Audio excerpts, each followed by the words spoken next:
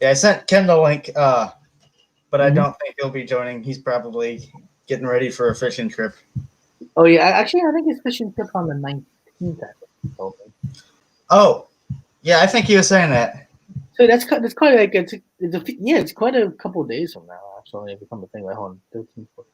Yeah, that's in a few weeks. Yeah, it's like 7 days. It's basically like a whole week. Yeah, basically a whole week away. Stephen, did you see these? Yeah, to be honest, Nick, I don't even have that shirt. I I got. I ordered it last week during the stream, and it got here. What was it? Tuesday? oh really? That was fast delivery. That was Yeah. I Oh, I maybe sent. maybe I I was sent. thinking. Oh sorry. Hold on, I Nick. sent John the link if he wanted to join. Oh who? Sorry. John, he's in the chats every week. Oh, okay. Sorry, I just I don't know specific names. Oh no, I was gonna say that I might buy a shirt, maybe not in my size, but just to keep it, like I just. don't think I don't think there's any more. If I'm being perfectly honest. Oh yeah, actually, and I Yeah. believe you. I'll just keep anyway, just to see. I just wanted to I'll just do it just out of curiosity. I also got this. Oh, hold on, sorry, I can't see it right now. Show it again. Here, let me get the album. Oh, sure, go ahead. Is it gonna be that album again? Oh, I think I've seen that album before. Who's Everyone else has it. Oh, I've been seeing a lot of people have that album. It's like it must be. It has to be good if everyone has it. It's phenomenal. What genre is it? The Glorious Dead and the Lifeless Shrines. Um. No, I was gonna say like what band? Not band. I mean like what genre? Death metal. Oh, death metal. Oh, I probably would like it then. I love death metal. Yeah. Oh, hold on. So I'm just looking at. Oh, I don't think he even. I think you're right, Nick. He doesn't. I don't see it anymore on here. Nope. Ah, they all gone. Oh wow. They went fast too. So Yeah, that is quick. That is fast.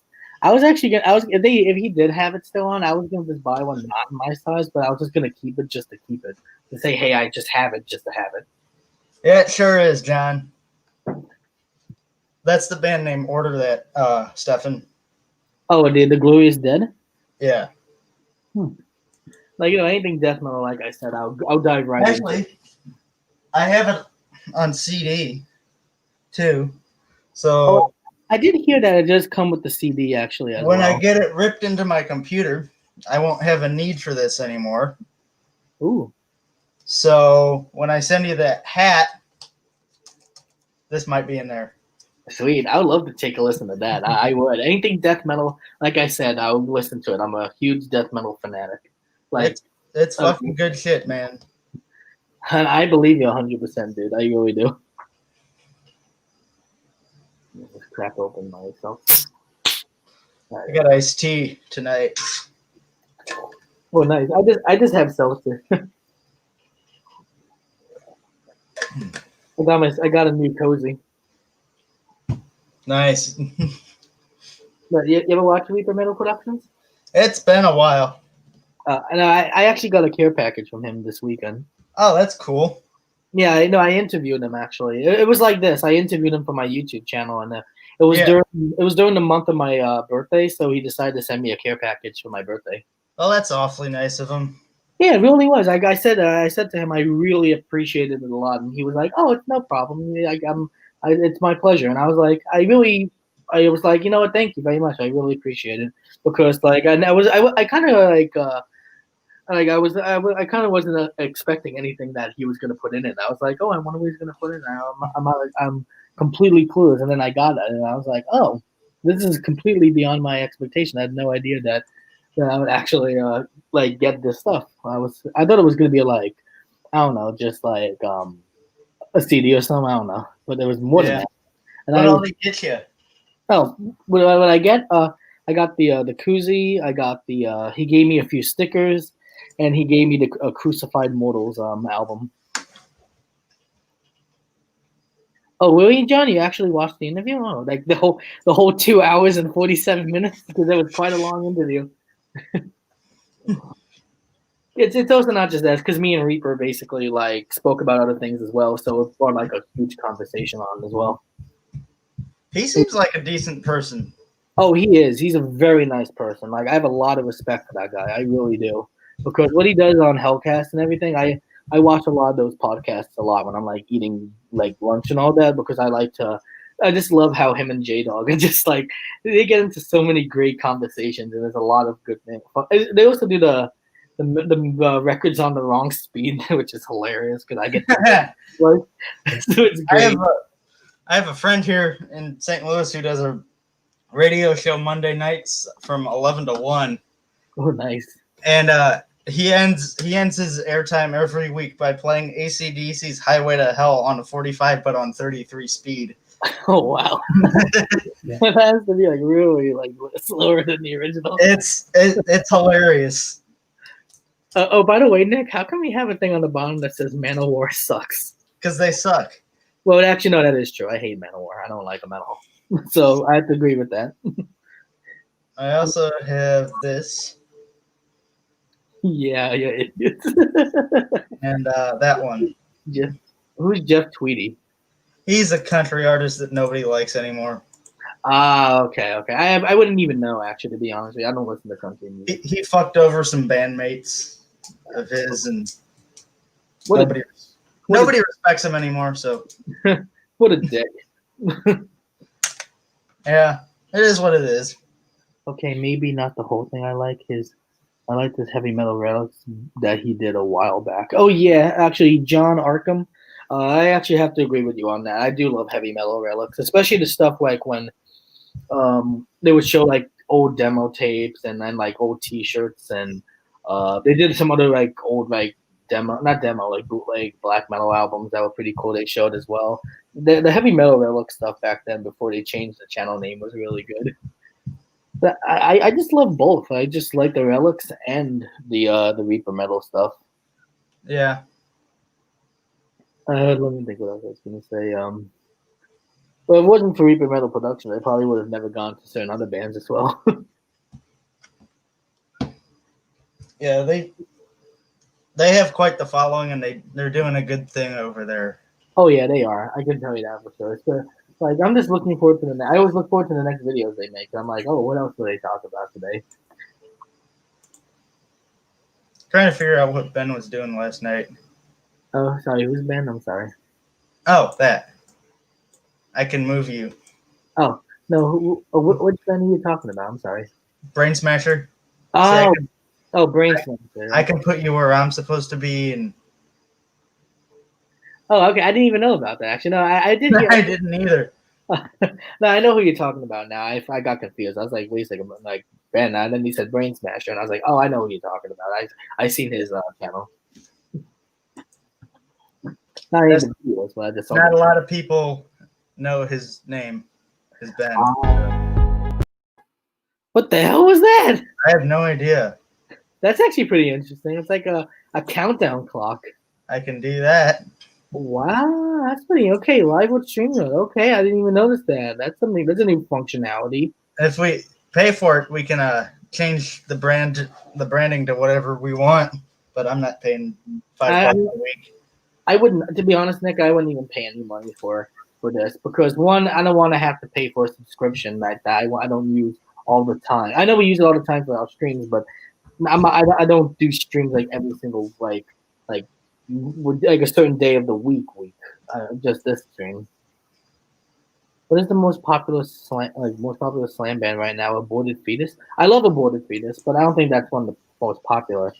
Okay, what is the most popular? I would say Cranium. A lot of people go crazy over Cranium. Everyone loves Cranium. See, I don't know anything about slam because, frankly, I don't care for it. But that's okay. No, to me, I consider myself a little bit of a slam fanatic because I've really dug into the slam genre and know it was like, well, it's good slam and what's slam. Yeah. No, but Aborted Fetus, I actually have one of their albums on CD, so I would say they're a really good band. But also Development. Development is considered a very popular slam band. Cerebral Incubation's a very good slam band that's in the popular like of bands. So that's definitely one of the big names of slam. Let me try to think of another good one. Like Well, I am friends with the guys from Party Cannon, so that's another good band that a lot of people know. That's a great name. I know, I love that name. I was when I first saw the logo, I was like, wow, this is like legitimately not a Slam logo, but they are a Slam band, which is crazy. Very nice dudes. That's all I can say. They're very nice dudes. Great conversation. Yeah. The video is on my channel, so if anyone on the stream doesn't know about that, please do. Okay, I'll check out the new Cranium. Nick, can you highlight that message? Okay, I will have to check out Cranium. I did really like Disentomb. Yeah, Disentomb is a really good slam band.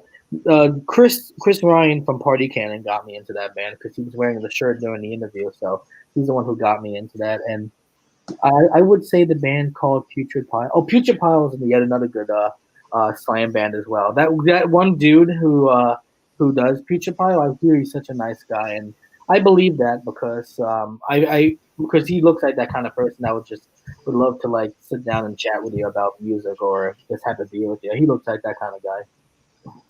Putrid Pile's all right. I like it. It all kind of sounds the same to me, but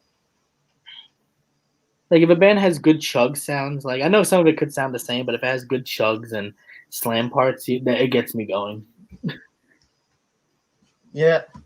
Like, I always do like the like that. I like to do the hammers. So yeah, even Epic Cordorectomy is another good band. Like I can't even pronounce the album name, but just the name of the band I can. Yeah. It's so hard to pronounce these names. I'm like, who comes up with these names? These bands must go on like Webster's Dictionary every single day just to get words. Like scroll through the thing and like try to find the most brutal word possible. Yeah, that sounds about right. That's what I think, actually, to be honest with you. Disgorge is another good slam band. I like Disgorge. I've heard the name. Yeah, the album "When She Laid Gutted." That's one of my favorite albums from them. I got hooked on that so quickly. So they're another good slam band I like. But like there's so many other good. Well, I don't know why people consider this slam, but Pyrexia is not really slam. They're brutal death metal, so I don't know why people would consider them slam. They're not. Okay, slam. what's the difference though? Well, between slam and brutal death metal? Yeah. Slam has like those chug parts, like chug, chug, chug, chug, chug, chug. Like they use a lot of those chugs and everything a lot, and like which is considered slams and everything. And brutal death metal has very small portions of it. They take influence from slam, but they don't use slams a lot. They just use it sometimes. Because I listen, if I listen to a slam band and a brutal death metal band, they sound almost exactly the same. Well, not really. To me. Well, if the snare sounds very like you can hear it like has a very type of like drummy sound, like then you know that's a slam snare. But if it doesn't, then it's not a slam snare. It's just like regular death metal actually has. But that's how like for instance, what's that band again I like? That's hold on. How about Mortal Decay? Are they slam or brutal death metal? Let me take a look at the picture. Hold on. Let me take a look. Well, I think he's asking your opinion. Mortal Decay. I think that they look more like a brutal death metal band because the logo and everything can basically tell you if the band is slam or brutal death metal. If it's slam and it's very unreadable, like you can't even read it at all, then you know that's a slam band right away. That's right away. Like for example, oh crap. That's what I can definitely tell. Yeah, and yeah, like ingested. Like I know that they're definitely a slam because it looks very distorted and the logo looks like it's unreadable. But the only way you would understand that the name of the band is if you looked it up online. Okay. That's definitely the way I've seen slam for so many years. It was like I had to look it up online just to figure out the band's name. Or basically just watch a video about someone talking about slam, and then I'm like, oh, okay, there you go. Now that's how you pronounce it. Like that. Like Pathological Sadism is another good slam band. They're from like Bangkok, so they're pretty good. The album Human Centipede, I definitely like suggest anyone checking out if they want to get into that band. All right. I might have to give a couple of those bands a listen. Oh yeah, no, you should actually. And also, what else is good? Carnival de Sophiapolis is good. They're a band from Colombia, so they're very good. They like what was one of the albums? I kind of forgot the name of the album, but I know what the cover looks like. It's like a giant beast, and there's like people dead on the floor, and there's like this one guy like he's like in the middle, like it looks like the apocalypse basically. That's what it looks like. So many good, so many good slam bands. I spent half my college days just listening to slam. Internal Devour is another good one. I love those guys. Female Nosebreaker is another good one. Well, Condemned is another good one. I'm just thinking about my playlist I also have online. What else is another good? Vocectomy, they're another good band. Oh, look who's here in the chat. Oh, Harmony Ray. Sorry, I'm gonna say it, but I don't want to. Who's that person again, Nick? I'm sorry, I kind of don't remember. That's my girlfriend. Oh, her. Okay, I see. Yeah. Sometimes I forget people's names. Sometimes after if I don't really like hear from them that much. Mm-hmm. Like if it's just like a first time and I'm just like that, it's something that happens. I have to get used to the person's name or just chat with them a lot. Yeah, and she's not much of a talker though, so that's okay. She gets real shy when she's on these. That's okay. It's all good. No, I don't want anything like I don't want her to feel uncomfortable or anything like that. That wouldn't be right. Yeah. What was I gonna say again? Hold on. Maldoris. Sorry, I'm thinking about Slam right now. There's so many bands in my head I've listened to for so many years. Maldoris is another. They're like technical Slam. Like you're gonna hear a lot of technicality from them, but they're very good. Very very good. There's a picture of like aliens on it, and one alien's holding a decapitated head of some person. It looks like they're in the graveyard and during the night and rain. It's really good. What else? I'm just gonna scroll through my dictionary in my head. she said she'll stab me if I say that again. Say what? If I say she gets shy. Does Harmony have a favorite Slam band? I don't. Nah, she doesn't listen to Slam. Sorry, dude. I think her extent of metal listening is like Sublime. That's okay. Which isn't even metal. So I'm just looking at other Slam bands right now I can talk about.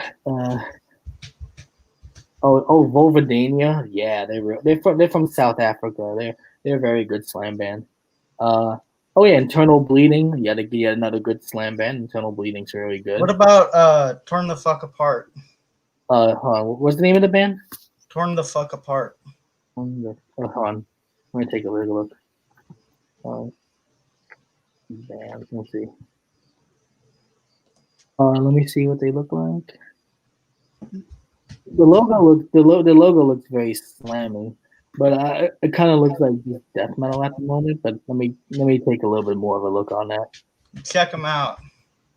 I love the name though. I really do. I love the name. It's catching my interest a lot. Or actually, yeah, they're just technical death metal. They're not slam. They're really good though.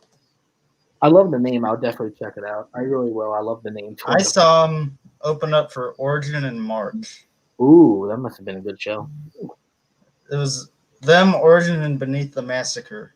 Oh, Beneath the Massacre? Oh, I would have been at that show, actually. Who I do not need to see ever again because that was the single most boring set I have ever seen. Like the only time I ever liked that band was like back in their old times, like old, like really back in the day. Man, they're so fucking boring. I haven't even listened to them in years, so I have no idea what they even do anymore. It's all like super speed, super shreddy, tech death. It's all the same song over and over. One band that I really can't get myself into. It's like too technical and too fast. Is Brain Drill. I can't get into them. I don't think you're supposed to. Yeah, it's too fast. I've listened to like a few songs of this, and I was like, "What about if it'll show up?" That band. Sorry. What's the name of the band? I can't even see the logo. It's like very shiny. It's the New Origin logo. Oh, the New Origin. Wait, the band changed the logo? Yeah. Kind of don't like it. Huh. I like the old logo because it's very like not metal. Yeah, the original one that they had for years was just an Origin on it. Yeah. That does. Let's see, John Arkin. Internal Bleeding is great. I thought their last album, Corrupting Influence, was great. Oh yeah, Corrupting Influence was a good album. I got that autographed by the band when I saw them live. Yeah, I actually, yeah. Did I see that logo? That it kind of. That's the logo I like. They had this album cover on a pillowcase at the show. Oh really? Kind of wanted to get it, but kind of pointless at the same time. Like, to be honest, I'm not really a fan of Origin. To be honest with you, it's like when something is too technical, and sometimes I just don't get into it. I'm a fan of them because of the drummer. Oh, the drummer. Okay, I can see why. No way, I like the original. I don't blame a lot of people. I say that about the Cannibal Corpse logo all the time. Who doesn't love the old logo? Like, come on.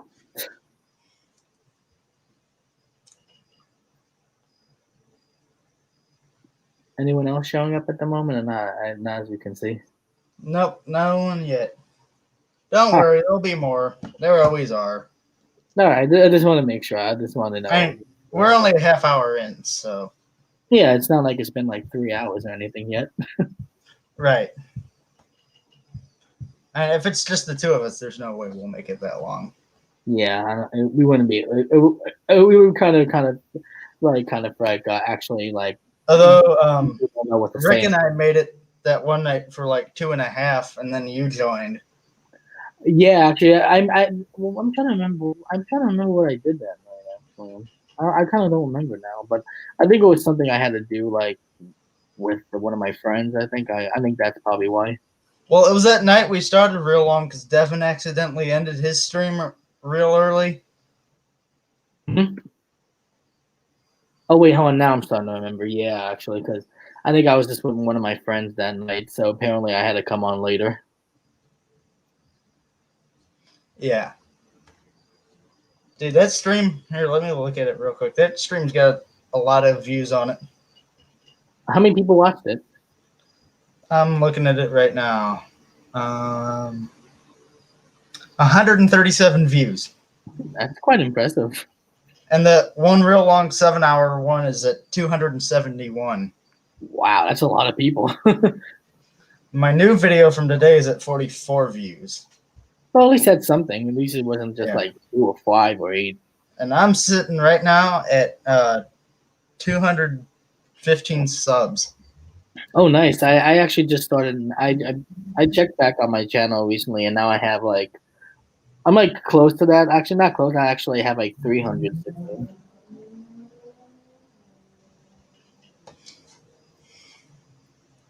You have any videos planned?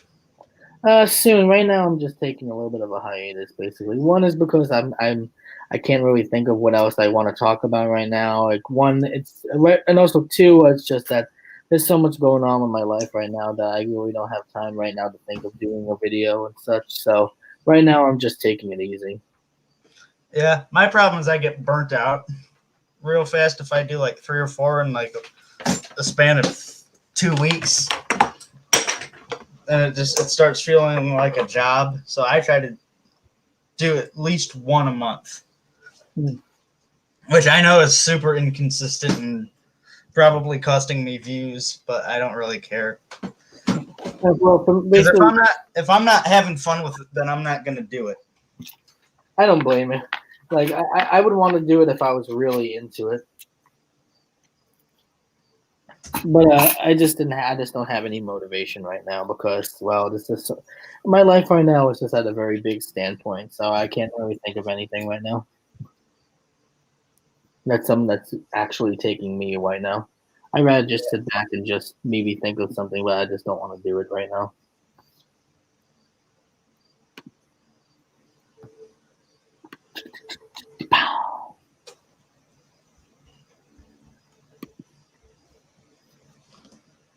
So what you been listening to since last week? Oh, what I've been listening to? I've been listening to a lot of Mortician, basically. I was like listening to like Hacked Up for Barbecue and what else was I listening to? Cannibal Corpse 2 and Mutilated. I wanted to go back to listening to that. I've been listening to basically Behemoth too. Actually, I've been listening to Behemoth as well. Just listening. What did I listen to yesterday? I was listening to this new black metal band I just got into called Angel Scourge. It's like some of the most fastest black metal I've ever listened to in a long time. Like it's really just fast black metal. Like it kind of reminded me of like Gorgoroth a little bit, like during a live show when like they would play like the drums very, like the drummer would play very fast while the speeding guitars would happen. That kind of reminded me of that, but it kind of sounded a little bit more far beyond anything that Gorgoroth can do.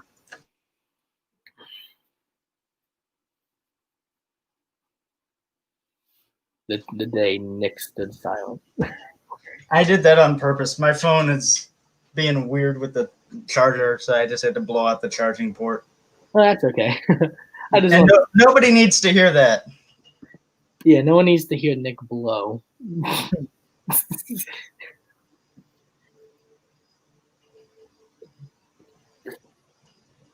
So, by the way, I don't know if anyone else in the Rebel Alliance is watching this now, but I appreciate everyone really writing actually on the page. It means a lot to me. It really did, actually. That means a lot to me this morning. I needed that. I bet. Now, this whole day, I've been nothing but drained. I don't know why. I just was so drained out today for some reason. I usually am more like active and more wanting to do, but for some reason I felt very drained. I haven't done shit all day either. Mostly all I did today was just hang out with a few of my other friends on Discord. We all chatted, had a fun time, but that was basically all I did today. That's it. All I did today was went driving and bought a cheap pair of boots. I was gonna go on my daily bike ride that I do every day, but apparently I didn't have enough time today. And tomorrow I'm cutting grass all day. I have a friend's birthday party at 3:00 tomorrow, so that's gonna be basically taking half the day for me. Oh, that'll be fun. Yeah, it will be. I haven't seen him since March, so I'm actually happy to finally be reuniting with him again after all that. Yeah. So that's something I'm really looking forward to tomorrow. It's gonna make my weekend though. It will be something that I'm gonna be very happy about tomorrow. And then Monday it's gonna be busy because my mom has to go back to the doctor for what's going on with her. So that's something that's gonna happen. Hopefully she's all right because that sucks having to deal with that. Exactly. The doctors are now saying that it probably would take longer for it to recover, and I'm just like, oh geez, can this just be over already? Like, how long is this gonna be? It's been ever since early August. Rick says he'll be here in about 5 minutes. Oh, perfect. So yeah, I would love to see. I would love to see Rick again. Yeah, it's already been a whole week already. When he gets here, I'm gonna leave you two alone because I gotta pee. Oh, no, that's okay. Let's go. It's all good. That'll be fine. Well, no, being alone on one of these is kind of sucky a little bit. Well, I did want to do a Q&A video once in the future. Like if anyone had, you could do a live stream. You could do it live. That'd be more fun. I might do that one night this week, maybe. I actually do because I'm like I said, I'm into a lot of more things than just metal music, really, and I'd like to see if anyone else wants to know more about my life and more about me. What do you think of this? I like that. I do like knives. I'm not gonna lie. I do have one of my own knives in my room. So I got like 6. That's like real steel right there. This is a Smith & Wesson Special Tactical. They don't make these anymore, but well, at least he got a rare one now. I have like 8 knives. Ooh, I only have one. That's it. Because one of my friends gave it to me back then, a long time ago. I'd say back in 2015. Oh, cool. Oh, sweet. Always good to have you on, Jacob. Yeah, Jacob. Let me show you some of my other knives. I like knives. They make me tingly. This is a carving knife that was like $27. Um, got all of these. Let's see.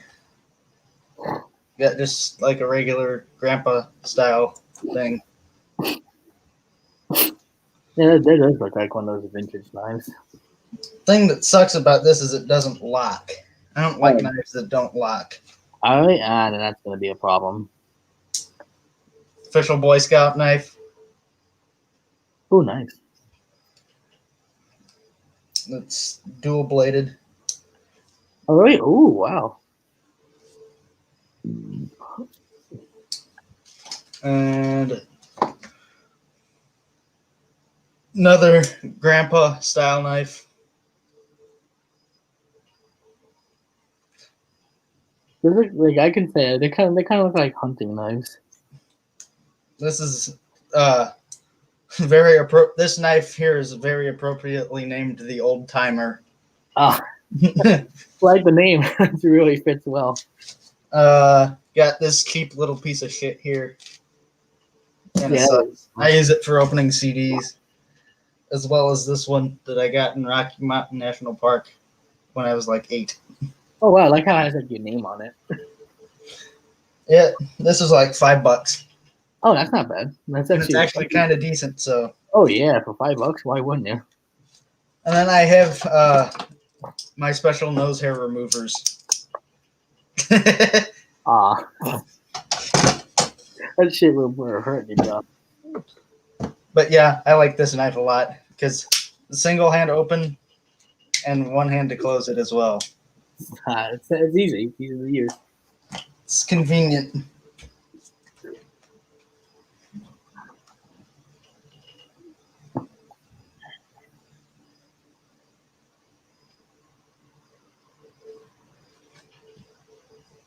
Harmony wants to know if I can stab her with all of my knives.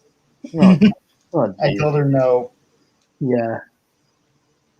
That's too much.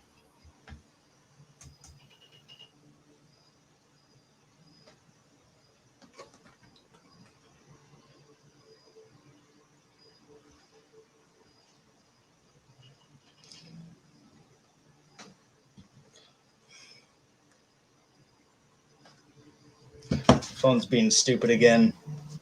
Having problems? Yeah. I think it's just the cord. All right. It's annoying.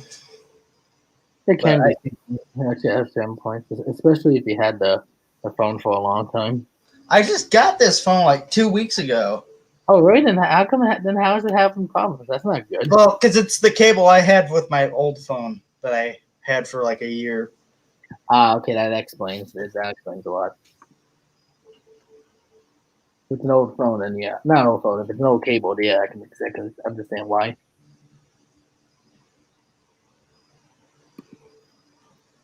And hopefully Rick's here soon because I really got to piss.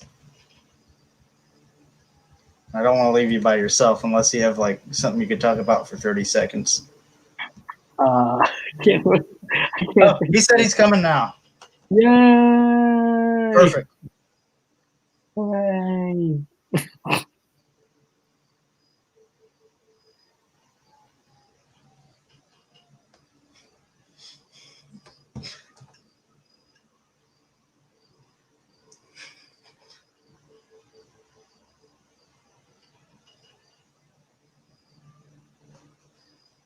There he is, and he's wearing a beautiful Ken's Death Metal Crypt shirt.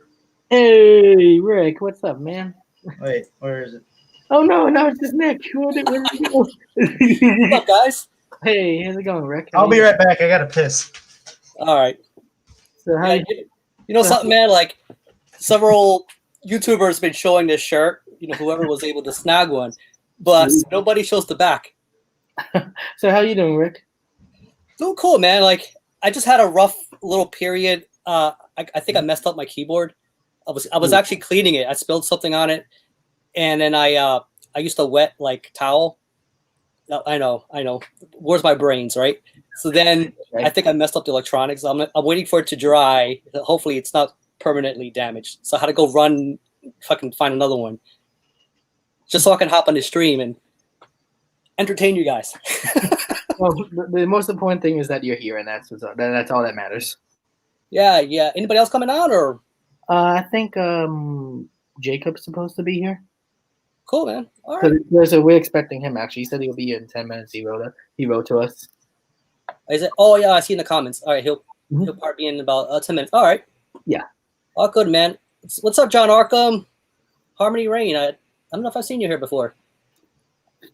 Actually, Harmony Rain is Nick's girlfriend. Okay. I have seen you before. Never mind. What you drinking right now? This is Cape May IPA. No, that's the first time I've ever seen that. 6.3 alcohol. Hey, right. Oh yeah, there you go. Everyone's showing off their Ken's Fill the back. t-shirt, and I don't have one. I didn't even get one. Damn Well, it. that's because you're slow. No, it's because I'm actually saving my money right now at the moment for other things. I'm not. That's smart, man. I'm being irresponsible. Well, I have to put some money away for the moment, actually, at the time being. So that's where I am right now. Responsible is not fun though. It's just not fun at all. It isn't. No, it really isn't. It isn't, but at least it actually saves me money, though. That's what I'm happy about. So who's on?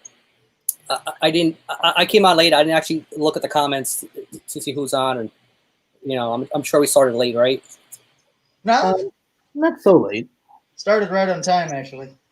Yeah. Oh, cool. Okay. So basically, Rick, we're just on time for everything that happened tonight. Yeah, we weren't sure if our stream was actually going to go on or if I was even able to come on tonight.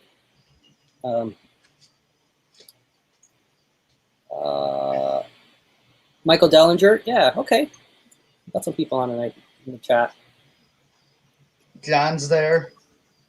Harmony was there for a little bit, but she had things to go take care of. That's talking about Midwest death metal. Yeah. Then we were talking about Slam. Somebody mentioned Mortal Decay. Yep. Did you see my latest video yet? Guys out of New Jersey. Huh? Did you see my latest video yet? I did. I left you a comment. Oh, yeah, that's right. Brain is garbage. Sorry.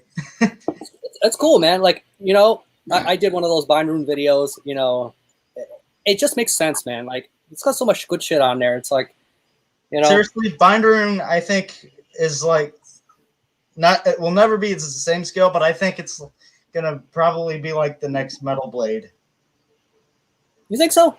Yeah. I think part of their success is they got, Or at least legacy-wise, they'll be like the next Metal Blade. When I did my video on the Bind Room stuff, I don't know if I mentioned, but they got that sort of black metal, like Americana thing really nailed. Like they just have a way to kind of. And there's not a single bad band on that label. Which is that's what made it. Let me show you something. All right. I actually got Marty's order today, so let me. I'm gonna do a live unboxing for you guys. Awesome. Woo! How's that Yeah. sound? I'll put you center stage. Live unboxing. Let me block my address first, so I don't get dildos in my mailbox. Hey, that happened to Lonnie once. Oh no. Yeah. That's awful. He got actually no, what happened was his neighbor's package delivered to his house. Oh no. And it was a bunch of dildos and shit. Oh. That would be really embarrassing just to It's open it. hilarious though. And then you see that must be so embarrassing. You'd be like, you go to their house and be like, is this yours? Like, it's so embarrassing. I would cringe so much if that was me. I would probably move after that. Maybe I just wouldn't come out of my house anymore. I'll just become misanthropic and be like, I'm no longer coming out of my house. Hey, look at this. Look at this beautiful thing. What is? Oh, typo negative? This is an original copy. Hello, deeper down. Is that because I said dildos? I got this for Real quick. $8. How much money? Original press. That's Original crazy. keyboard press. For a typo CD? Yeah. Man.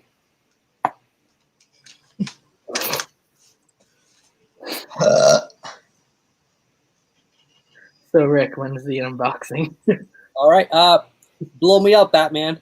No, that sounds bad. Oh yeah. All right. There we go. Let me get my. I need to get one of those like really cool like Batman knives or something. Like. Rick needs to do his introduction. Dung, dung, There you go. dung, dung, dung, dung, dung. You can see my name. There you go. See Rick. Yeah. Hey, no, wait, Rick, you can't open it yet. You gotta do the introduction. You gotta show the introduction. Yeah, it sucks to be dead. My name is Rick. This is the Dreadful Minutes. Oh wait, we're losing viewers. Oh fuck. No. Just messing with you.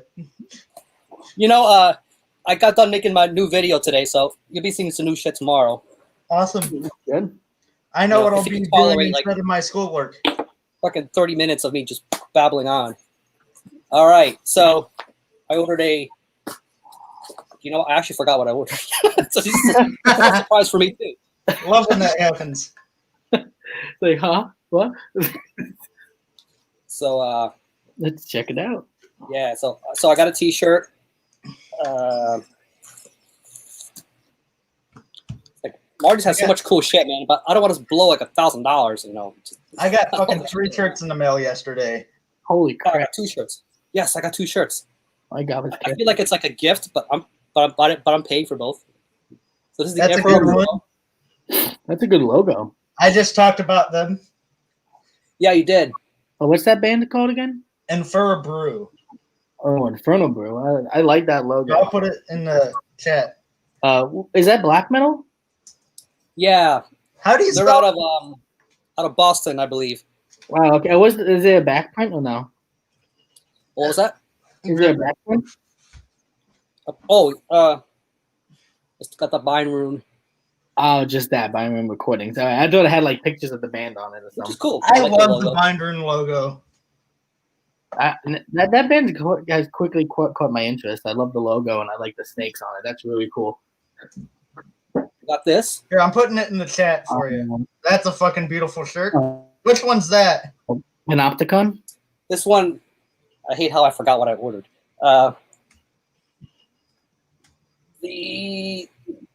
What is it? The sixth summer? Here, there it is. There's that one band, Stefan. Oh, okay, there it is. All right, in front of Burrow. All right. You can read that. I think after this stream, I'll Oh, I love that shirt. Yeah, it's really good design. I think I Marty wish- makes it himself, right? He's got his own Yeah, screen he does printing. all the printing. God. He did the Ken's shirts as well. Oh, really? Oh, that's Yeah. awesome. God, if any of you have those Ken shirts, let me know. Did you get actually, let me check the tracking on yours, on the shirt I sent you. So I do have another shirt to show. Some guy sent me some shirt. Like, if you guys know what Oh, this it's is. there. Fuck yeah. Thanks, dude. Yeah, it just came in today. Awesome. Perfect timing then. Monarch, man. Monarch. Man, that got there early. It said it's supposed to be there Oh. Monday. Really? Yeah. Well, that's cool. I don't know when you said it. All right, so I'm doing all my mailing on Wednesday because I'm home. I got the Scars of Man Fuck you. I forgot to order that. 1 and 2. You gotta have both, right? Yeah. Part 2 is my favorite. Oh, what Just kind to be honest. what kind of genre is Panopticon? It's hard to describe. Yeah, it's hard to describe, but it falls under that atmospheric And black it's- metal. And its roots, it's black metal, but it's so much That's more. not a fair. Like, Austin's so talented, man. He can do everything. It's just That you can hand that man literally any instrument on the planet, and he can play it perfectly. Like I've never listened to Panopticon at all, to be honest with you. You I need got to some change vinyl. that. You need to change that. Would I like it or not? Because sometimes I always think like, oh, where I enjoy, where I not even care about it. Dude, You it's fucking awesome. All right, I'll just give it a chance. I'm If you don't like Panopticon, you got something wrong with you. I'll give it a chance. I'll give it a chance. I'm open minded. Start Start with the album Kentucky. All right, I'll check it out. All right. Here. Yeah, Oh wow. that's Good to kill. for you, Stefan. Rick, send me a picture of that, and I'll send it to Stefan for him. Well, somebody in the live stream might grab it first. That's for whoever first come, first serve, basically. Oh boy. So, hey, if you can get it first. Here's a good description of Panopticon. Panopticon is disgustingly good, Yeah. almost ahead of its time. Austin writes some of the best melodies. Oh wow. Some of the most catchy, most beautiful melodies out there. I can fall asleep to his stuff, man. I do almost every night. Like now I feel like I'm being left out. I want to check it out now. All right, actually, hey, watch this. You know that Glorious Dead CD I was talking about earlier? Oh, I heard about that band before. This is that Eve band. And the CD almost slipped out, but you get a CD with it. Oh, that's good. Fucking How cool. fucking cool of Marty is that to do that? It just makes so much sense. I wish it's one of those things that you wish almost every label would do, but if they did, it would kind of get boring. It's what makes Binder unique. The Glorious Dead, I've actually been playing the CD a lot more off. Like I just played it in my car when I go in. It's just, I love it. So I'm glad it came with it. I probably would have ordered the CD separately if it didn't come with the vinyl. Yeah, I would have done that too. There you go. This was the Live Migration live album. I'm sure you guys seen it. I love that artwork. That's really nice artwork. I can say that. So when you see pictures of it, you don't realize that the bird is like embossed almost. Oh wow, look at that. Clear vinyl splatter. I love the presentation. It's like I don't know, like What do you think of the vinyl for the Glorious Dead? you mean as far as the design? Yeah, the coloring. It's too spot on, man. It's just so they nailed it with that one. Let me show you real quick what I'm talking about, Stefan. Sure, go ahead. Marty does everything he does is uncolored. Yeah, Landon. I started with Rose of the North too. Oh wow, look at that. That's a good splatter vinyl. Stefan, I got that Panopticon live album. Mm-hmm. I also have the CD, which I no longer need. Look for it. Yeah, Shred Boy. Yeah, like Kentucky was a very weird one for me. So when you asked to describe Panopticon, I'm like, then you got to take albums like that into consideration. There's like its own different animal. Kentucky's my favorite. Is it? By far. The one thing that caught my interest is just the logo because I like those nice, really cool, like spiked Look at logo. that. So that's one thing I That's the love. thing, man. It's like they can do no wrong. It's like It does look good. Oh, anything else you got, Rick? that's He doesn't want to spoil it. Say again? That was the that was part of that 20%. So I felt like I was in a hurry to like just throw some things up and kind of holding off for a while. Dude, I was fucking pissed. I missed the end of the sale by 2 minutes. God damn. So I had to, put it through I your had to bone. spend the Like, full hey, $77. come on. That's whatever. But I probably would have bought the stuff anyway. It's I just, would I have think too.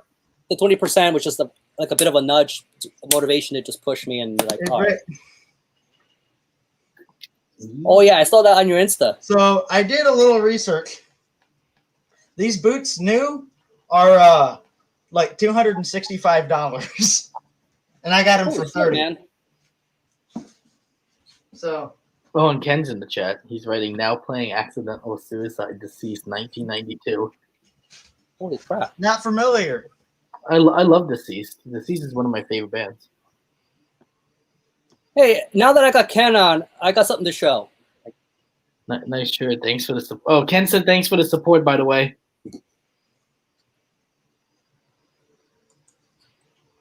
The Panopticon did a split album? I'm surprised. I never He knew does that. splits all the time. Oh. All right. Now, I always like splits because I can get into the next band after that. Dude, Nachachwin is great as well. So lately, I've been listening to a lot of stuff out of Portland. A lot of good shit coming out of there. But then there's a lot of good shit coming out of Quebec. But then, if you reel back the clock, all the way back, there's been reissue of a long lost demo, and I know Ken knows about these guys, which is Well, he knows about everything. yeah. Here, so Ken doesn't have to strain his old eyes. November Grief.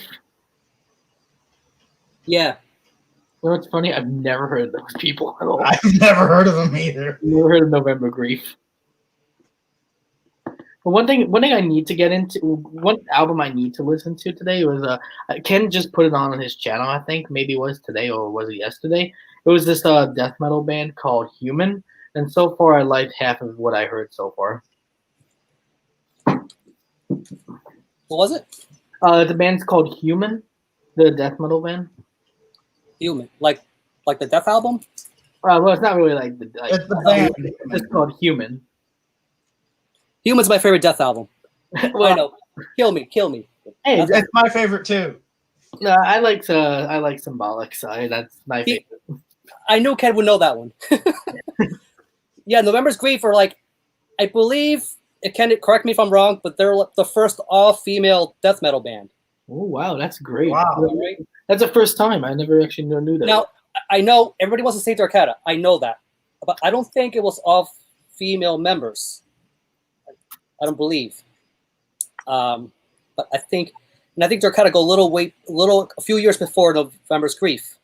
Correct me if I'm wrong. So, Rick, what you were saying about Human being your favorite death album, would you go as far as to say it's the perfect death metal album? Oh, wow. Yeah, that's a loaded one. I mean, it depends what, Like, from that era of death metal, I think that's the perfect album. For real? Yeah. Well, I have a different opinion about that one. All right, let's hear it. You're talking to a Cannibal Corpse fan. Yeah, exactly. True. There you go. Exactly. That's the only one reason why I'm saying that. See, Cannibal Corpse for me gets a little bit formulaic. Yeah, for me, I would say Butchered at Birth. That's Ken the one that- says it was Darkata. It was the all-female. Okay, all right. Okay, yeah. I stand corrected. Hey, Ken, we got room if you want to hop on. hop on the stream. You can correct me all day, Ken. I won't get offended. No, but to answer your Hey, question, being corrected by Ken is an honor. by the way, Rick, to answer your question actually about the perfect death metal album, for me, I would have to say it's Butcher the Birth because I felt like that album was just so guttural. It just made me feel very like gory and slimy feeling. Like that's one thing I like about it. And I want my death metal to sound like that because I want that feeling, especially when I'm listening to something like really gruesome. And then I look at the cover while I'm listening, and it gives me more of that. I'm like, I completely get it. I think sometimes, like when you hang out with people for a good amount of time, you start to get a little bit of a feel for the intricacies of what really kind of drives them in. Yeah. Yeah. We were talking about Infernal Brule earlier. Mm-hmm. I don't know if that was a band that would captivate you because they're quite experimental. Yeah. And if you Sure. like the If you old like school weird shit. black metal, if you're a Transylvania Hunger kind of person, Oh yeah. Infernal Brule may not do it for you. If you like weird shit, then they're a good band for you. If you don't like weird shit, don't listen to them. If you don't like weird shit and you listen to Infernal Brew, that's gonna ruin your day. Even that's a loaded statement because like someone like myself, I'm into all kinds of shit. Like I'm not Right. as quite, Well- but everybody's different. If you go into Infernal Brew expecting Transylvanian Hunger, that's gonna fucking ruin your day because that's not Yeah. what you're gonna get. Not raw at all. Now, do you guys like? What do you guys prefer more sometimes with certain bands, the demos or the albums? It depends on the band. Oh, okay, I see. So, certain demos I would say are even better than their like regular albums. I'm trying to think of one band I can suggest that to. I'm trying to think. I really can't think of it right now. I'm just trying to think what demo I really preferred more than the actual the actual album. So yeah, I can't come up with that right now at the top of my head, but if I think about it, I'll tell you. Yeah, I mean, I was thinking of doing a video. Here's the thing. I'm terrible. I'm not a math guy. I'm an artist. I'm more of a right brain kind of person. So something that seems so trivial, like doing a ranking, it's so fucking hard for me, man. Like I can't I can't rank shit. because every album is so different than the last usually. Well, so people were doing like their top 20 death metal albums and all this stuff, and I'm like, it's trying to pick your children. I'm like, I can't do that. Depends on the month, depends on the time of year. So And if I then- were to do one, it'd be like the right now, like whatever I'm feeling at this moment. But a month from now, It's gonna 2 be months from now, completely it'll be different. completely different. It happens to me too. And then you got to factor in the different styles of death metal. Yeah. I thought about doing a video, just kind of, for whatever at the moment, just kind of be like, okay, this is the 20, that it'll probably be factored in by whatever I visit most frequently. Right. I do hit the classics, but I do like some new stuff. Whatever you're feeling at the time. I'm not about what's the most proper death metal album. I know there's some audiophile people. You guys were talking about demos. I'm like, do you like the demos, the studio stuff? If you're about precise production, of course you're not going to lean towards the demos. You lean towards more the studio stuff. But I listen to some demos with tracks that are way better than the studio stuff. Just as far as, so that's really hard to rank. There's certain bands like Unnatural, Ken's band. I love the fucking Afflictions demo. Oh, I love that demo. It's perfect. But then you listen to the songs that are on that recorded in a studio on an actual album, and they sound completely fucking different. It almost takes the personality of the song away.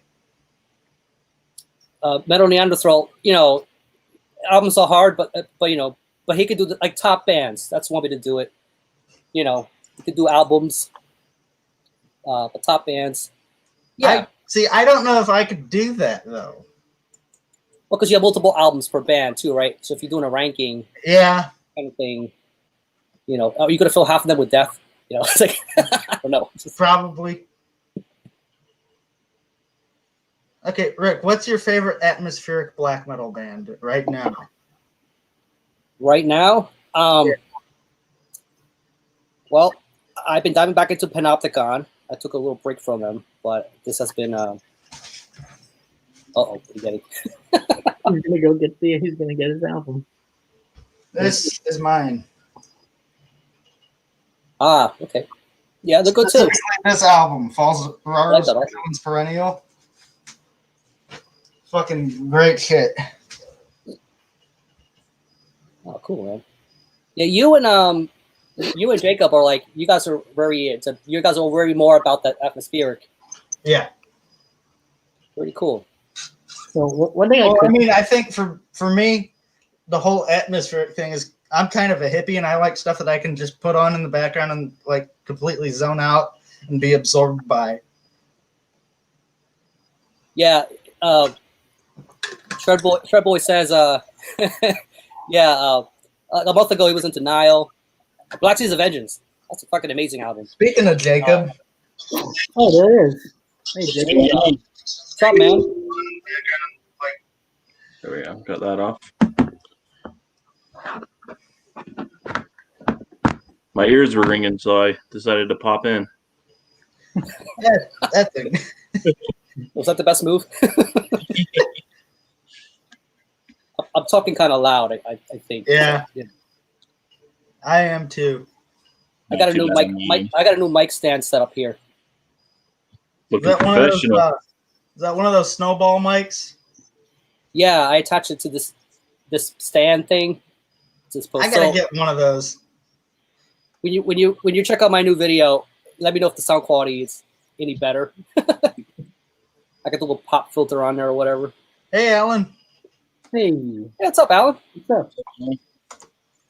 Dude, talk about channels that are gonna go places. Shit, man. Yeah, I look forward to it, man. Yeah. That $1,000 like albums was I never heard of any of that. Like, but then again, who has the dinero? Right. For those kind of albums. Yeah. No, I can't even afford $100 albums. I can't either. A fraction of that.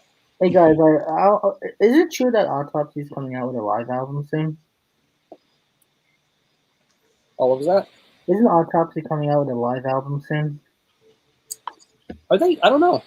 Because I want to make sure. I remember hearing about it. I think it's called Live at Reggie's or something like that. It was like a live Autopsy album that's coming out. Oh, man, yeah. Because I want to make sure that it's actually like legit right now. Because I really want to get that actually. I don't know much about Autopsy. I don't follow them close enough to know. I don't either. No, that's okay. I just want to It wasn't know. on my radar, but I like Autopsy. I gotta check that out. I did check out Dark Tranquility just released the track. Did you check it out? Yeah, I dug it. Sounds good, man. Yeah, love the I production. never got into them. Where did should I? like- Where would you advise someone to start with Dark Tranquility? For you, Nick, I'd recommend their first stuff. All right. Sky Dancer, maybe. Okay. Ken says, "Oh, the live show at Reggie's." Okay, Oh, in Chicago. Okay. You ever been in there? Oh wow, yes, there was a live show at Reggie's in Chicago. Oh yeah, I need to get into that actually. And then, does anyone know when it's coming out? Because I want to pre-order that as soon as possible. I'm sure, probably not too hard to find out. I think if you might have to scour around a little bit. But. October 30th. Sorry, I just checked it out. Oh, it looks. Oh, it's not gonna pop. It's not gonna show. Let me Send me a link for that. It was the last show Cyanide played. Oh, I didn't know that. Oh wow, I love the album cover actually on it. Yeah, Nick. That's Alright. really nice. Skydancer. I'll probably forget, so if you could send me a link, I'd greatly appreciate that. Okay. Well, No, I got some pre-ordering to do. I already got an Autopsy. Well, the Autopsy T-shirt I have, let's just say it's quite explicit. let's just say I haven't shown it around that much. So do you have two separate closets where like shirts I can wear to the supermarket, shirts I can't wear to the supermarket? Like, I don't know. No, because I don't have anything that I can't wear out in public because my parents. No, actually, I did wear that Autopsy T-shirt once actually out there, but I That all haven't, changes next year, though, when I go away to school. I haven't worn it since for a while now, and the back print is pretty crazy, and the front looks a lot crazy. It's like a terror code, you know, like red versus high alert, and then like you got like yellow. Blue's like Like I do have a Mortician House by the Cemetery T-shirt, but I'm not wearing that one right now. yeah, basically anything by rotation. It's gonna hang with somebody. Yeah. Well, once it gets really really cold outside, I do have a Mortician hoodie I want to wear that, so that's gonna be good. I got 3 hoodies. Fister, 1349, and Napalm Death. Oh, nice. are your parents pretty strict about what you wear, Nick? No, they just don't want anything vulgar or with like swear words. Gotcha. Are they religious at all? Is that what it is? Is that They're- the trap? They're Catholic, but not like super Catholic, and they don't practice. They're not really practicing Catholics. Catholic is that branch where it's all about that guilt, man. Yeah. Believe me. No. All about that guilt. Yeah, they hammer that into your head over and over. And When I go away to school next year, I am ordering all of the most vile shit I can find. I wore some crazy shirts back in my college times. I don't care. It's got to have maggots somewhere on it. Yeah. Yeah, I did wear my Cannibal Corpse Tomb of Meat once. I hoodie to school once.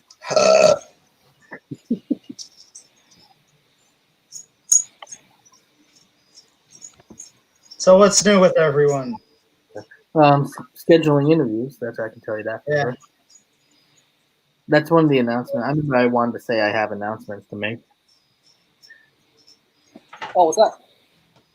Well, I'm scheduling interviews actually right now, and right now I'm in the process of. You should get Rick and Jacob to do one. Oh no, I would love to actually. I would like to interview.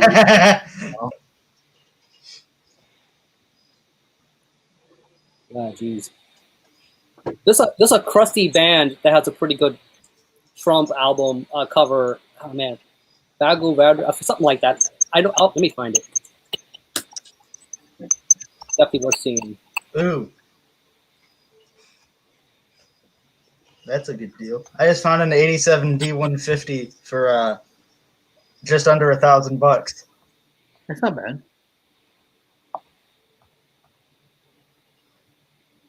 But it's a Dodge, so It's an upgrade. I don't know anything about cars, so wouldn't mind a Duramax though, honestly. They're nice. Yeah, for a race engine. I don't know about that. You ever seen that, Jacob? You ever seen that show on Motor Trend, Diesel Brothers? That's here in Utah. Yeah. Yeah. You're in Salt Lake, right? Yeah. They're in your city then. Yeah, they're in a different, like suburb of Salt Lake, but Yeah. That show's fucking wild though. yeah. It's kind of Cool. it's kind of like if Duck Dynasty were mechanics.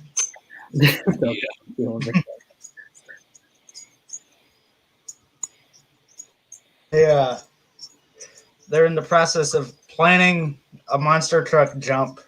Where I'm at, they're planning to jump a plane in a monster truck. Holy crap. While it's flying in the air. Yeah. Yep. Oh, dang. Plane goes this way, truck goes this way. That's such a high jump.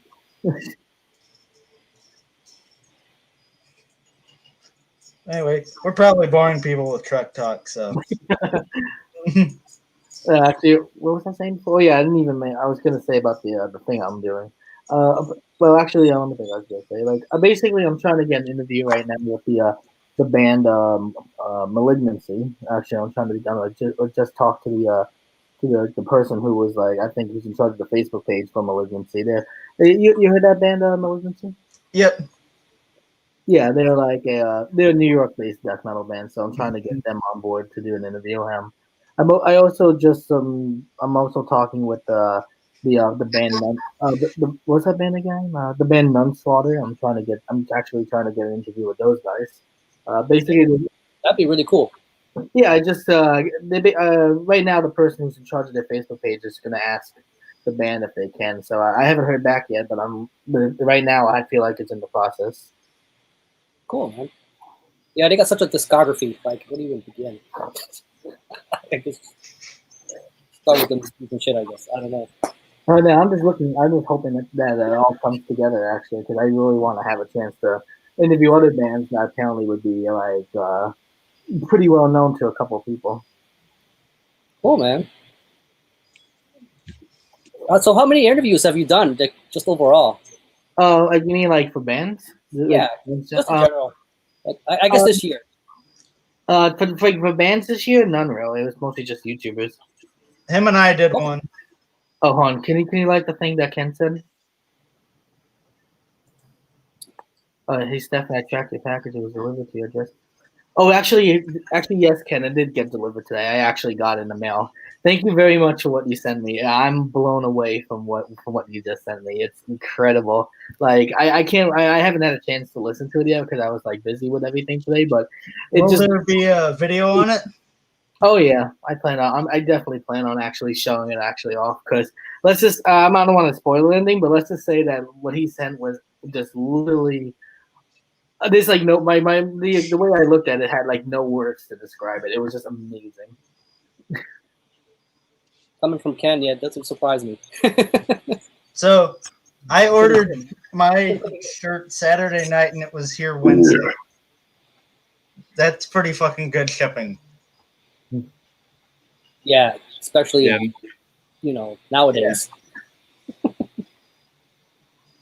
You guys still waiting for stuff to come in, just in general? I got a couple of trades going. I like doing those. The only thing I'm waiting for is what Nick sent me. I've got something from Germany, but they're holding it until shipping costs improve. Yeah. Yeah, same here.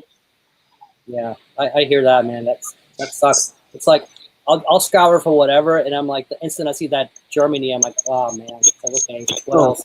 Oh, actually, crap! I just forgot. Actually, that's right. Actually, I did an interview with Ken. Actually, talking about Unnatural. You guys should go watch that if you haven't. Like, Yeah. It's fucking awesome. actually, it's gonna be uploaded soon on the channel. Actually, I haven't. Right, but your other interview with Ken is fucking amazing. Oh, that one. Okay. Go actually, watch that. I like the one also, Azar's Abyss, man. He did a pretty good one for Unnatural. Yeah. That's the one that made me want to buy the CDs, but it was sold out. Hey, I could rip you a couple of copies, Rick, if you want. Maybe the next time we ship something back and forth to each other, that'd be a Yeah, no problem. 4 packages coming to I'm surprised that shirt got to you that early. I love Monarch, man. Yeah, I'm glad it got there as early as it did. It's a cool shirt, isn't it? 3 T-shirts now, like today, like between these 2 and the one you sent. I'm like, what the hell am I going to wear the next video? That's my problem. I can't ever figure out what I'm going to wear for like these streams or a video. It gets hard. Yeah. Like tonight, I made sure I wore this, but something. So there was maybe like 2 weeks ago. So Devin was wearing a 2 mode shirt, and then Matt was wearing a 2 mode shirt the same day they posted their videos. And I pointed it out, like, so I called Devin's. He was wearing the 2 mode shirt, and I'm like, so then later on that day, I called Matt's video. I'm like, cool, all right. He's wearing the 2 mode shirt.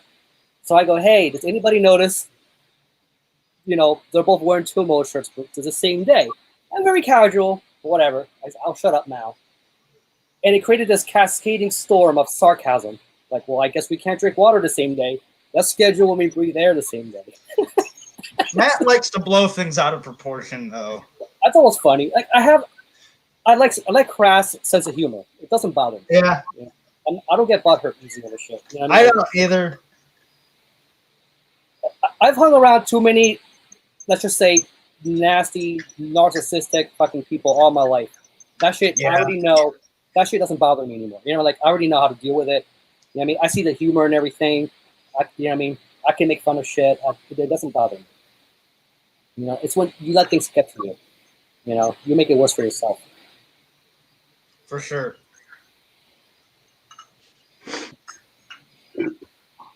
Oh, by the way, guys.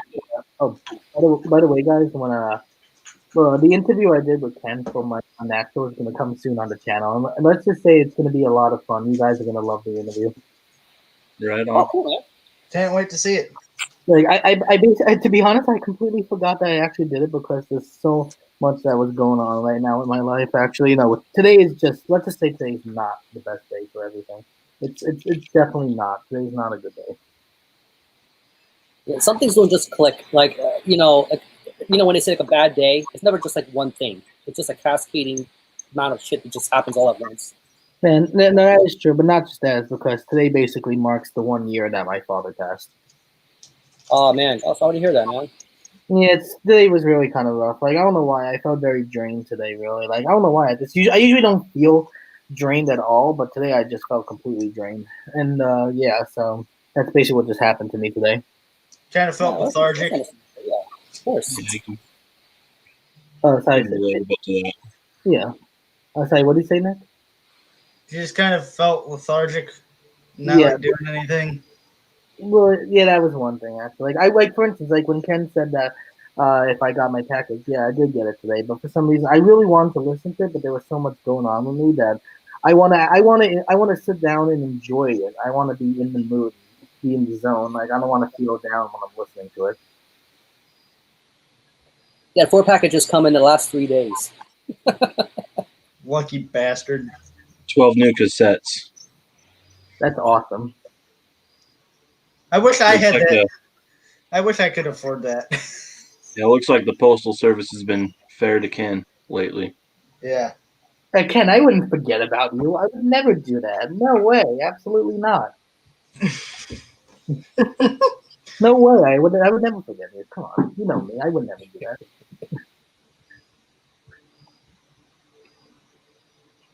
I ordered something from I guess it's a vendor called Rat Girl. You ever heard of it? No. So, I like to support the smaller stores. You know what I mean? Especially if the prices are reasonable. It's like, why not? You can order from the big Yeah. box guys anytime. It's why I avoid like Amazon and shit like that. Like they like to support the small people. So I got the Mortification Best of 5 Years tape, and that's like the '90s pressing. That shit was like going for $5. It's like, why the fuck not? Yes, Ken. No, I didn't. Why are you saying yes? I didn't forget about you. I would never do that. Like that would like I would remember. I basically would remember you more than anyone else.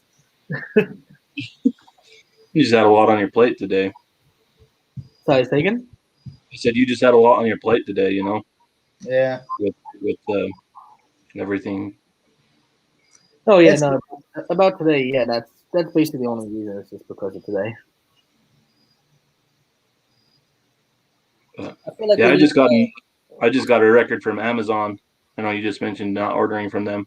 I had stopped, but it was the only place to get this one. And I was surprised it actually came in perfect condition. Usually they show up all. they are been- reliable. I mean, and they have a, like some shit goes wrong, returning shit's easier. So there are some legitimate reasons to go through them. I'm just saying whenever I can, Oh yeah, I try not to order for them because 90% of the time the record comes fucked up. Yeah. yeah, that's Or that you, warehouse. or you get what like Marty had happen with that one CD he ordered. Oh yeah, Print to order. Yeah, what the hell, man? Like, Fuck that. Hey, you want to know something cool? Chris from the drummer of this band just subscribed to me. Sweet.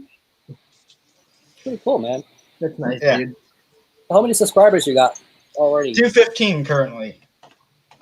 Actually, I guess now 216. You need to put up more videos, man. I'm just lazy. How many subs does everyone on here have? I know Jacob has way less than he should. see that corner damage? That ain't that bad though. I see the crease. Yeah. Oh It's man. up there. I would not like That's that. par for the course for Amazon. Mm. It's not horrible though. They don't. They usually don't even ship in like a pizza Bubble? box. All right, They just send it in their big Amazon box with like 2 pieces of bubble in there with it. No, I basically I just got What's a this? recently a Cannibal Corpse Hammer Smash Face EP on vinyl, and they basically they delivered it in that pizza box, which I'm actually happy they did. Yeah. Yeah, I wanted them to because that was the last one from my collection on vinyl, so I wanted it to be like I didn't want it to be damaged or anything, so it came out exactly the way I wanted it. Is that the one with Zero the Hero? Yeah, that's one. And then on this one, the inner sleeve had this seam split on it. Oh, that's annoying. Yeah. I would have sent it back, but this is like an import, and that was the only one they had. So I was like, I'll either take it for $30 from them, or I'll pay $70 to get it from overseas. I'll take the record still plays fine, so I'll take it. Good. Yeah, the Zero the Hero cover is great. Like I Yeah, it is. found myself spinning that one. I got the red version of the Hammer Smash Face single. Oh, you got the red one? Yeah. Oh, I just got the black vinyl. I mean, Ken says black sounds better anyway. That's just the only one I got. It doesn't have the science to back it up, but you trust your ears, right? Yeah. Like for me, I like splattered vinyl and picture disc vinyl. So that's what I really like a lot. It just looks cool though on your turntable. Yeah, the one thing I like about picture discs is I like that the album cover's on the disc. That's what really gets me very happy about picture discs. I wanted to get the effigies of the Forgotten, like on picture disc, Mhm. but apparently there's no official one. I think all the ones out there are like bootlegs Oh, really? or unofficial versions that I've seen. So Nuclear War Now had one, and Stupid Meat slept on it, and it's sold out. But, oh man, it's just like even just to hang it up, even if I'm not gonna play. Nah, I I would would have love CD, that. but picture disc would have been cool. But one thing I do like about Picture This, like, well, actually, I definitely know for sure, but my Hell's Headbangers definitely had like Mortician on vinyl, actually, and I got Hacked Up for Barbecue and not Zombie Apocalypse, Darkest Day of Horror, both of them on Picture This, actually, from Hell's Headbangers, Oh, cool, man. which I'm actually very happy about because, like, one, it was great quality. Two, that was like the first time I ever actually got like a Picture This thing of Mortician.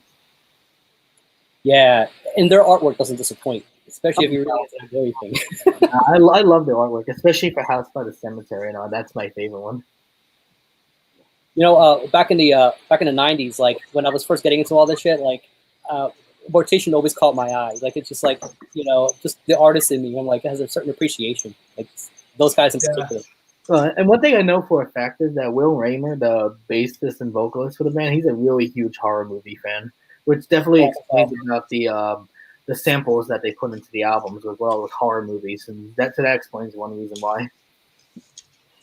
Yeah, I like bands that do that. I don't like it when they overdo it, but there's a tasteful way to do it. Like, Yeah. you know what I mean? In Like my the way opinion. Fluids does it. Yeah. They do it tastefully. Even going back, like when you get that vibe, like Impetigo is one of those bands, they just capture that feeling. Yeah. Like sometimes I feel like sometimes some of Mortician's sample clips last longer than their songs. I'm like the sample technically feels like it's the song. Yeah, Like on that one Chainsaw Massacre, the sample's half the song. No, especially that. I think that's probably why Hacked Up for Barbecue is like probably like that's like 28 tracks because it's so long. Landon talking about Soin. They're like a prog metal band, right? Yeah, that was that record I was showing. That's all jacked up. I remember when they came on my feed. It was like back in 2015, something like that. It's now I hate this. Some of you may get offended, but it sounded like Tool to me. Yeah, there's definitely some Tool influence there. I think it's better than Tool, though. I think it's one of the some of the members I think are former Opeth members. My friend Basamp has a funny thing about Tool. Who's in that? Is it Martin Lopez? One of those people on Yeah, I think it's Martin Lopez. I can see those members. I have a friend that says if you like Tool, you are one. Yes, I can. Okay. That's too Okay. Joel Ekloff, Martin Lopez, Lars Allen, Stefan Stenberg, and Cody Ford. They got me at the right time, man. I'm a '90s kid, I had a phase. I remember that one. That was cool. I don't really listen to that much anymore. I don't know, just the prog stuff in general. But they got a lot more prog. It was one of the bands I listened to a little bit back in the day when it was like the radio friendly stuff. Hey, Nick. Hey. Can you hear me okay? Yep, we can hear you. Cool. This is the first time I've jumped on one of these, so glad it worked. Good to have you. What's up, Brian? Hey, Rick. I don't think we met. No, I've He's been John in the chats. Yeah, John Arkham's the name of my YouTube channel. So Oh man. yeah, Nice. I comment on all those. Yeah. All right. I do know you just by words. Right. Yeah. Cool. Nice to meet you, man. You too. Yeah, it's a pleasure. Yeah, Tool's new album. Faces. Landon was saying like it's very psychedelic. If you really want that psychedelic vibe, I guess what I got from the new Tool album. Like, I love watching the drum performance. If you ever watch them live, just it's freaking crazy. You ever seen that guy's drum set? Just it's insane. Yeah, I listened to the new one once, and it didn't Danny hook Carey. me. I haven't went back to it. It's one of those bands. Yeah, it definitely divides people. It's like you love them or you hate them. You know? Yeah. I don't I'd mind. go see them live if it wasn't for all the, tools that would be there. I mean, you may not like the studio albums, but they do put on a pretty good live show. Yeah. Yeah, their live show's amazing. I've seen them twice, and in between songs, Maynard never had any banter with the crowd. It was always just one song to the next. I don't know if you had the same experience. Ken, that doesn't surprise me. He missed that whole arc of the Tool era. That's cool. Ken, if you don't know them by now, I wouldn't. Don't worry about it. Don't. No, it'll ruin your faith in the younger metal generation. It's Yeah. just, and during my impressionable years, they got me at the right time. That's what. Yeah, me too. Once Enema See- came out, it was over. It was our Tool's gateway. all right. It's just Them and System of a Down back in the day. Yeah, fuck yeah. Slipknot. I No. wonder what Ken thought about all that new metal shit when it was happening. Like what are these like? You know what I mean? Because he was very deep into like fucking brutal death metal, but when that shit was becoming trendy, when Korn and those guys were, kind of hitting the radio and all that. Like, and I wonder what, the guys like him were thinking when that stuff was coming out. So it was, it was new. It was different. But I don't know. Like, you don't know if that stuff was going to be like the next big thing, and it was going to be lasting. But that new metal thing just kind of faded out. I can never get into new metal at all. I don't like that genre. Well, they're getting into disco in the 70s. Did you really think that stuff's going to last forever? Like, it's like, Yeah. Right. I think you have to be in a certain age range to really have gotten into new metal. Yeah. yeah. If you were a 90s And kid some of- and you were quite into death metal, and all that stuff, like, I think that's probably the prime demographic that they were hitting. Yeah, it was like a transitional period. You got into the stuff that was more accessible, and then that'll Mhm. lead you down into the more death metal, extreme underground music type stuff. Yeah. That's when you find out about Mortician. I'm like, ooh, what is this? Sorry, what did you say about Mortician? Sorry, I got confused. Good That's stuff. when they hit your radar. They didn't quite hit your radar yet, and then you're like, this stuff exists? I still remember the day I went from listening to Ozzy Osbourne to listening to Slayer. That was like the most amazing shit ever. Which Ozzy Osbourne like era? You talking about like Bark at the Moon. Okay, yeah. So again, with the guitar player era, that's another one. What was the first Slayer album you heard, Nick? Rain and Blood. Well, there you go. I That'll hook didn't you. hear it on purpose. That was actually my first Slayer album too.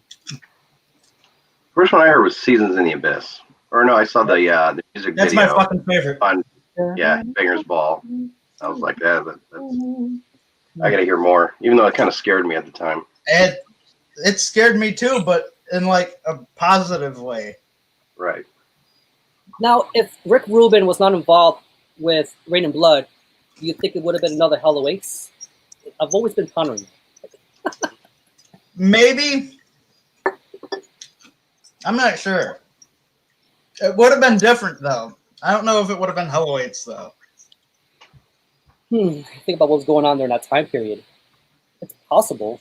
Just maybe faster and aggressive. I think that they were going for that anyway.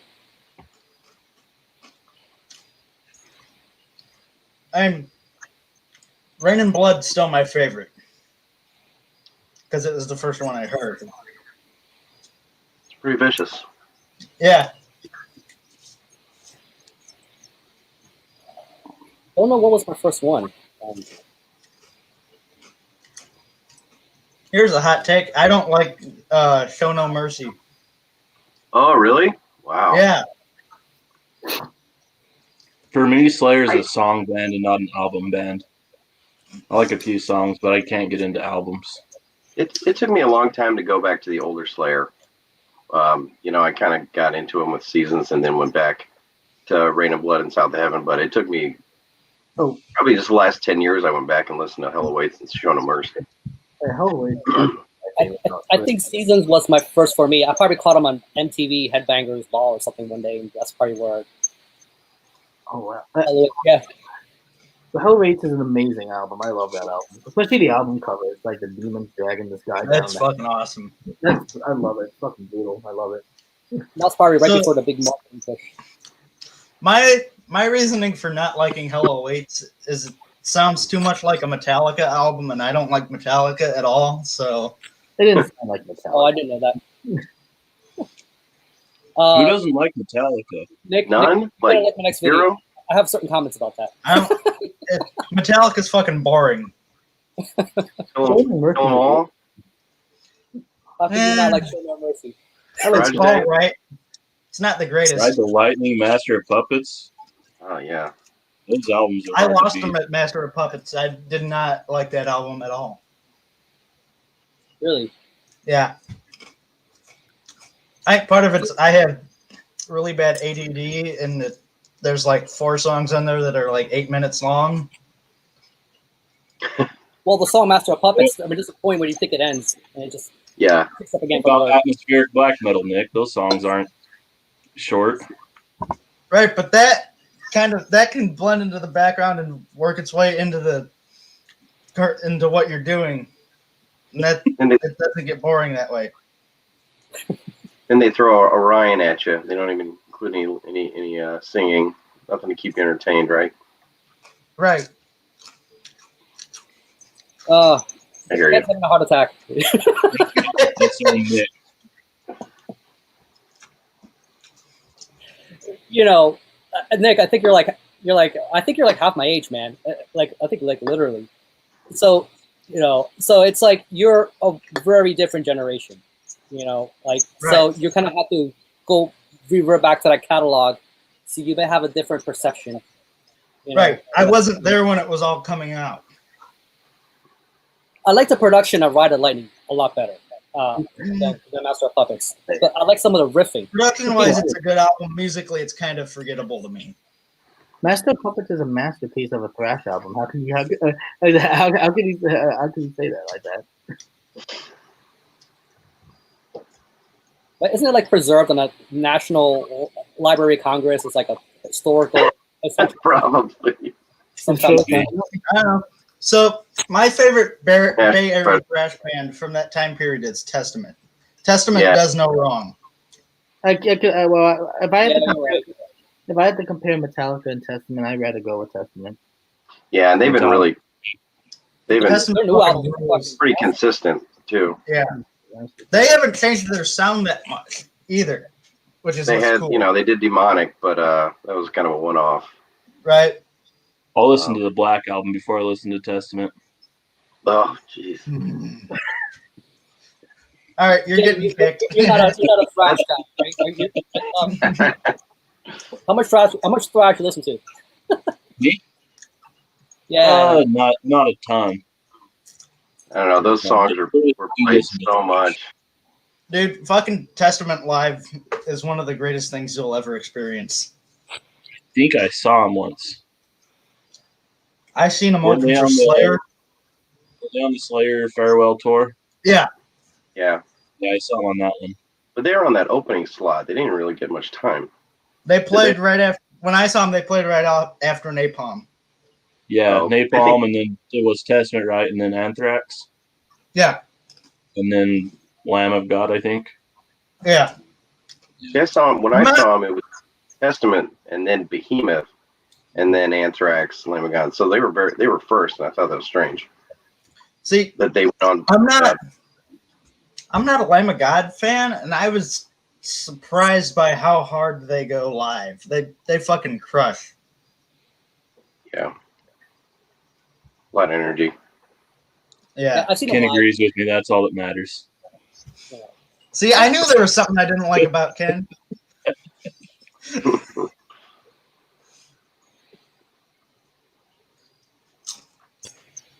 There's I a don't band think called, Black album. I don't think the Black album's bad at all. Honestly, No, the Black Album. is it a thrash That's all album? right. Not really. It's a damn good metal album, though. I can't listen to any of the popular songs anymore. I can listen to like the what do you call them? See, The off I tracks. go B-sides. Wolf when it and Man comes- and My Friend in Misery and those. But I When don't it want to get comes- that through anymore. No more for Inner me when it Sandman. comes to Metallica. Yeah. For me when The it comes to radio Metallica, song. I align my favorite albums with like what Justin likes. Like I like Saint Anger and I like both Load and Reload. Those are good albums. Oh, are you gonna hate my next video? Are you serious?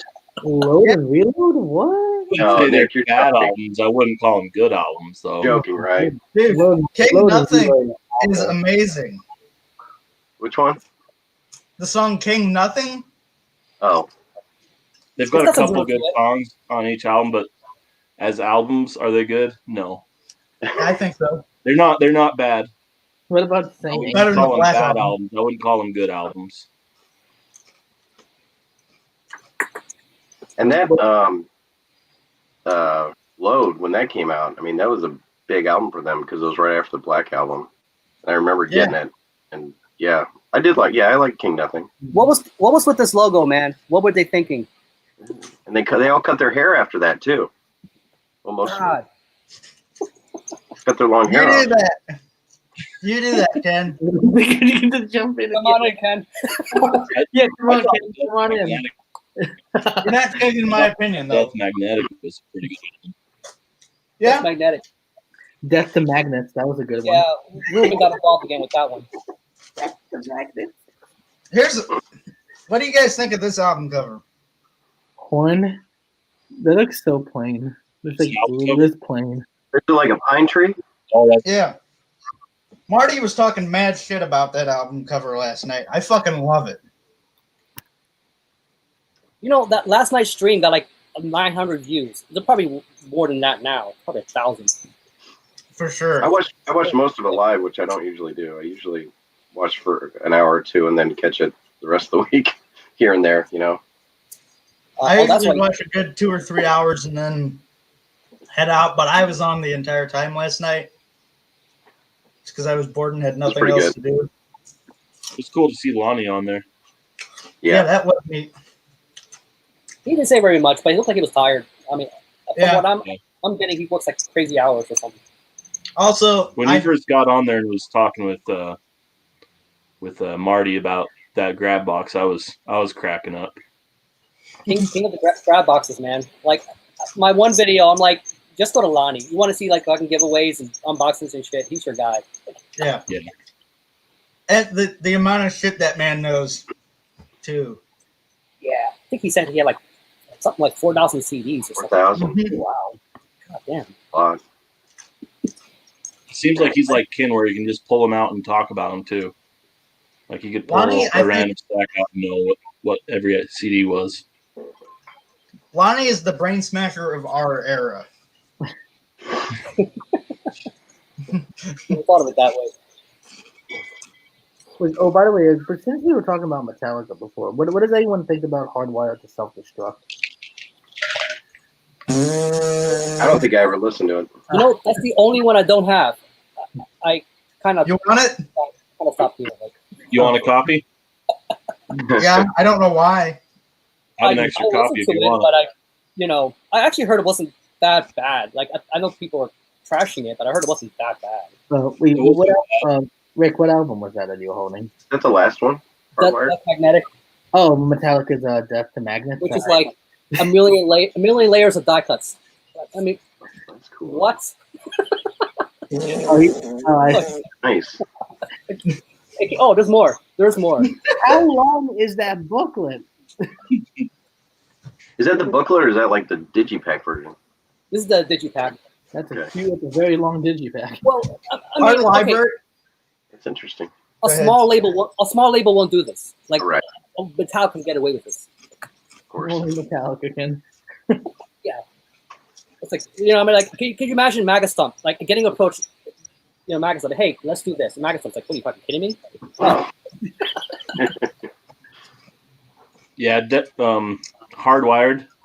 wasn't an awful album, but it wasn't a great album. I'd say it's probably like the seventh or eighth Metallica album you'd grab off the shelf if you had the whole collection. I mean, they're one of those bands, like, if they hang it up today, like Slayer, they got the legacy cemented. So, like, you know, Yeah. for those that like them. But I did mean- enjoy Repentless though by Slayer. Yeah, that was good. Yeah, I really like that one a lot. I don't think Slayer ever really did anything that wasn't necessarily bad. Sure, they might have had some albums that didn't do so well, but they always had a couple of hits on every album. Not counting Diablo de Musica. Yeah. That album's not, if you go back and listen to it, that album's not bad. I mean, it sounds like the time period it came out. Like, it, you know what I mean? Like, it sounds like that 2099, whenever that came out. Like, it just has that, it just reeks of it. Yeah, but it's not, it's well done. It's not terrible. Wasn't us? I remember hearing "Screaming from the Sky" that song on a soundtrack. I don't remember what soundtrack it was on, but I remember liking that song. But none of the other ones, nothing else on that one really got me. Is that for a soundtrack? I thought they included that song on a soundtrack. I don't remember what movie it was for. Oh. Maybe like a Tales from the Crypt, one of those movies. Like, Ah. I'll have to Google it, but Didn't Megadeth do a few? yeah, they did a bunch. They did like they were on Last Action Hero. They had a song on there, Yeah. and then what was it? No More Mr. Nice Guy.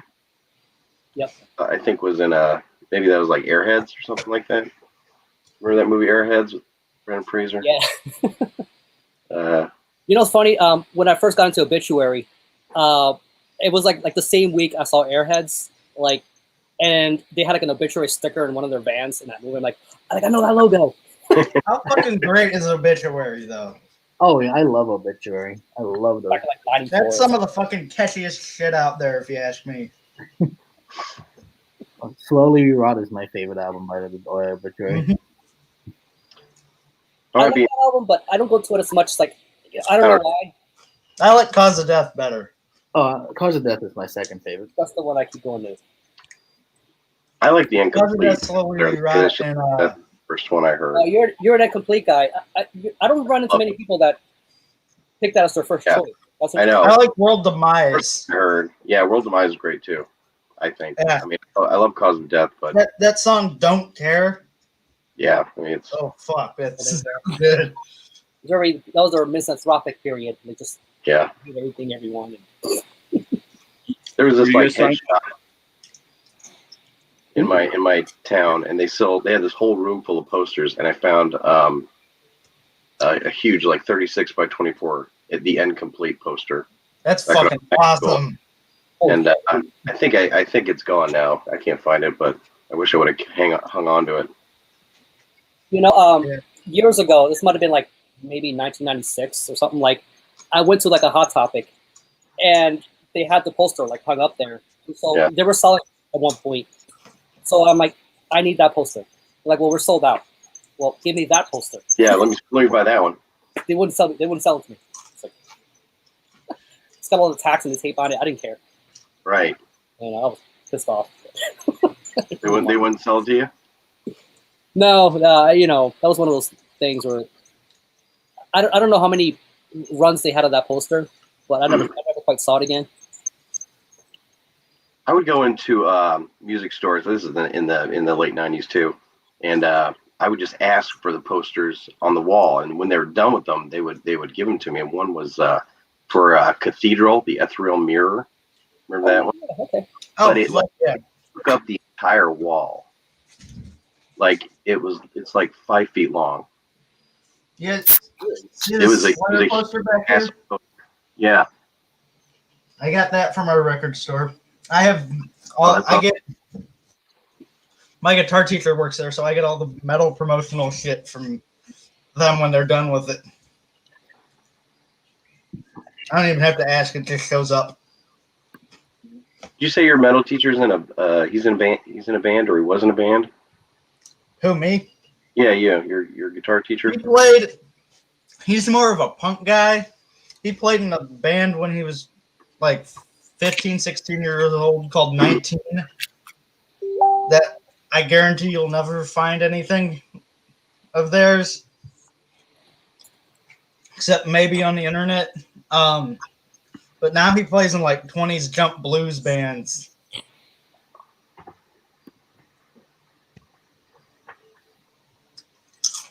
Awesome. Dead On was tier 2 thrash from New Jersey. Alpha was a good Scorpions clone. Hey, Alan, if you hang on, I got something to show you. Alan I'll be filling back. everybody in on the Megadeth songs. Yeah. Shocker. Now, yeah, that's right. I remember now.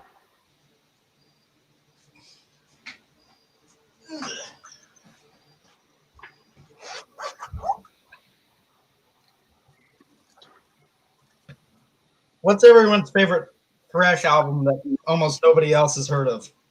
Let's see. Yeah. I got mine.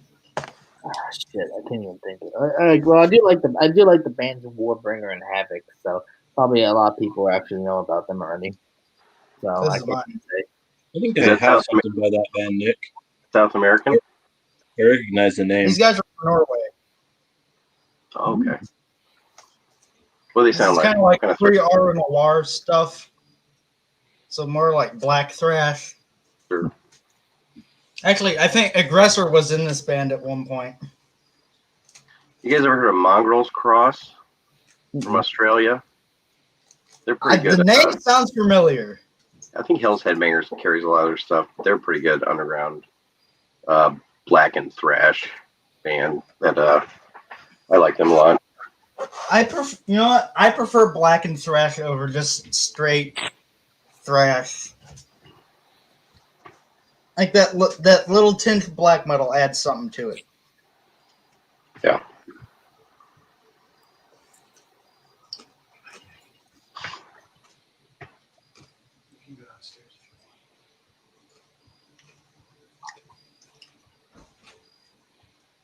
Midnight Hellion?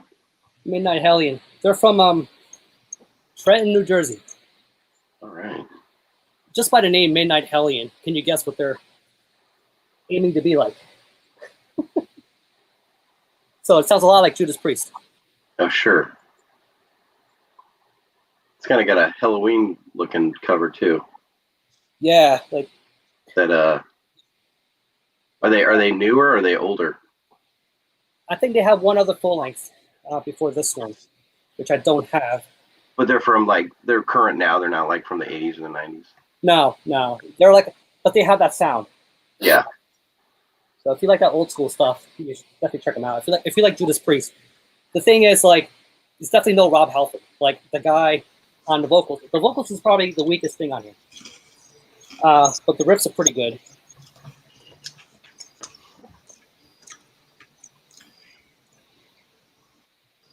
I'm gonna check that out. Here's Yeah, a question. they're a local band. Oh, okay. Are they signed? Can you? Hey, look who it is. Hey, it's Ken. What's up, Ken? Uncle Ken. Well, Ken's here. Now the party really begins. Side Boob Records. I think it's Perfect. Side think it's self-released. Boob Records. That's Wow. awesome. I never thought there would be a record label called Side Boob Records. I think it's self-released. Look at that beautiful face. Oh God. Ken. Oh, we got regular Ken. We don't have Dark Ken in there. So you're gonna yell at me? It's the fact. Yeah, I'm not going to stay on long. I just wanted Better to stand tell straight. you, Nick, that you're 100% wrong.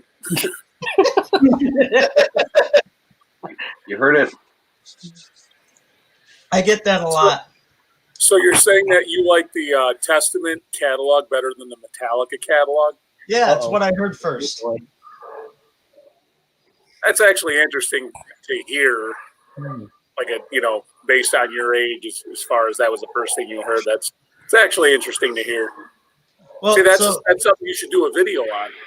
There's one detail I leave out of a lot of stuff. I have a neighbor who lives 2 doors down from me who's about your age, who's also a metalhead. So he's been an integral role in how I hear stuff. He showed me a lot of the stuff that he grew up on. So that's why I've heard bands like Testament first instead of Metallica. He didn't play you Metallica first? No, because he didn't until he was in high school. It's what He I heard call Testament when he was in 8th grade. What was the first Testament album you heard, Nick? Souls of Black.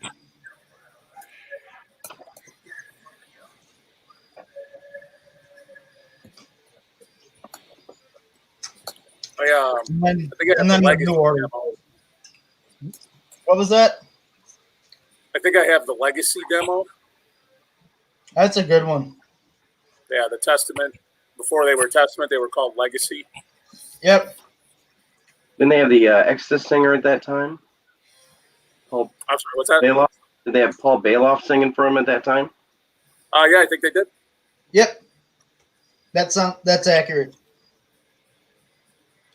And Chuck Billy, I believe, was in Exodus briefly.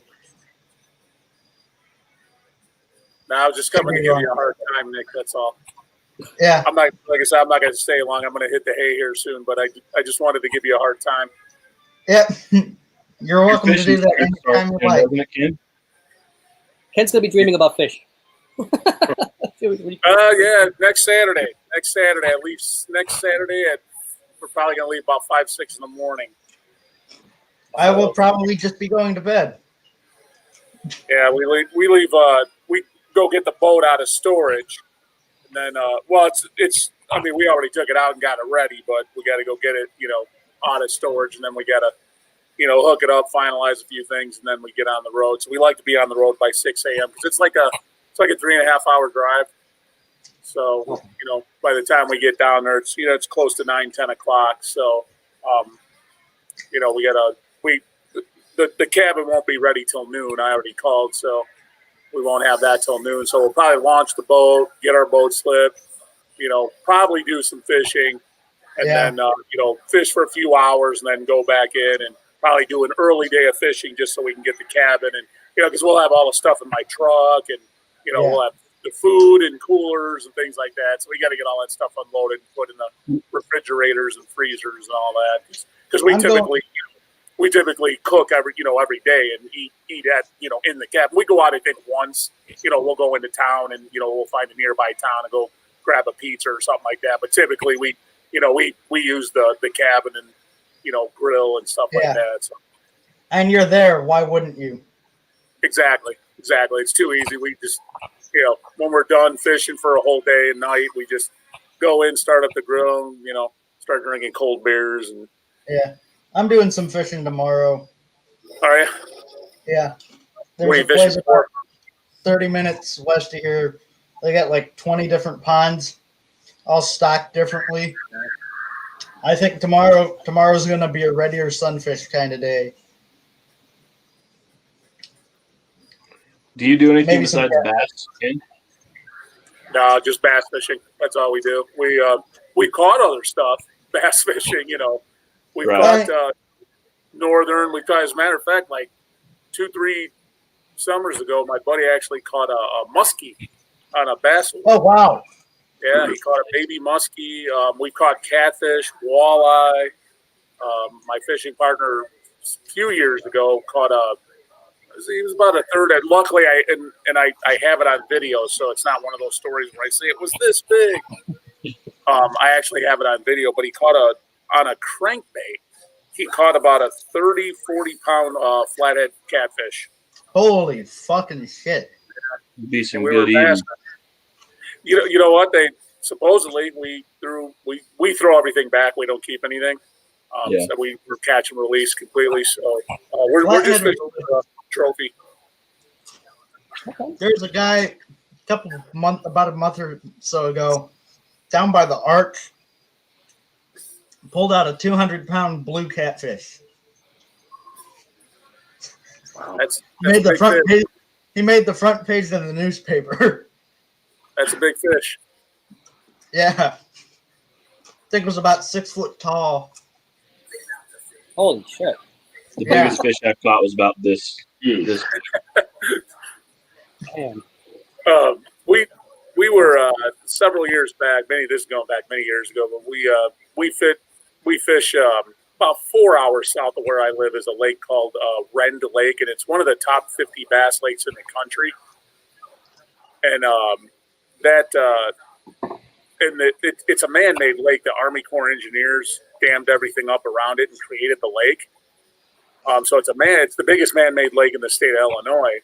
So anyways, great fishing, great lake to go fishing. But we saw some of the Army Corps engineers there one year, and they all had their scuba gear on and everything. And we asked, "What are you guys doing down there?" And they said, "Oh, we're planting Christmas trees to bring up the crappie population." Because the crappie population was starting to dive on them. They were planting Christmas trees in hopes to, because I guess crappie like Christmas trees. They like to forage there, and they like to. That's where they like to hang out. So they're planting Christmas trees, and we said, "You guys see anything down there?" Now, the deepest part of this lake is about 70 feet deep at its deepest point. So it's a pretty deep lake, but those divers, those guys said there are catfish so big they don't even want to go by them because they might try and snap them. Yeah, they said there are catfish that the heads their bodies are longer than a man. And they said they're pretty scary looking. They said, so next time you guys think you hooked a rock or something, they said think twice because they're down there. They don't move. He says, and they're too big to move. He said they're down there. He says, but yeah, there's some pretty big fish at the bottom of that lake. That's kind of fucking scary. Yeah, it's actually kind of cool, Yeah. Yeah. So yeah, I'm looking for my 7-pound, 8-10-pound largemouth one of these years. Yeah. Biggest I ever caught was a 5-pounder. So Bass isn't too bad eating wise. I've never eaten a bass.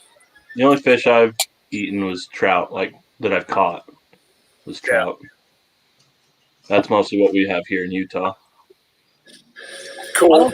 I don't trust the We have local about water. everything. I'm in a Delaware River Valley, and it's not very appetizing for fishing.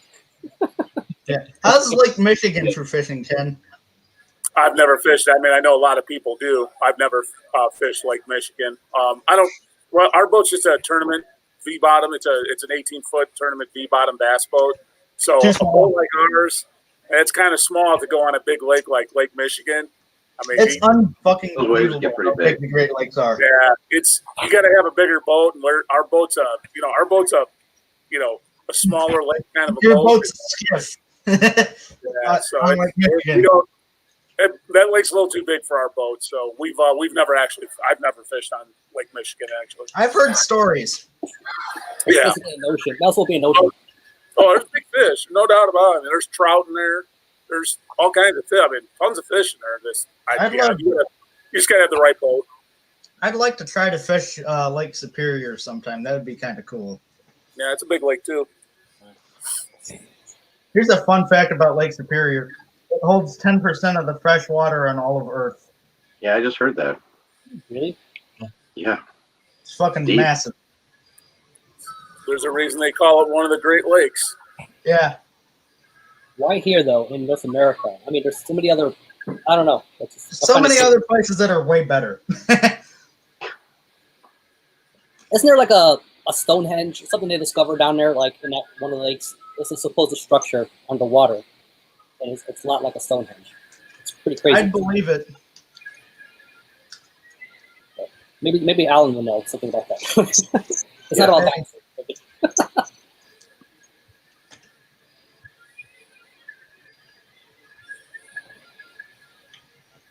All right, fellas. Well, I just came to yell at Nick about the Testament Metallica thing. Yeah, thanks for dropping in, Ken. Yeah. Always good to have you. I'll see you.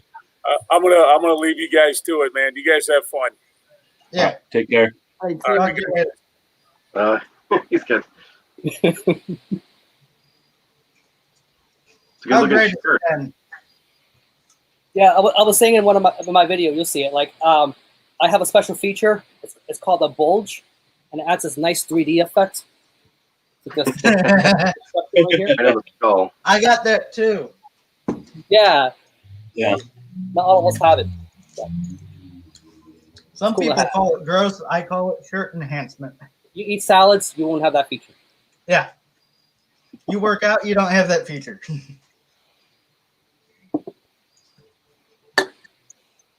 Yeah. I haven't heard back from Alan. He must be looking up that album. Or he fell asleep. Midnight Hellion, Yeah. New Jersey. I got it written down. I gotta check that out later. And Trenton. Yeah, anytime I can go off a local band or whatever, you know, if I think they're good. Definitely.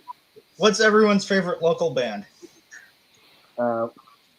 Local to our area. Obviously. Yeah.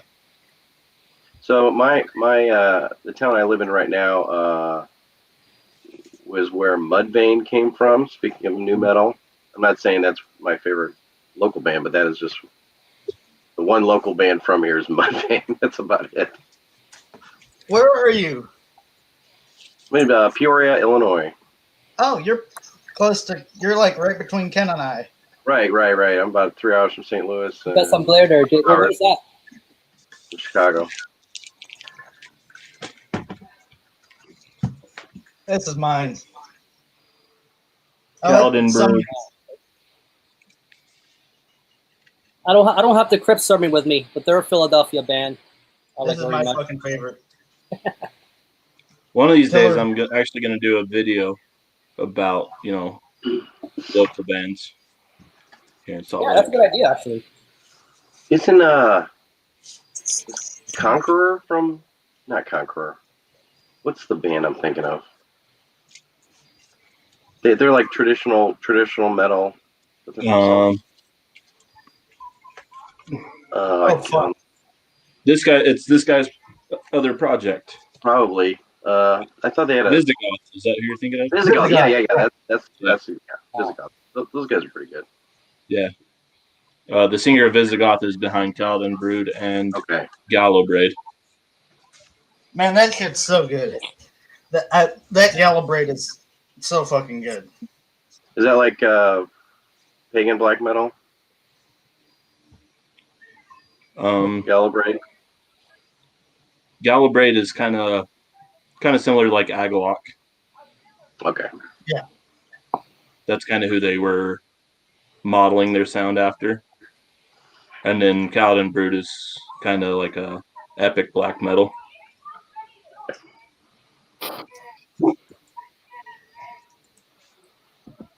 Fucking love. I'll be right back. Everything he's done is amazing.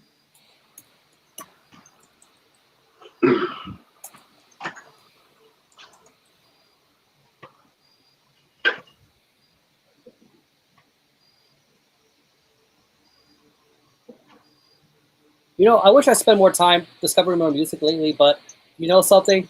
There's this unintended consequences situation where there's these new YouTube channels I'm checking out, and I'm actually watching more YouTubers than I'm listening to music. I don't know if I am too, and it gets on my nerves. But you do get some influences from what people are showing, and then you want to check that kind of stuff out. True. Yeah. You know, that's how I discover a lot of new stuff these days, is by watching all you guys. Oh, thanks. Oh, awesome! Thank you. Yeah. I'm gonna do some editing probably later tonight or tomorrow morning and post my next video. It should be pretty Later interesting. tonight and tomorrow morning are pretty much the same thing when we do these. Yeah, the time tends to blur. Yeah. Yeah, well, you know, I try to go more and more topic-based kind of stuff, but I don't want to do what everybody else does, just Right. because for your sake, so I don't bore you. Right, but Yeah. doing your own thing kind of gets hard after a while because you start running out of ideas and you fall back on, oh, I can do this that 40 other people have already done already. Go Well, back this is sort of collection the vibe. updates. You need to be creative because, you know, everybody wants to know like all the new shit, right? Especially if Right. you're like you're pretty up to speed with a lot of stuff. But I also like, for example, like some of us may have channels that are new, so I have a whole back catalog of shit. You know what I mean? I'm like, I've never shown these before, but I need to find a way to make them cohesive. You know? Right. So, that might be one way to do it, or give you new interpretation of an album you might have forgotten about. You know. That might Yeah. be one. one way to do it. Some people show older albums or classics. You know, like I did that unboxing, and that cardiac arrest that was on there never had a vinyl issue. You know, it came out in 06. It's always been on CD. So even though it's an older album, it's a new issue. Right. Right. A new pressing, a new-ish anyway. Did you get that one in a transcending box? Yeah, they're signed to them. So Okay, because I mean, a few months ago, I got a 4 LP box from Transcending Records, and that was one that was in there along with like a Soylent Green album and something else. Maybe one from Entrails, the Swedish death metal band Entrails. yeah. Okay. But yeah, the first Cardiac Arrest was in there, and I was really, really happy about it. You like Soylent Green? But kind of, I like some of their stuff. You know, that's still one of my favorite like sludgy bands. Like, did you know, like, you know, Pussy Soul was their first album, Yes, and they never had like a vinyl pressing. they're on Relapse, right? They were on Relapse, Yeah. but there's a Polish label that issued that release on vinyl not too long ago, like in 2017. I want to say something like that. Well, it deserves it. Yeah, like I don't what do you call it? I don't have that one, but that's on my want list. You know, but Soul Mouth Sequels is still my favorite one. Yeah. I think the one that I got in this box was Confrontation. I think is what it was called. It was a later one. Yeah. Yeah, this one came with a 7-inch. Just like, Is that from like some earlier stuff, an EP or something? The 7-inch. yeah. I want to say I've been doing it so long. I usually go right to the album. It doesn't even have a. See, there's nothing on the label. Oh, okay. Tricky. It's interesting. There we go. There's like nothing on it. Yeah, I bought the CD like 3 times because it just either kept losing it or cracking or something. So you know, I said, "Fuck it, I'm gonna get the vinyl."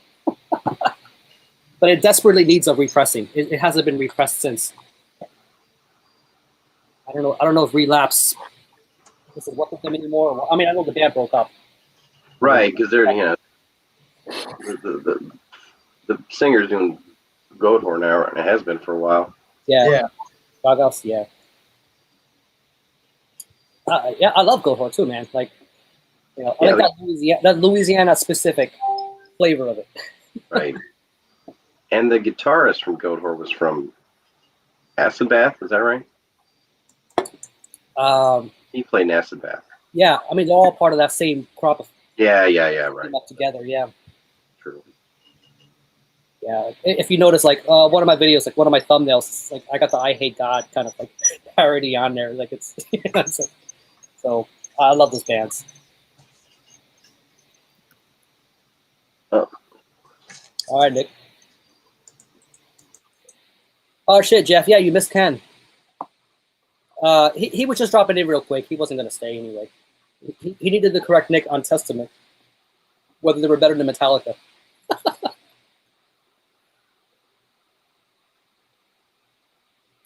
Shit, man. People can argue about that all day, man. It's just like, Right. Like it's the age-old debate. you know, what kind of bands do you think divide people the most? You know, it's like this band versus that band. I feel like with the thrash, that's very easy to get into a fist fight over. Yeah. Especially 80s thrash. I got this one album, really old album. Let me pull it up. It looks metal as shit, but it sounds more metal than it looks more metal than it sounds. Mm-hmm. You might know.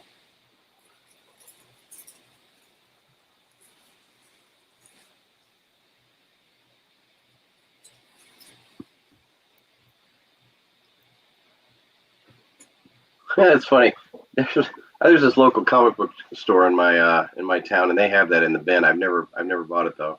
Is it good? It's good, man. Like, you know, for what it is. Like, I think their biggest song. If you look them up on YouTube, it's like "Rock and Roll Party in the Streets." Like, that's their main track. Jingle. Yeah. You know, Bird City Down is pretty good. Burn the City Down. But Well, you- it fall more on that hard rock more than metal. Yeah. Uh, What year is that from? Oh God. I Mid wanna 80s. say- it says here 82. Okay. Yeah, go way back. What? This shit must have been badass when it came out at the time. Just Right. It was super. It was like the heaviest thing anyone had heard. before Motley Crue hit the scene. I don't know when Motley Crue first hit the scene. Was it I don't 82? know. Something like that. It's a weird period, man. It's like you listen to what was hard rock at the time. It's like what Yep. you go back to the late 70s. You had what? You had Aerosmith. Then they went through that awkward period where they kind of broke up, or I think Joe Perry left the band, and they didn't know what the hell to do. And then solo album, and then they put out that sticker. So that was a weird The one after, not after, well, the one after Permanent Vacation. There was a couple after that. I'm trying to remember what the ordering was on that. You know, I don't even know if they remember. They're all coked up. Oh, and I only remember just because I remember the videos on MTV. You know, I was never- Vacation was their big breakout one, right? That was their or their return to form.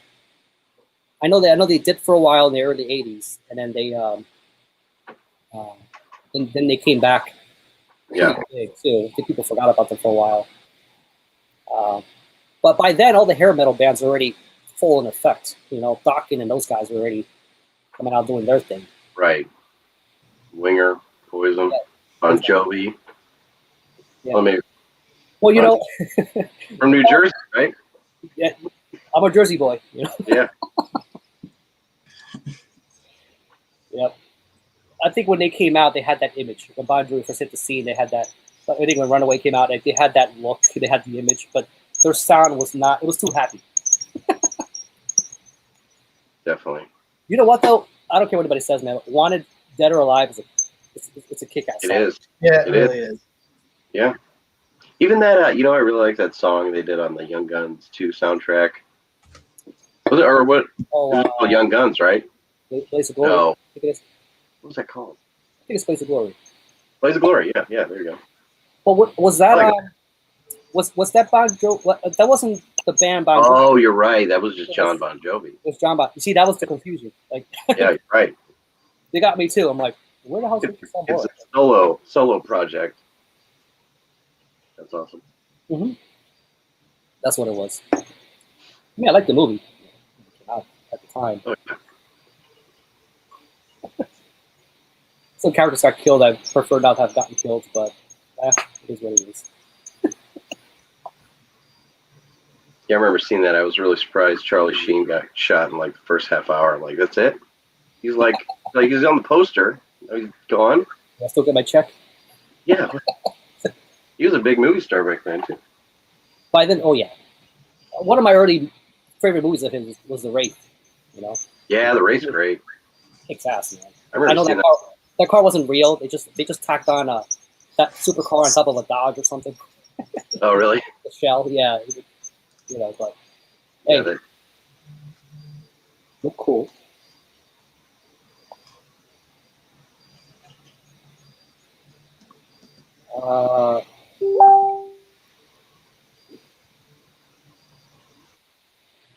So who's on right now? I haven't been checking the comments. I haven't either. doesn't look like there's in that many. Yeah. Jeff, you still on? Honestly, it's easier when people aren't commenting constantly. Makes things a lot easier. Is there a way to like comment in the window here? You gotta have YouTube open for Oh, you okay. guys. I got you. Yeah, only the host I can can do it. comment from the StreamYard. Use the phone then. If I need. Trying to figure it all out.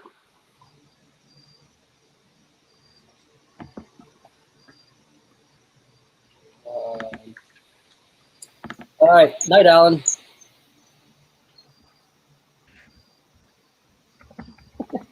Always happy to entertain Alan. Anytime, man.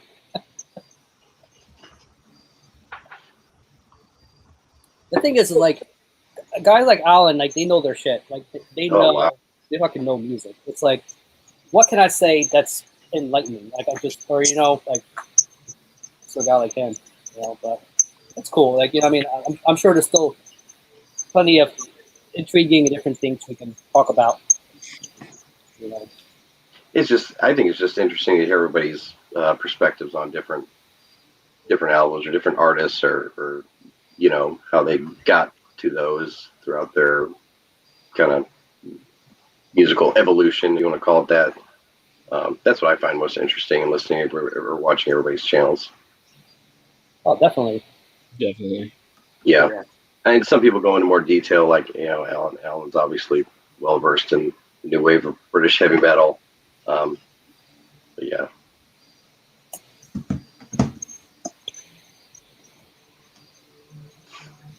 All good. Yeah, like we were talking about, you know, like I here I have a stash here, like I was showing like this Tool album. It's like, you know, like how do we get to this journey? You know, some people, this is where they started out, you know. Yeah. And people went right to suffocation. Right. Oh, yeah. That's pretty much how I got Tool. Well, do you remember? I don't know if anybody remembers Columbia House mail order and BMG, where you get those things in the magazines you could buy, or you could get 8 CDs for a penny or something like that. Yeah. See, You know, you're a '90s guy. That's what it was. Right. Man. So you know, you'd order them, and they would have you know, Tool Undertow and Carcass Heartwork and Napalm Death and Pantera, and so that's how I would get everything. That's kind of how I started, was with that kind of mail order stuff. Mail order was king, man. That's the way you got things. And Yeah. I wish it would come back. Yeah, it was a great way to get stuff, but then they would charge you, you know, you had to buy 3 or 4 CDs at $17.99 each plus shipping within the next 2 years. You know, it kind of evened out, but at the time it was like, yeah, I can get a stack of 8 CDs right now. You know. You know Also, who still does mail order? Who I think does it right is Ominous Domain. Oh, really? I think Yeah. I've ordered them before. Reminds me. I've heard you mention them a few times now, Nick. I'm gonna look them up. It's a great fucking distro. And if you like Yeah. black metal, it's a great distro to go to. Reasonable pricing. For me, I like them because I don't have a credit card and they still let me order. Oh, cool. All I gotta do is mail them some cash and they'll send me what I want. Oh, nice. Wow. Yeah. That would scare the shit out of me, man. Especially back in the '90s. Like, you know, yeah, like some places that would take cash. I'm gonna hear from you again. Are you a fly-by-night operation? Just rolling the dice. Let me pull up the distro. I'll see if I can get the screen share to work here. Or you got to hit up your parents to write a check for you. Yep. That's never fun. I need that suffocation badly.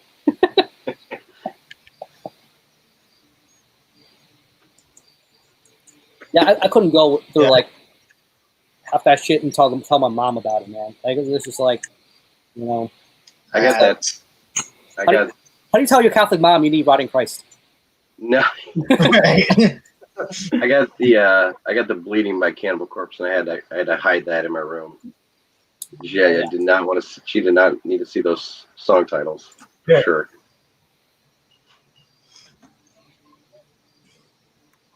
This distro I fucking love it.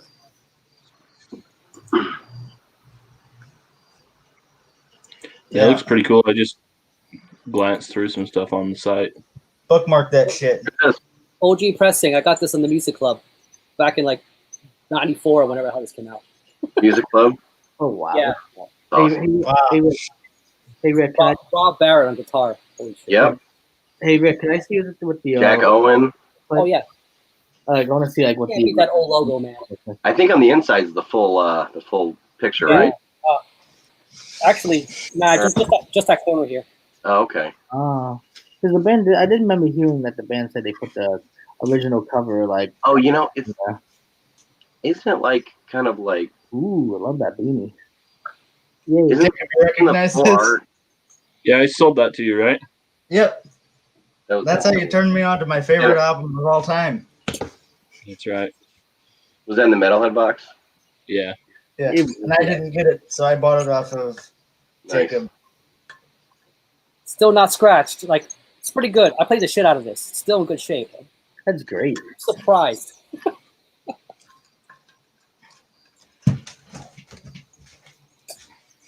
There was a period where I only bought Metal Blade, which is all Metal Blade shit. Like that's Pretty safe.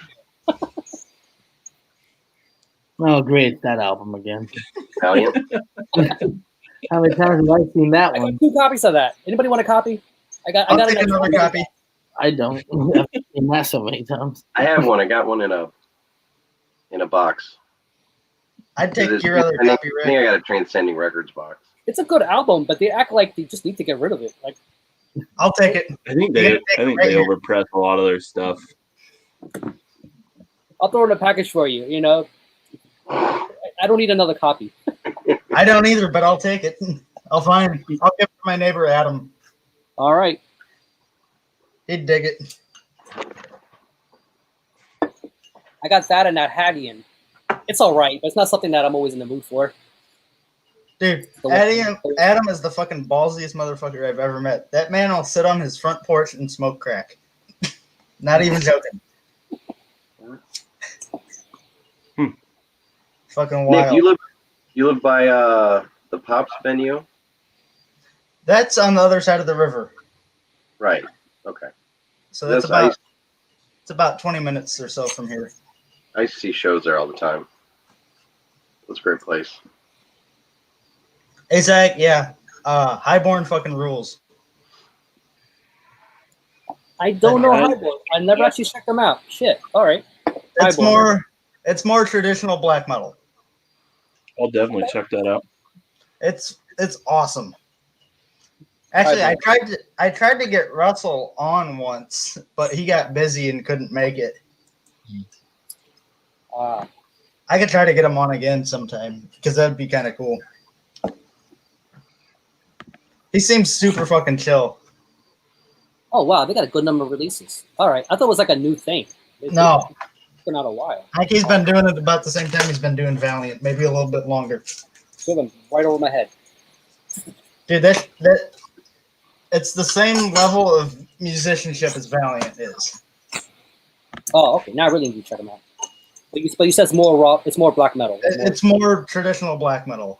Okay. It's still atmospheric, but it's not as atmospheric as Valiant is. Okay. I can get down with that. Hey, What Zach, you coming in? We got a spot for you. Hop on in, dude. Unless you're on a John or something. Nah, he said he'd join if we had a spot for him. Okay, man. It's always good having him on.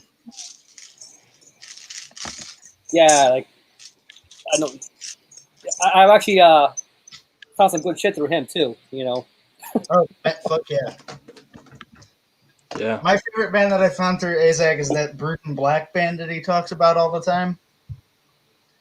Which one? And it's so good. New Mexico.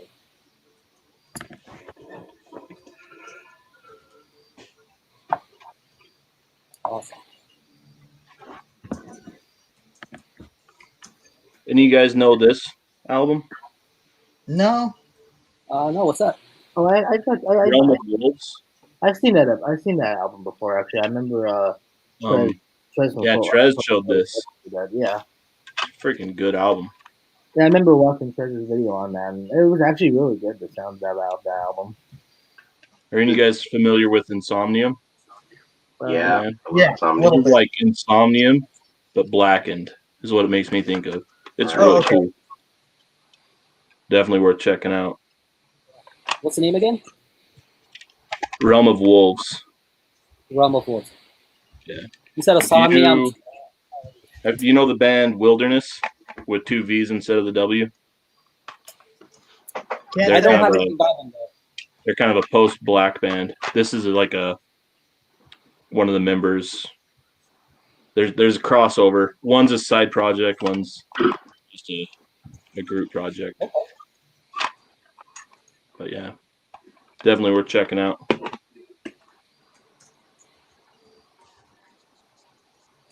Rebel Wolves. All right. So that's Oblivion. Yeah. Cool. All right. Gonna bookmark them on my Bandcamp.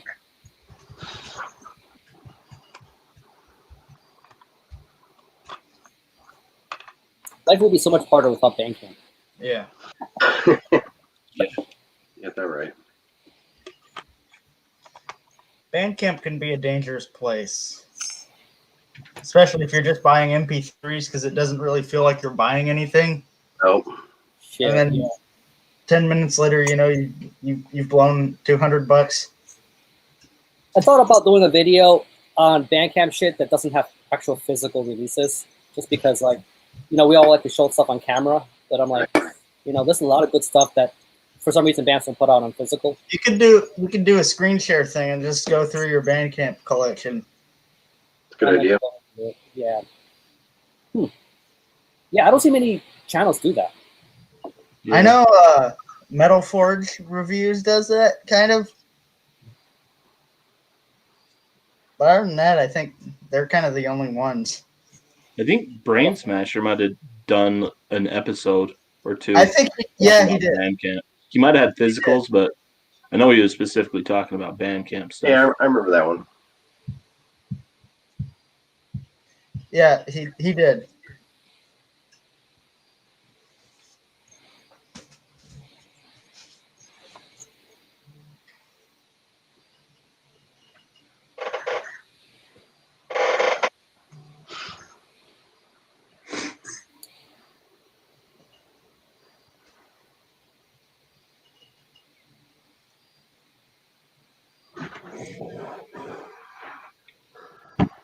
Oh, cool, Jeff. Yeah, you got that Gorman repress. Yeah, that's one of those. They've been pretty good with the reissues of the old stuff. They're I was able to get the clear. I don't think I've ever shown that one. That's the one with like the it's a blue cover or a purple cover. Yeah. Gormans. Yeah, That Yeah, shit- like that weird bat-looking thing. Like, Yeah, I've never checked that out. It's good though. it fucking- Yeah. It's Good album. awesome. It's a death metal album, right? Yeah. it's a little doomy. If you like that kind of thing. It almost reminds me of not quite, but it has a bit of that Finland, Amorphous, Tales from a Thousand Lakes kind of Okay. tinge to it. I can hear. I can see that. That's what it reminds me of. I'll check it out one of these days. Before this pandemic hit, I had tickets to go see Amorphous, their 20th anniversary of the Tales from a Thousand Lakes. It would have been like last month, the show got canceled. Yeah, bummer. That's still my right. As far as the Amorphous catalog, that's still one of my favorite go-tos. Now the thing is, I thought about doing like just a top 20 of my favorite death metal albums, but that one kind of is a weird line for me because most people wouldn't consider that a death metal album. It's more of a doom album. But at the time when that came out, we were still putting that pool of death metal bands. For sure, yeah. Yeah. So like that's probably going to get a bit of criticism from that. I don't know. I wouldn't consider it. I think it could go either way. It's definitely got death metal elements to it. I mean, Yeah, I think at the time they were still considered a death metal Sure. band. yeah. Whenever that came out. Do you guys like the modern Amorphous stuff? Their new album is not bad at all. I dig it. They got the one track with what the hell is it called again? And that has that singer from The Gathering in it, Neki Vasquez. Oh, yeah. And I showed off the one Mandy Line album, which I love her singing.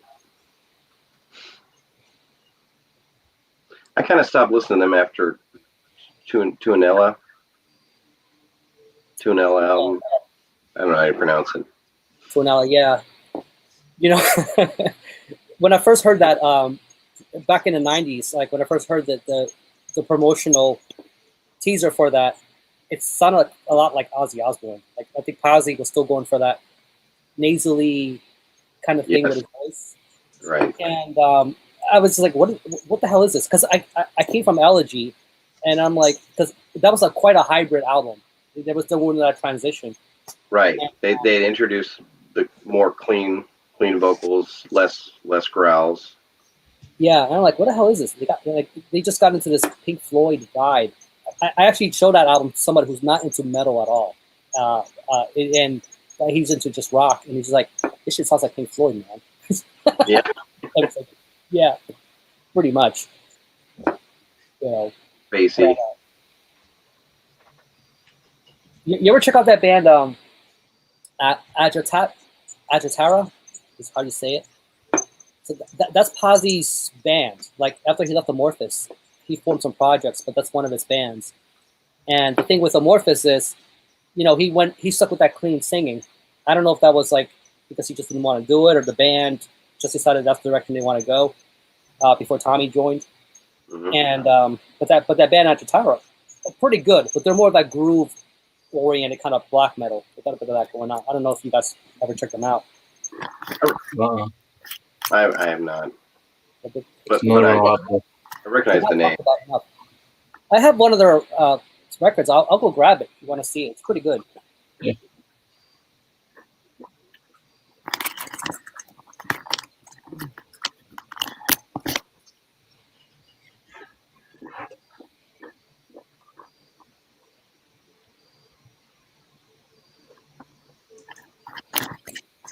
So Brian, is your taste in metal pretty expansive, or what genres are you mostly into?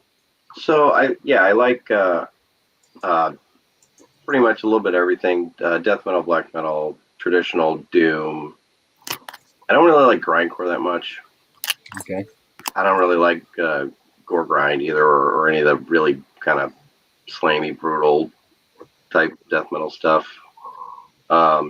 Sorry, Stefan. I like some of it. Like I was listening to Mortal Decay today. You know, they're pretty brutal. I like a little bit of everything. My favorite band of all time is Alice in Chains. That's kind of where I started. But Nice. Yeah.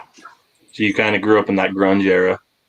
Oh yeah, for sure. Like that was the first like heavy music I heard was Alice in Chains, Soundgarden, and then it got into like Rage Against the Machine and Machine Head and the Metallica, the Black Album, and Megadeth's Countdown to Extinction. Then I heard Slayer, and then it was all downhill from there. Right on. But you know, there's a couple black metal bands I just have never bothered to really dive into that much, and that's Mayhem and Dark Throne. I just have not. I hear about them all the time. I just never really. I've tried Mayhem. I just can't get into Mayhem. Listen to Panzerfaust. That will solve all of your problems in the world. Okay. Well, I love Transylvanian Hunger. That's my favorite Dark Throne album.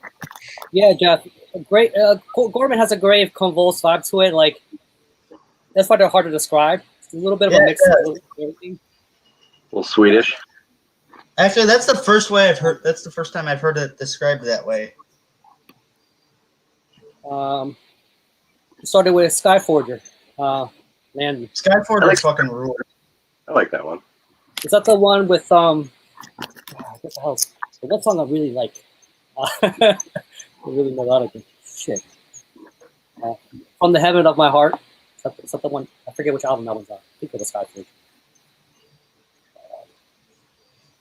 Yeah, so this is Pazzi's band, Agitara. I like this because there are people who think he can't be brutal. He's not brutal as fuck, but you won't get that if you only listen to Amorphis. That's got death vocals. Death metal. Black metal. Oh, okay. Again, but it's got a little more groove to it. Yeah.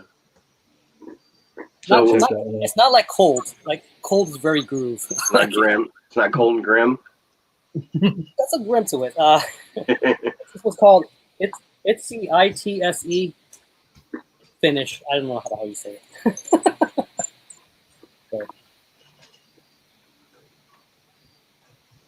I'll put the name in the comments just because I can't fucking say any of this. Like, it's all finished. Foreign language. Yeah, I think I got a few really. Now, not every album is a banger. This is, I think, one of their better ones. This is an older one.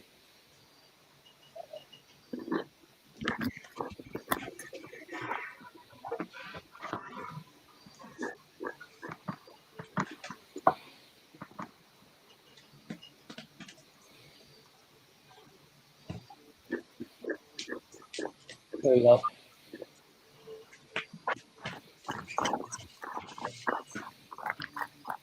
Cool. Add that to the list too. See, that's the problem with joining these is we always recommend stuff and we make each other go broke.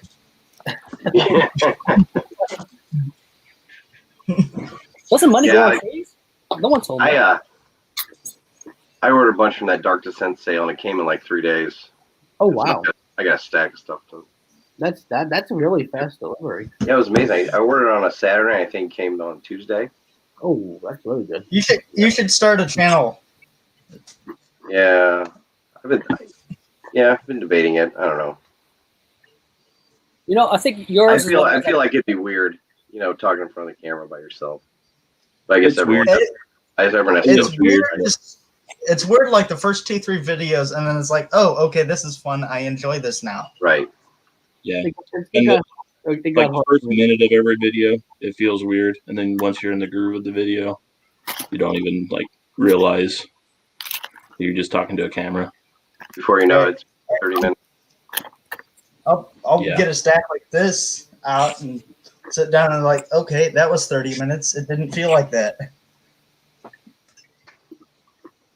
Yeah, when I did my first video, it actually ended up the first time I did it, and it ended up being like 55 minutes long. I wasn't satisfied with it, and so I saw how long it was, and I trimmed out like 4 or 5 albums I was going to talk about Yeah. just to cut it down. I'm too lazy to even do that. I'm like, if I do 50 minutes, fuck you all. You're getting 50 minutes. Yeah, Well, it's like- if the video was good, I would have left it alone, but it Yeah. wasn't good, and I We realized don't have to watch it in one sitting. yeah, it's like the new video I put out today.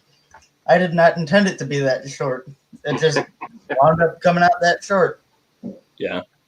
I thought about doing a side B version of my channel, like a just bits and bytes, just rambling bullshit. Just it might be like non-metal stuff, because sometimes I have these thoughts throughout the day, and I'm like, I gotta throw this shit, document it somehow, And it might be one of those where like, I don't care if you like it or not. It's just you can skip it. It's just I'm just putting it out there. I'll talk about Madonna. I don't care. Hey, Whatever. Madonna. I don't know. Mhm. Did you end up putting in a order with Folkbanger, Rick? Actually, I did.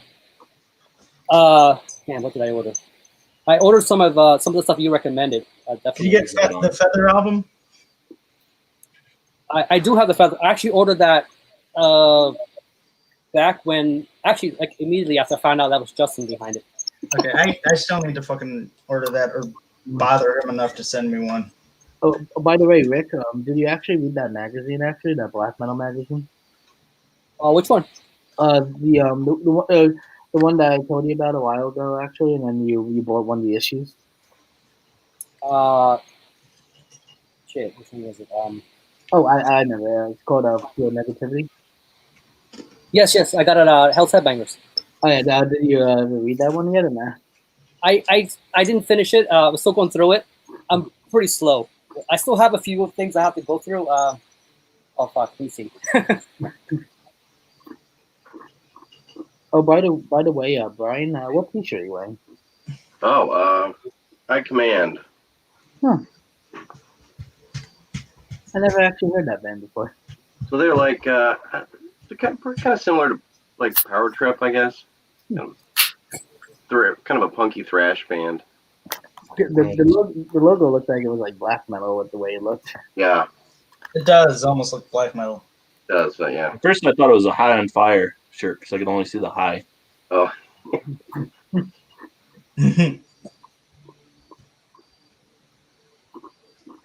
The funny thing is that half my features like I have are basically all from Hell's Headbangers. I had a few zines I wanted to show, and I don't remember where I put it. God damn it. That's okay. Oh, yeah, I noticed you were wearing a High Command shirt. So I picked this up at one of their shows. Oh, that's great. So I got this. Them live? You know something? Did I see them live? I almost got hit by his sword. Nice. Maybe that thing around like this. I was like, this, like only like 2 feet away from his fucking sword. I was like, dude, like you might want to chill out. That the Siddhartha demos. That cassette's great. Yeah. Dude, I was able to order one from. I don't remember where I ordered it from, but I got a copy. I just listened to it over and over and over again. You know, that was before they were signed to what Southern Lord, I think. Yes, yeah, Southern Water, Season of Mist, or something like that. I spent some a few minutes talking to the singer, man. Like that guy, really cool dude, man. Like really down to earth, very approachable. And you know, he's like, yeah, I come from the witch burning capital of the world. You know, it's like, you know, it's like right from there. They're from Massachusetts. Yeah. Right. So it was cool. I forgot who the hell played that night. I think it was them and like I want to say Spirit Adrift. Another one of the bands that played that night with them. That was before that Gatekeeper album hit. So they were still doing their Spirit Adrift stuff. I thought that was cool.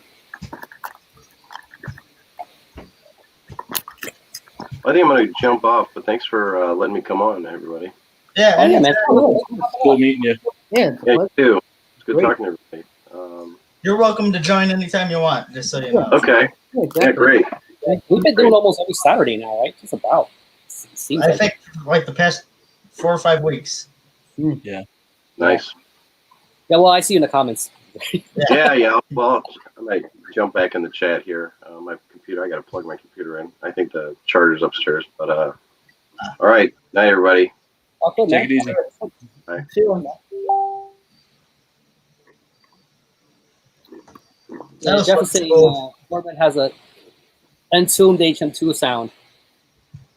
You know, it took me a while to get calibrated to that HM2 sound. I had to listen to a whole bunch of other bands to find and hone in on that, what that HM2 tone is. You know, I don't want to say I'm this prodigy of playing guitar, you know what I mean? But I thought I would pick up on that better. Hey, we got a goofy motherfucker waiting backstage. Oh, look who it is. Dude, Hey, guys. what's going on? Hey, Come Isaac. on, guys. Hey, Thanks for hopping on, man. yeah. Sorry I couldn't get on earlier. We had kind of a impromptu jam session that went a little over. All good. He has it. Can you guys, what guitar is that in the background? Oh shit, this one? Oh yeah, which one's that one? It's a Dean, right? Yeah, this is just the cheap ass Dean, the Metal Man V, the bass. Ooh, I like that one. I like the headstock on that. These are only I like love these game head styles. are only like $230, man. They're pretty solid. Oh, that's not bad at all. It's a really nice bass. Actually, all three on the standard all Dean. So It's how you use it, man. You ever seen those YouTube videos with the I think there was one with like Zach Wilde playing on a Barbie guitar or something. Yeah. Hello Kitty. Mark Partnoy also did the Hello Kitty drum set. That video was fucking awesome. Then you got the Dean baritone. Ooh, It's just got basically bass strings on it. This one's pretty fucking nasty. Are those active pickups? Yep, those are EMGs in that one. EMGs are great. I always wanted a baritone guitar. They take a minute to get used to, man. It's like playing a bass, basically. This one I just got this week. This is one of 5 made. It's a Dean Defiant. Ooh, I don't know how well that's going to come out. But wow, that's Ooh, that is a beautiful. really nice one. yeah, I found this. Bought this from the guy that originally designed it, so pretty sick. Got that pricey an arm and a leg. No, not really. I traded him Epiphone Explorer and $300 for it. Nice. That looks Wow. so much like an Ibanez I used to have. Yeah, It just has that same look. does have kind of a neat story. I guess like 6 or 7 years ago, Dean did a college like giveaway thing where each college designed their own guitar, and they were going to do a production run of whoever won, and that's the team they went with. But some legal shit happened. That's when like Gibson was coming down hard on them, so I ended up only making 5 and sending them to the original 5 people that designed it. So they're pretty hard to get a hold of. Hang on to that one, man. But that thing is, yeah, it plays sick, but it's probably going back in its case now that I got it set up. So Yeah, there's certain guitars like that you get set up the way you want, and then you don't want to play them often because you're afraid to fuck them up. yeah, it's completely set up now. I got strap locks put on it, and it's only gonna come out for recording time. What do you what kind of tuning you like to play in? What's that? What kind of tuning you like to play in? Well, the baritone's an A standard, Okay. and the Defiance just an E flat. I prefer to stay E flat D range. I don't like going too low usually, but It's the most Yeah. flexible. If you want to hit that 80 shit, that's probably where you want to go. yeah. Dude, I still never got that fucking CD. Oh shit! I was gonna hit you up earlier. I tracked the third one that I sent you. It's finally in St. Louis, so says you should have it Monday. It's finally in your town. Awesome. Looking forward to it. The first one's still in Georgia. That's been like 2 months. Second one I got back like 2 weeks ago, and the third one's you should have it Monday. Fucking weird. Fucking USPS, man. Yeah. Get- PS Yeah, well, more like just good PS service. more like it. You're getting that classy Lonnie treatment from the USPS. That man has the worst luck. Yeah. And I live in Probably Ohio. from- I'm getting stuff quicker from like Finland than I am from like Pennsylvania right now. It's ridiculous. Isn't that crazy? It's disappointing when you see the tracking. Like you follow the tracking, the shit's just going in this giant circle. It's depressing. I'm right here, man. But really, just, I mean, Nick's only like 4 hours that way. And it went to like Georgia, Florida, Georgia, and then it got lost for like 2 months. It probably got fucking thrown away. Probably. Someone's like, oh, steal it. What the fuck is this crap? Like, it's terrible. I think Rick, I if feel- you're not familiar, I feel bad for anybody that steals a package from my porch. I'm not gonna like what's inside. Rick, are you familiar with Azag's black metal projects? actually I'm not. Vanta Black Scat. What's up with that? Check that shit out. Oh yeah, you gotta check it out. Yeah. Oh, wow. Is it like are you like Zaxxer or what? No. The one I sent Decent Nick, the stuff. one he's talking about, that's actually the posters behind the wall there. We had a couple made, but it's really shit. It was literally stupid. We just did it because we were bored. It's like a black noise grind. It's really not that good. It came out fucking amazing though. Wait, no.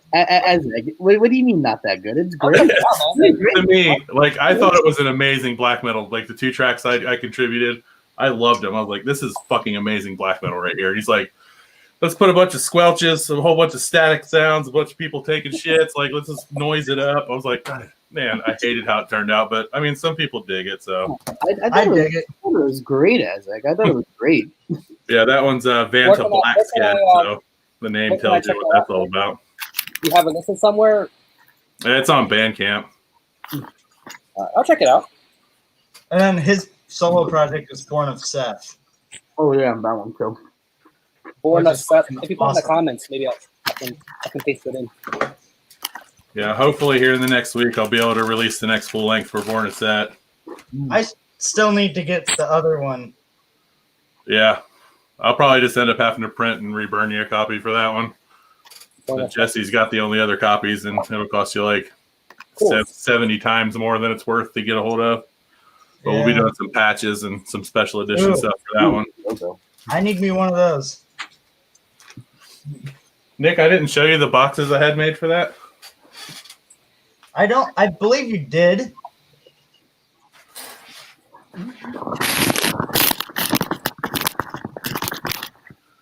I think you did like one of the first times you were on. Yeah, so a buddy of mine made just like 5 or 6 of these. They're just gonna be like little. They got each one has like a custom like tie down. I'll pay for one of those. So each one's gonna have it's got like some haggard ass paper in it. They're gonna be handwritten lyrics, CD, a patch, and probably some kind of picture or something will be in there. That's cool. I will buy one of those, AZ. Appreciate it. Now, how much is one of those actually? I have no clue. I still have to print the artwork and stuff like that and see how much. He'll it's gonna cross that bridge when he gets there. I literally only ask for my stuff, what I put into it. I don't try to like hike price or anything like that. So if it costs me $100 to put everything out, I don't do the math, break it down. It's like, how do you put a value on a test pressing? You know what I mean? Like, it hasn't quite hit the market yet. You know. Yeah. I mean, I'm not trying to like hit the radio or nothing, dude. I just, if one person appreciates it, Well, I keep doing it. And with your music, you couldn't really hit the radio. Well, that's supposed to mean. Right. Yeah, Nick. What does that mean? Rick, there's his solo project. Don't- I bookmarked it on the Bandcamp. It's pretty cool. So there is a Winter Shins demo 2019. Yeah. I love that title. It's got 3 tracks. All right. That's the part I wasn't sure. Like, are these going to be like 10, 15-minute track kind of things? Like, No, that was just a stupid. Those songs are really quick, just a demo. okay. The full length about to put out's got about. I think I'm trying to finish up the 17th track now, and it should be pretty damn long. Oh, cool, man. What would you say your like, if I were to compare this to like a certain influence? You know what I mean? Like, what would you say it's? Just early second wave, anything in that era. Okay. Fair enough. And it's fucking well done.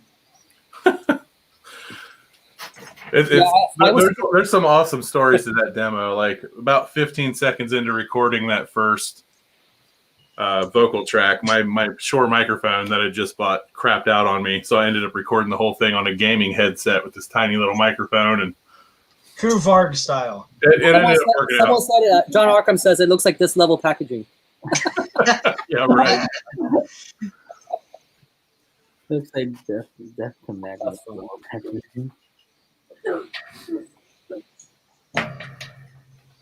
But yeah, that's basically what I've been delving all my time into, trying to hurry up and get this stuff pushed out. Still working on your other channel? Yeah, I got a bunch of stuff for it, but I'm lazy. Yeah. And my image quality stuff, I don't think it's good enough for that stuff yet. If you can get a full length album out, that's not very lazy, man. Shit. I can't get one track done. It takes a while. I mean, I've pretty much, with like the Born a Set stuff, I've pretty much just gone with a one take theory. If it doesn't work out, I scrap it. I'll come up with a new idea. I don't sit there and toy with it, and it's a raw one and done. Like, I think with the demo tag on it, you don't have to apologize for it. You know what I mean? Yeah. Hey, it's a demo. You know, it is what it is. Cool, man. Yeah, cool. Check it out. That is. I'll throw you $2, man. Don't worry about it. it don't. I honestly haven't been on that Bandcamp page in almost a year. I keep meaning to go back and just put it to just download, but You know, some of the best stuff I've found through the free downloads. Like, Yeah. I'm like, shit. I'm like, really? You're not like, charging anything for this? yeah. Okay. I typically do I usually pay more for a name your own price than I would a $3 or $4 demo for sure. I've done that. I think if they, I think the entire Hypnotic Dirge catalog is name your own price. Yeah. They got some really good stuff on that label. I love that label, man. That's one of my favorite labels.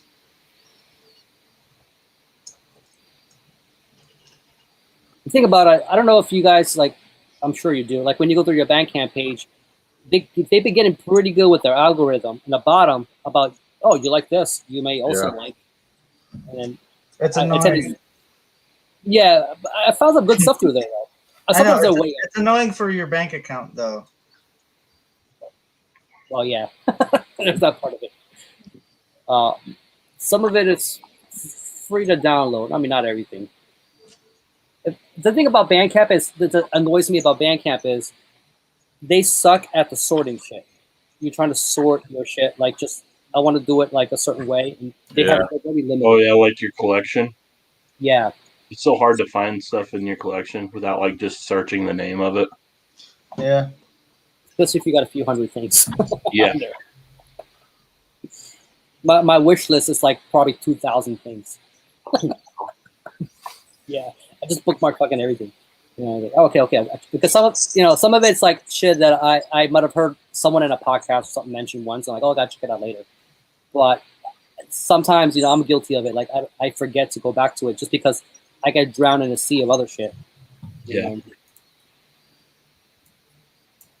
And I might take a weekend and be like, let me go through this. It's like when you gotta take a weekend and do your taxes. Like, I gotta take my annual band camp. Take a weekend to do your band camp.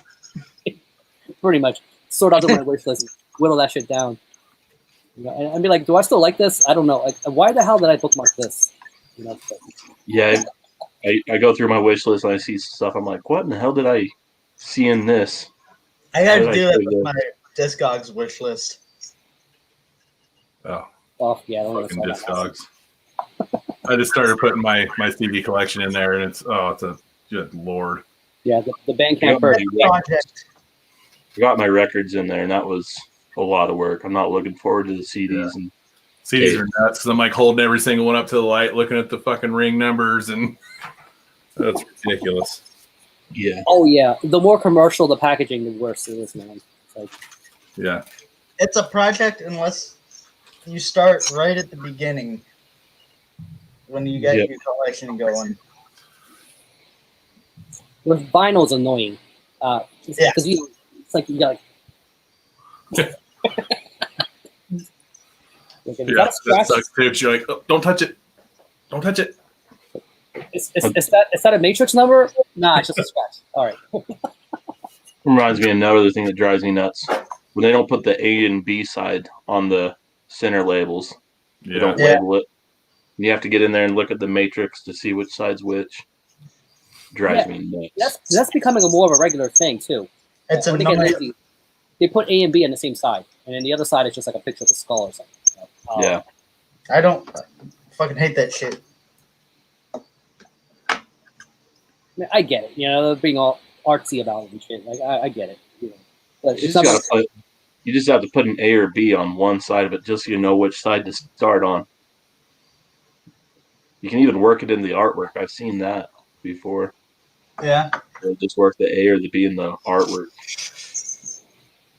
Yeah, it's one of those cases where like you don't want to lose the cover. It's like hold on to that sleeve, man, because like just as if you like to depend on it, or you're fucked. You don't know what side. Especially the ambient shit, man. Like we're like, there's no way to know. Yeah. Some of that atmospheric metal too. It's like where there's not really singing. It's more like a howling. Like there's no lyrics. You just got to guess. Does this sound like the start of an album or the middle? Yep. And you put it on.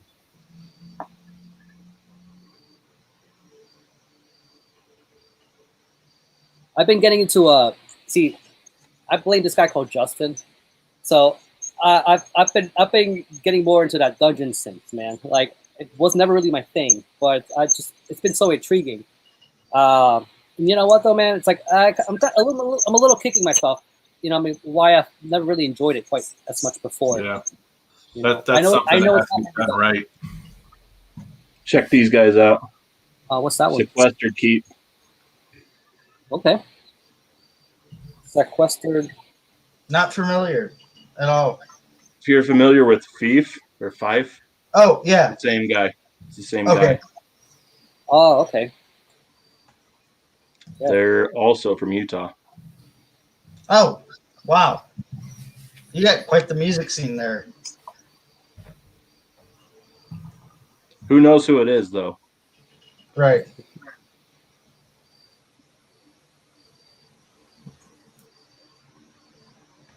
That's kind of the cool thing about the whole dungeon synth thing is there's a lot of anonymity in it. Yeah. A lot of the artists are also like metal artists too.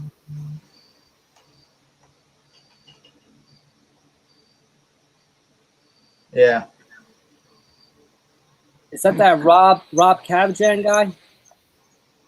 His name is. He's the guy behind Fief. I didn't know that his name was out there, unless he just recently came out and. Oh no! Wait, you know what? I'm thinking of. No, he's the guy behind Monastery. Yeah, Rob. Yeah, that's right. I recognize that name I now. caught one of his videos. Really interesting guy, man. Yeah, I always thought about he's also from 1476, which is a really Yeah. interesting band. I had no idea, man. It's cool because it's like you're discovering a whole new thing again. I'm like, all right, there's all these different genres, but Dungeon Synth is a new thing for me. I mean, I was aware of it, but I never quite dove into it. I think I actually got into Dungeon Synth because of Folkvanger Records, because they co-released something with what is the name of that label? The label that puts out all the Thief, Out of Season. Yeah. Yeah. And so I went and looked at Out of Season and got a bunch of Dungeon Synth from them. I got into Dungeon Synth because of Fenris. Ooh. Hey guys, you want to hear something? Actually, I want to tell you something. All right. Go for it. All right. I never really said this yet to anybody, but let's just say that I actually just befriended Fenris. What? Yeah, I actually was talking with him not long ago. Couldn't hear the first part. I befriended him. Basically, I became friends with him. I actually had a chance to talk to the guy for a while. Oh, that's nice.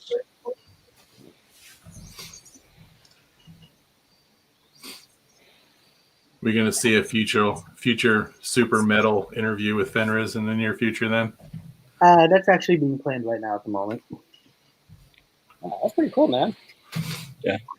I just started following him on Instagram. Like, I was very casual about it, but lately he's been putting out some shit, man. Like, I think he's been, that guy's, he's able to escape in a way that some of us can't. I live in the city, I got really. Oh, hold on. Sorry. I do have to say one thing though. I have a lot of respect for Fenris. I gotta say he's a very nice guy. What he has to say is very straightforward and everything, and he just knows a lot about music. Like, I was asking what he's been listening to lately, and he just gave me a whole list of all these bands that he's been listening to. And I gotta say that he's very interested in his really good stuff. So it's something definitely to check out. Yeah. Definitely make something happen with that. That'd be fucking cool. Oh, no doubt. Yeah, he's one of those guys where he just kind of follows the beat of his own drum. Yeah. And he's super fucking cool too. Oh yeah, no doubt. Yeah, he really is. He really is. My favorite Fenris moments from beginning of Until the Light Takes Us, where they're on the train. He got caught with that, what the hell, paraphernalia. He's like, they found the tear gas, but they didn't find the drugs, so I paid the $200 fine. Oh yeah, I remember that scene. Yeah, I remember that part in the documentary.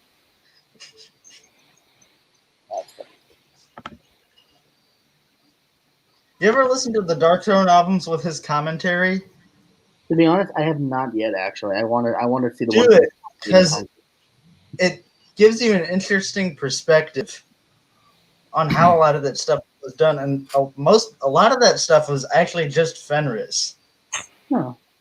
I never actually knew that. I think my Blaze in the Northern Sky copy that I have has the second disc is all the commentary stuff. I've never checked it out though. Do it. You will thank yourself for doing it. It changes your perspective on a lot of things. It's also funny because there'll be times where he's like, I don't remember what we used. I don't remember how I played that because I was drunk.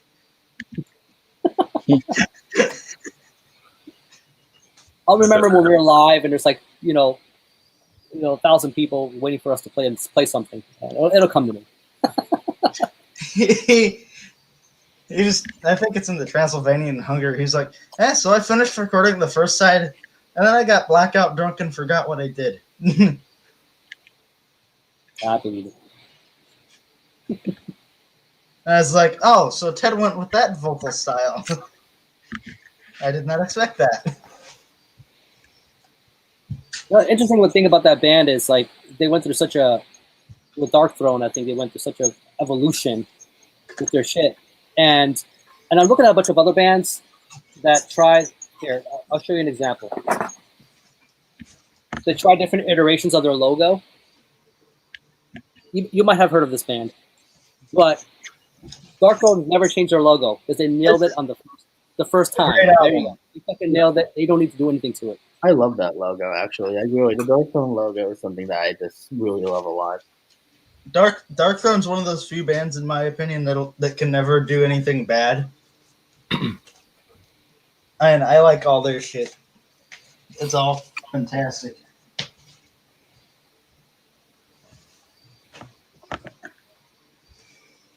And to know what it must have been like at that time when the early '90s, when that shit was coming out. Like, obviously, I was alive, but that shit was not on my radar at all.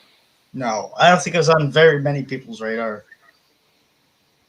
Yeah, that's the thing about the black metal scene back in the '90s. Like when it was first starting, it was pretty underground. So that made Yeah, you had to know that one weird dude, who like had that shit in the basement and parents would give a shit. There's that one dude when invited to his house and, hey man, I got this band that no one's ever heard about. So underground. You gotta check it out. Luckily, that was always my cousin. Luckily, man, I'd be sitting there listening to like Guns N' Roses. He'd kick the door in, bro. Have you heard of this band Metallica yet? And I'm like, the hell is that? And I'm like, all right. And then a month later, he's like, bro, you heard of Gorgoroth? I'm like, what the hell is this? Funny jump.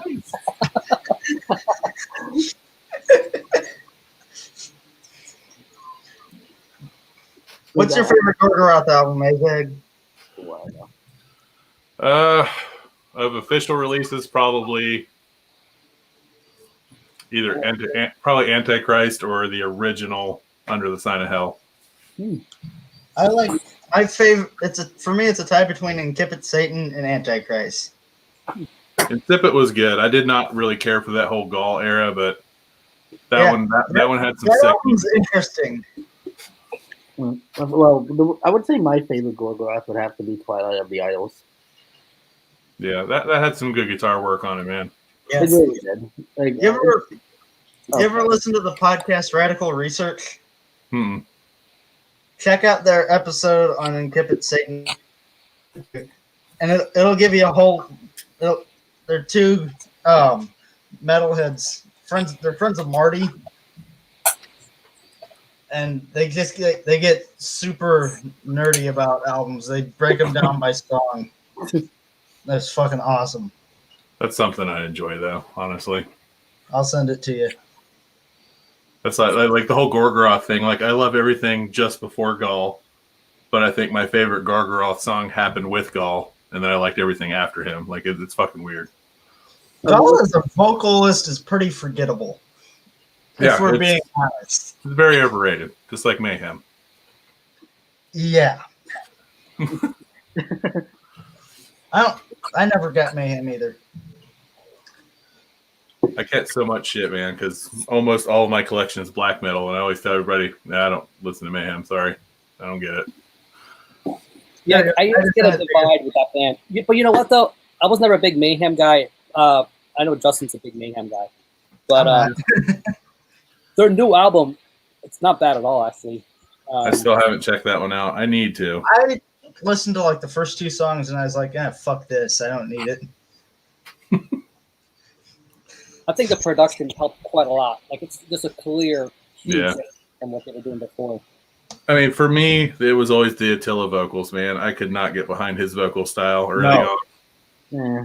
Sound like somebody smothering Dave Mustaine with a pillow or something. That's what I'm talking about. That's what That's pretty accurate, though. That's an accurate description. Yeah, Just I couldn't do it. I way preferred Gorgoroth, Dark Throne, all those guys. So, do you like Dotheimsgard? Who? Dotheimsgard. Couldn't tell you. Fenrir's other project from way back when. They kind of get really weird after a while.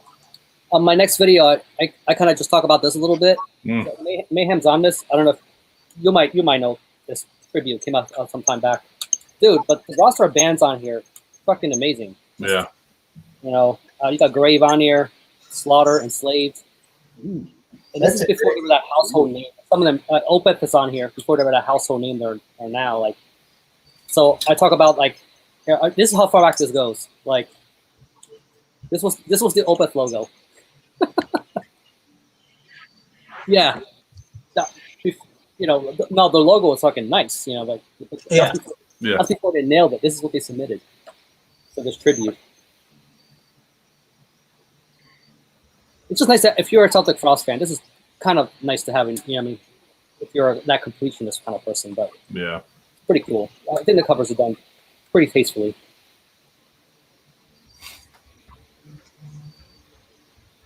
Thing about these tributes though is that they tend to show up later on fucking reissues and B-sides and bonus tracks, so you'll see them elsewhere here and there sporadically.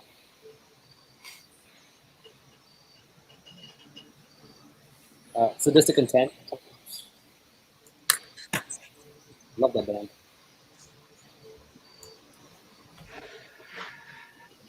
Cyanide's on there.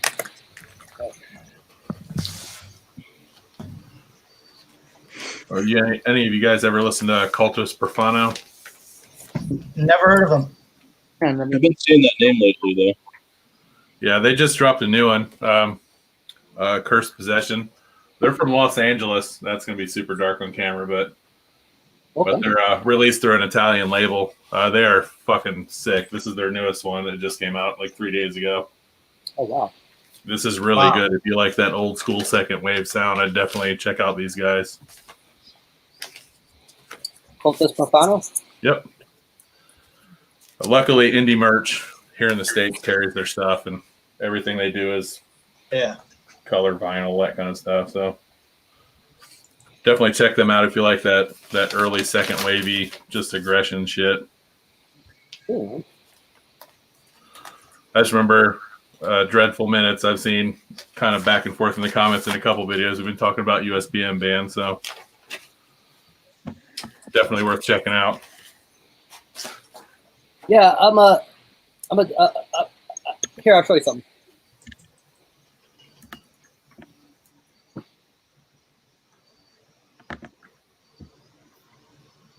Here's one. I think they're also out of California. They're called Highland. Now, the thing about this band is they fall into that occult kind of theming of shit. Sure. It's almost like but they fall in that Swedish kind of influence. So if you like Marduk, Yeah. not quite Panzer Division's kind of speed, more the mid-pace stuff. Here, it's kind of annoying. Can you blow me up? Sure. If my computer's running slow. It's one of those triple fucking. Oh, nice.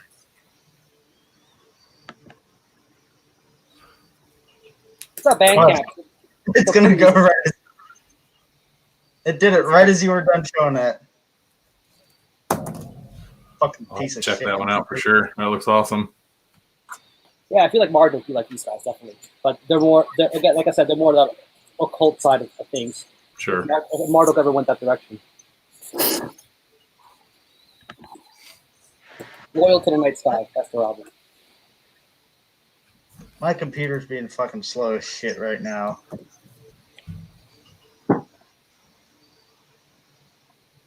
I agree, Jeff. I can't get into Mayhem. Actually, I get they're important, but man, it's fucking boring. I mean, I get the relevance. It's just, oh man, I'd rather listen to Nails on a Chalkboard than Mayhem, to be honest. Yeah. Yeah, that's okay. It's all good. I would never give anybody flack for not liking Mayhem. I totally get it. Yeah, It's like Bathory is way better. If somebody doesn't like Mayhem, that's okay. It doesn't, it's just what they think. It doesn't bother me at all. Everyone's allowed to have their opinion. That's why this whole community works. Oh yeah, absolutely. Maybe we'll get Ken back in here to yell at us for not liking Mayhem. I think he went to bed. Yeah, he actually did. Yeah. Jeff's saying he only likes the Dead demos. Well, actually, to be honest, I only like the Dead stuff too. That's it. That's the only thing I own is the Death Crush. That's all I have. That's all I need. I basically just have just the live like albums, like the 4 live albums. That's all I really own from Mayhem. That's it. The other albums, like I don't even have the Mysterious Doomsday Tennis. I don't even have that on CD nor vinyl. I just have just the Dead live shows, and that's basically it. Nothing else. I got a picture disc of the Mysterious. I don't have the live one. It's all right, but I always wonder in the back of my mind, like if Dead would have hung on another year or two, and then did his thing.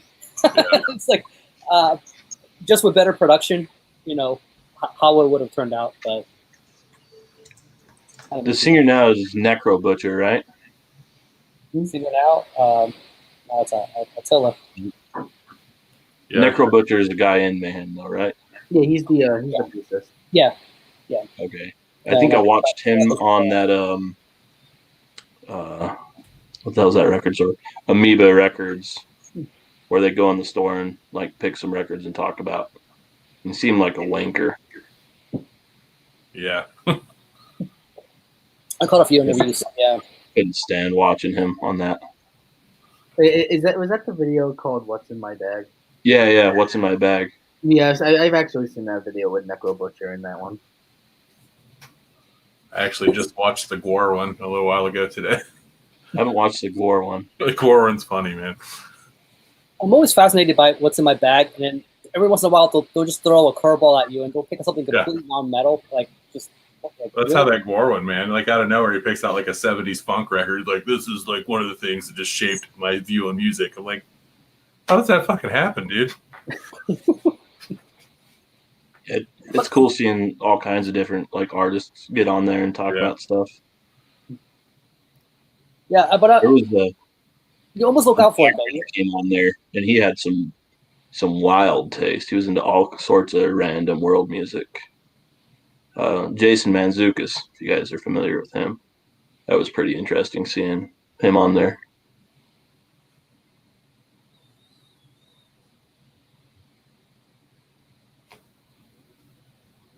Emma Ruth Rundle was another good one. I didn't see that one. I'm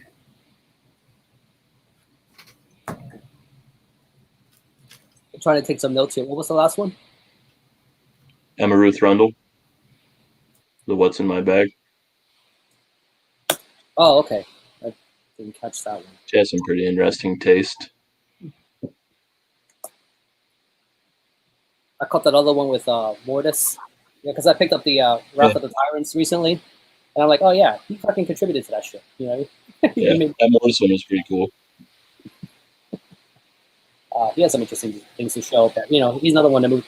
I was thinking if I do a Dungeon Synth video with whatever I picked up, I wouldn't have much to say because it's new to me, so I wouldn't even know how to do it proper. It'd just be like a simple showing. Plus, how do you talk about it? It's you know what I mean? It's such a passive listen. Secondly, I will probably name it the non-Mortis Dungeon Synth episode. If you're looking for that, you won't see it. Yeah, I would. If I did a Dungeon Synth video, I'd just be like, yeah, it sounds like Dungeon Synth. Check it out. You could just call it, yeah. And the title would just be like, yeah. Yeah, Dungeon Synth. Yeah. I don't know. I'm noticing that, you just started your channel. Like, there's a certain kind of, which it seems very simple. When you're watching the YouTube channel, it's all done, right? It's all edited and all that shit. But there's so much fucking cerebral processing going on, like just to make that little 5 minutes of what you're doing. You know what I mean? Yeah. Like I'm gonna upload my new one, and I'm like, guys, this shit left like 2 weeks of fucking thinking of over and over. What the hell? What do I say? Re-listening to albums, just to make sure that you do them like justice. Make sure you describe it right. Or you don't. Mentioned. Or you don't say something that sounds fucking stupid. Yeah. Yeah, that's. I do that a lot. It's like when I watch an Azog video. I like, it's like he does it better than I. You do it better than I could, man. Like, because you're a little more consistent with it. But like, I would take like I need like a week or two. Although when you trip over your words, Azag, it is hilarious, and I wish you would do it more often. It does happen a lot, but luckily I do have an editor. The one thing that pisses me off when I do videos, man, it's just like a bombardment of loud concussive booms because I have just a microphone just sitting on my desk. So I'll be like, yeah, check out this. It's really fucking cool. Every time I set it down, it's so bad. I always like the people that have the cassette rattling right up next to the mic. Yeah. And they're showing it, and all you hear is the cassette clanging around. Speaking of which, that's a good one. Devil's Sermon. That's their new one. Definitely check that shit out. That looks awesome. That one sec. Oh, actually, the comment that Metal Madness just wrote, actually, yeah, I seen that interview with Sam Dunn when the Necro Butcher was drunk. That was a really crazy one. I was like, wow, he really had a lot to say. It's on that. solely based off of cover art. That kind of reminds me of this. Is that Winter of Apocalypse? Yep. That's a good one. That stuff, man, Yeah. raw. And this shit is so fucking good. I got this from Omnis Domain.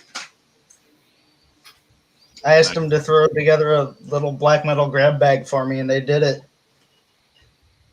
Hell And yeah. they put some good shit in there. A lot of Oh, wow. stuff off of Raised Soul, if you're familiar with that label. No. A couple of things from blackmetal.com. That place devastated me when they shut down. Okay. Yeah. Actually, Rick, it actually is on Banger TV. It is? Oh, okay. Actually, Yeah. the original video for that was actually on this documentary called Metal Headbanger's Journey. Have you watched any of those Banger TVs where they get it together and it's kind of like a live stream? Oh, They you, talk. They like, oh, you mean Lockhorns? yeah, the Lockhorns. Oh yeah, I've watched so many of those. It's funny seeing how little they know about some of the stuff. Like they You had familiar with this? Mhm. Is it? Sorry, Jacob, what were you saying? they had a Lindsay Schoolcraft come on, Endless who's a Blizzard. talented musician, but they had her talking about like black gaze, and like she admitted that she'd only known about it for like a week.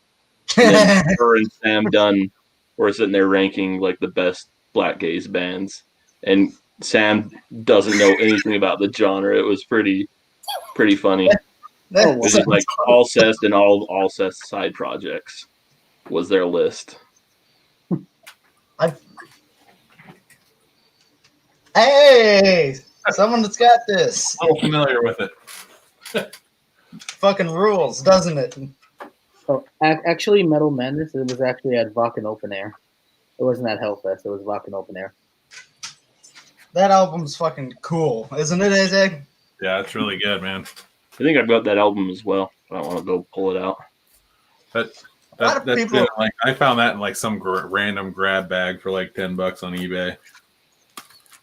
Ominous Domain. I think I paid like $40 for that grab bag. And there's some real good shit in there. You guys watch that channel, Quest for Metal? You guys watch that at all? It's this dude who does all these rankings. It's pretty good. Like, he's the most non-metal looking dude. I'm not sure. I've heard of it, but I'm not sure I've ever seen any of the stuff. A lot of his stuff is like, it's pretty much rank. At least lately, it's been all ranking stuff. But you know, it's kept me entertained. He's one dude I would love to have on like on a stream one day. That's kind of get into his head a little bit. Well, if you can get in contact with him, Yeah, I was thinking about that. I just you know, subscribe to him. yeah, check it out. He's got some pretty good stuff. Like he covers all range of bands. He doesn't have any particular genre. You ever checked out Horse Be right of back. Unreason? You see that weird dude? Like he wears a literal horse head. Yeah. Yeah. This channel's fucking awesome. You mean like one of those like plastic horse heads? Oh, that yeah. it has? Here, I'll send you his channel, Stefan. Oh, please do. I like to check it out. What this is about. I never knew that actually. That's someone would do that actually. Something like that on like a metal YouTube channel. It's fucking awesome though. It sounds awesome, so I would like to check it out. Yeah, I agree. There are times when I think Sam Dunn can be a bit of a douche.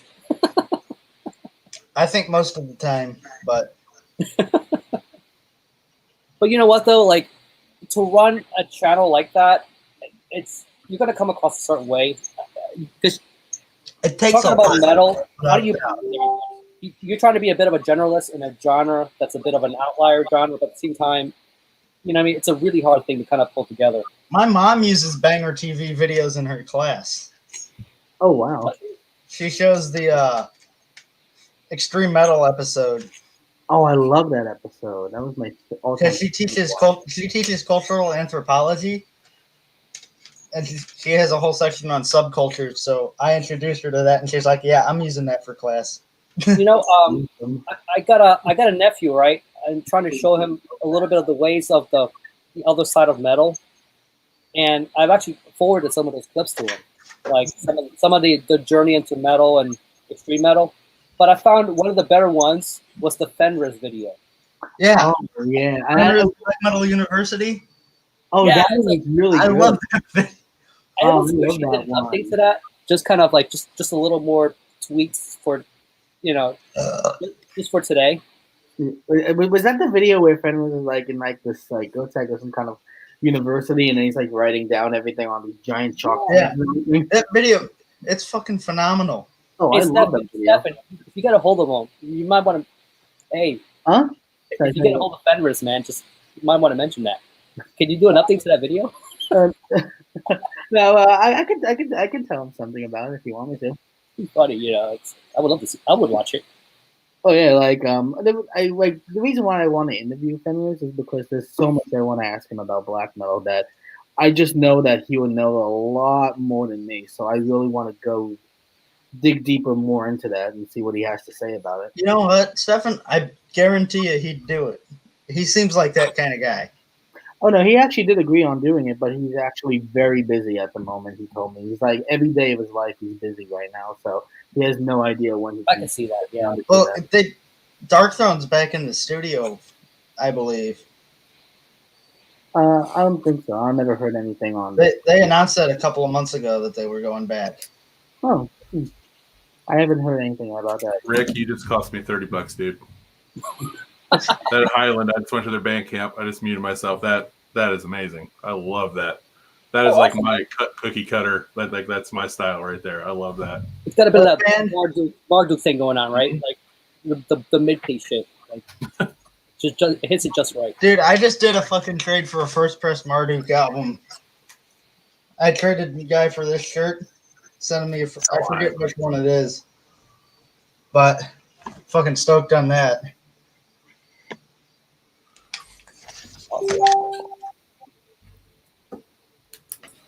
Yeah, you know what? The thing about Dark Throne is like, you know, Old Star wasn't gonna stop there. I mean, I don't know how Dark Throne's gonna end their career, but I hope they don't end it soon though. Yeah, also, I mean, like Old Star does not feel like a conclusive album. Like, I don't know what. Oh no. I think Old Star's as close to a masterpiece as they've come from the 90s, if you ask me. Yeah. And everything on that album is just executed so perfectly. But one thing, it doesn't have that raw quality like the Dark, like the It first. doesn't need to have it though. Yeah. I was gonna say, yeah, like it's kind of a grower for me. It didn't hit me right away. It wasn't like, yeah, like I didn't have that impression when I first put it on. I think it's because I do like raw production black metal. Maybe that's why. I think Arctic Thunder had a bit of more of an immediate impact on me than Old Star did. It did, but I think the songwriting and the riffs are better on Old Star. Yeah, usually the grower ones are like you begin to appreciate it a little over time. I need to spin that a few more times. I fucking love that album. That was my That was my top album from last year. Oh wow, okay. You put up that high. Yeah. And Uh, number 2 is the new Falls of Aros. I think I agree with Nick on that. I think Old Star is my favorite Dark Throne outside of the Unholy Trilogy for sure. Yeah. It took a minute. Like the first spin, I was like, Yeah, that's the way I felt about spun it. it again. I was like, okay, this shit's pretty deep. This is good. It's fucking awesome. It came out around the same time that what the hell's that other band? Dark and Nocturne Slaughter Cult came out with their shit. Oh yeah, I actually like that one more. That one came out at the time. the Martyrdom. That's a good record. It is. Though I like the stuff she does with Bethlehem. Yeah, That project. yeah, that's stuff. Yep. It's the other vest. I just sewed a Martyrdom patch on my other vest. Hey Zach, I like Old Star so much that I have 2 versions of it. You got the 7-inch box set. Yep. I actually I won this from True Cult Coffee. So I didn't remember even that, pay man. for it. They ran a giveaway. Yeah. Oh, I didn't know that. Okay. I never ordered anything from there. That's why.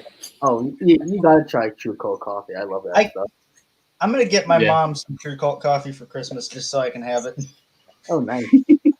Did any of you guys see my I'm advertisement? a coffee head. I drink all kinds of coffee, different shit and lattes and crap. So my thing. Did you guys ever see my advertisement video for them? I did something for them. Yeah, your True Cult video. Yeah. Yeah. And then If you can find it, get and then this. and then I also made that skid video of The anyone. Java Monster. The oat milk one. Don't get it. This is Oh. awesome. I think I had something like that not too long ago, and let's just say I had a date with the bathroom for like a week. I love this shit. Might have to go easy on that one. The keyword there, Nick, was shit. This one I liked a lot, but I this is one of the ones on my want list for vinyl because I like the cover. Yeah. What is that one? I can love it. What was everyone's first Dark Throne album? Transylvanian Hunger. That's the name. I think Mine was Blazing the Northern Sky. Hands down, Blaze for me. Blaze is such a good album. my first exposure to Dark Throne was Fuck Off and Die. Oh, interesting. And You know- I will argue that is one of their best. I came on to Dark Throne right around when I came out. That's when I just started hitting more on my Dude, radar. I fucking love It was that more album. like when they went past that raw dark black metal period, it started getting more punky. Oh shit! Yeah, this is actually the Blaze that has the second disc for the commentary. I need to check that out. Listen to it. Like, can you find like the Transylvanian Hunger commentary? Where's that one at? Yeah, he did. He did the Unholy Trilogy Like, is and it on YouTube? Soulside Journey as well. Is it on YouTube actually or no? I know they released the CD versions with the commentary through Peaceville. I don't know if they still have them. That's where I got that one at. This was my first Dark Throne. Fuck and Die. Like, There's actually a band called Fuck Up and Die. You ever heard of them? Yeah. I have one of their discs. This is not a bad album. I don't care what anyone says. have any of you guys actually listened to Soulside Journey? Yeah. I love Okay. No, that's been on my vinyl want list forever. You know, Like, Same. the funny thing is, I've never listened to Soulside Journey.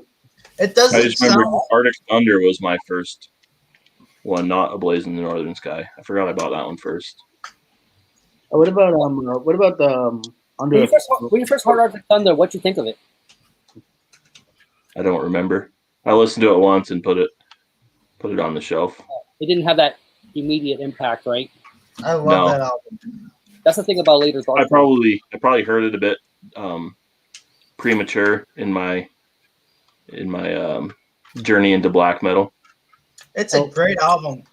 Some of the what- fucking worst album art I've ever seen, though. What about Under a Funeral Moon? Don't like the Oh. production. It was quite an interesting production for that one, I can admit. I didn't mind it at all. Yeah. Like, I loved it, but it was quite an interesting production. Like, I was like, ooh, sound quality on this one. Yeah, the production on that album really fucking bothers me for some reason. I don't know why. You know, back in the '90s when I first got into zines, and you know, I was getting to the underground shit. Like, okay, the way they would talk about these bands and how legendary they were, and I would go check them out. It did not quite mesh with what the way they were describing it versus what I was hearing. Right. My ears were not, especially the raw shit. I was just like, you know, I was still listening to Metallica. You know, it's like, you know, it took a long time. Speaking of raw shit, let me grab something. It's so interesting to hear everybody's journey. You know how they kind of got into this. Oh, went to what, black metal? Oh well, yeah, black metal, death metal, any underground, you know, even sludge metal. You know, Oh, Jesse's album, yeah. This is another one of our friends' album that you need. Oh, get. I love that album. Drakir. Drakir is so badass. I love Drakir. is that autographed? Yeah. Yeah. You familiar with the channel Black Metal Rebellion? Yeah. This is him. I think Stefan, you interviewed him, didn't you? Oh, yes, I did. Yeah, he's a cool guy, man. Oh, yeah, That's Jesse, the other member to that Black and Noise project of mine we were talking about earlier. yeah, Jesse's This shit, it's awesome. What I like about him is he makes no apology, man. He's into No. what he's into. He puts it all out there, man. Oh, yeah, no. And one thing about Jesse, he's such a nice guy, really. He Yeah, is. he really is. He really is. Like, People can talk shit about him all.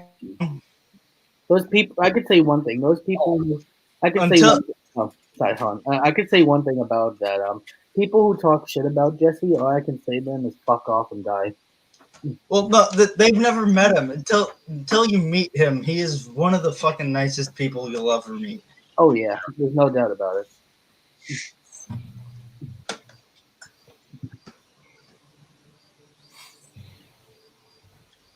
I mean, Jesse's solely responsible for the reason that I have the amount of subscribers that I do. No, actually, it was because of Jesse why I made an intro for my YouTube channel. Like, He's so supportive. He shares everything any of us ever do. Like, Mm.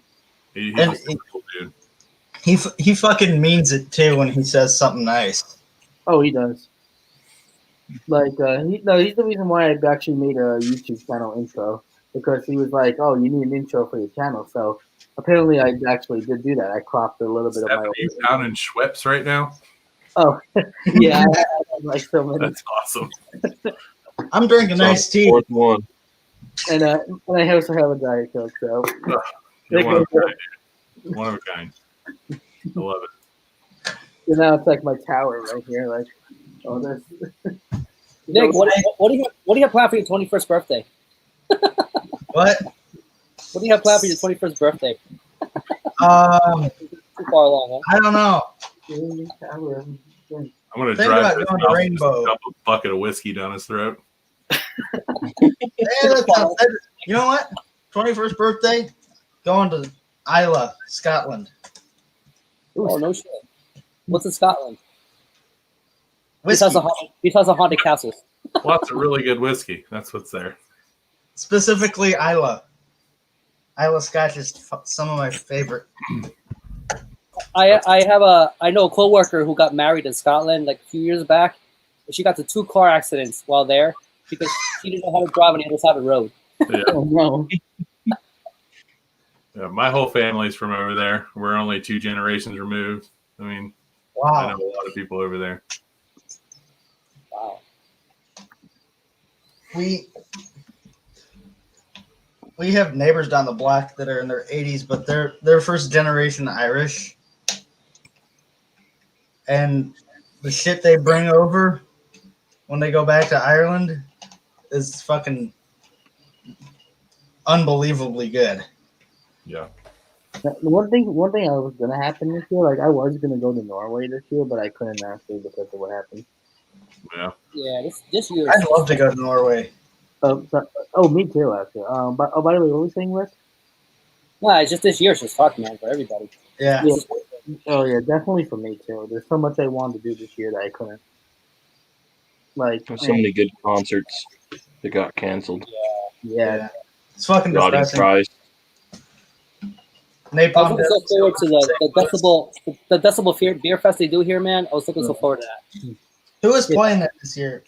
Mayhem was going to be an added, and some other I want to bands. get to go see that one of these years. Go to that Dude, Decibel Beer Fest. I was going to Louisville to see Panopticon and the Glorious Dead, and that's not happening, and I'm fucking bummed about it. Yeah. The only thing I ever got close to like a live show this entire year was that one Behemoth show I saw this year. Oh, okay. I hope one day I'll be able to get to see Panopticon live. Did Behemoth play mostly their new material? They played. I wonder about them nowadays. Did they still play their '90s material? Who? Behemoth? At all? Did they play new old shit at all? They basically play like a mixture of certain songs. Actually, they did play one song from like one of their old albums back like really a long time ago. Okay. Like, I think I saw I don't 2 mind. years ago. The oldest track they played on the show I went to was off of Saskia Cultist, so they didn't go too far back for like 2 years ago. Yeah, I don't mind Behemoth's new stuff. I haven't. I heard the Forest track That was awful. I really didn't really get into that one. where I really liked the Satanist record, and then the next thing I hear is the Satan's Forest a remake. fucking masterpiece. I have no interest in it. I don't know why the first one really didn't get to me. I remember seeing the music video for that, and I was like, I don't know why it doesn't really feel very Behemoth-ish. It felt very different than what I usually would have thought. It was a cover, wasn't it? Oh, what? I thought it was like a brand new song they did. I can't remember who did the original, but you listen to them compare them, it's night and day. The original is way better. Like, Who has the worst Mountain Dew problem? Me or Lonnie? Well, Lonnie's losing weight, so as you talk about Lonnie now, Lonnie then. Dude, he's fucking drinking that diet Mountain Dew shit. That stuff's so nasty. Then he's got the bigger problem. If he's willing to drink diet just to have some, that's when you know you've got a problem. Before he mentioned his weight loss, I already started noticing like there's something different about you, man. Like I thought he was just overworked. Or he was eating too many tomatoes. Could be. lots of spaghetti. Did you see that Here. one? The Forest is from The Cure. It's killing me trying to figure that out. Yeah. Jeff said Nick's going back to his home planet in Norway. Hey, Jeff, here's what I got for you to say that. Oh, there goes the cans. That's a Norwegian greeting, right? Pretty much. Says, leave me the fuck alone. You're gonna go over there wearing your Mayhem T-shirt and Fuck nah. Immortal all the way.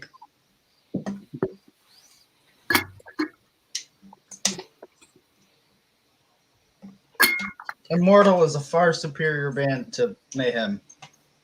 I'll drink to that. Yeah. I would agree. What's your favorite of Immortal, everyone? Battles in the North. I struggle with between that and the Heart of Winter. Yeah. Heart of Winter's mine. Heart of Winter's so fucking sloppy, though.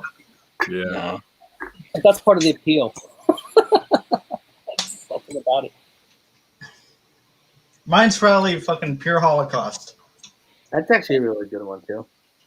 I love the new one though. The new one's fucking Yeah, the new one's Oh, yeah, new one, yeah. That one's good. mind-blowing when it came out. It's a little short. Don't worry it's about real good. it. But They're fine without you. in comparison to All Shall Fall, it's Poop. far superior.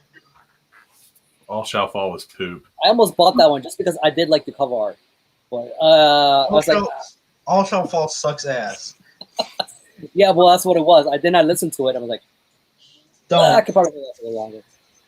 I'm not a completionist, so I don't have that kind of urgency. I was actually just watching this. Oh, Nice. I, nice. I keep trying to find it.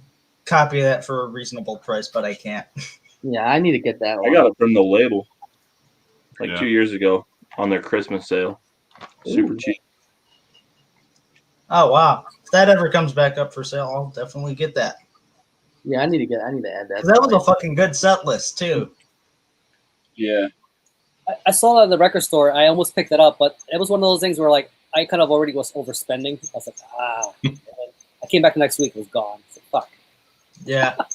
My second favorite Immortal is Sons of Northern Darkness. It's a good one. Oh, yeah. Tyrants. Yeah, That's actually number one for a That lot of song people. is so good.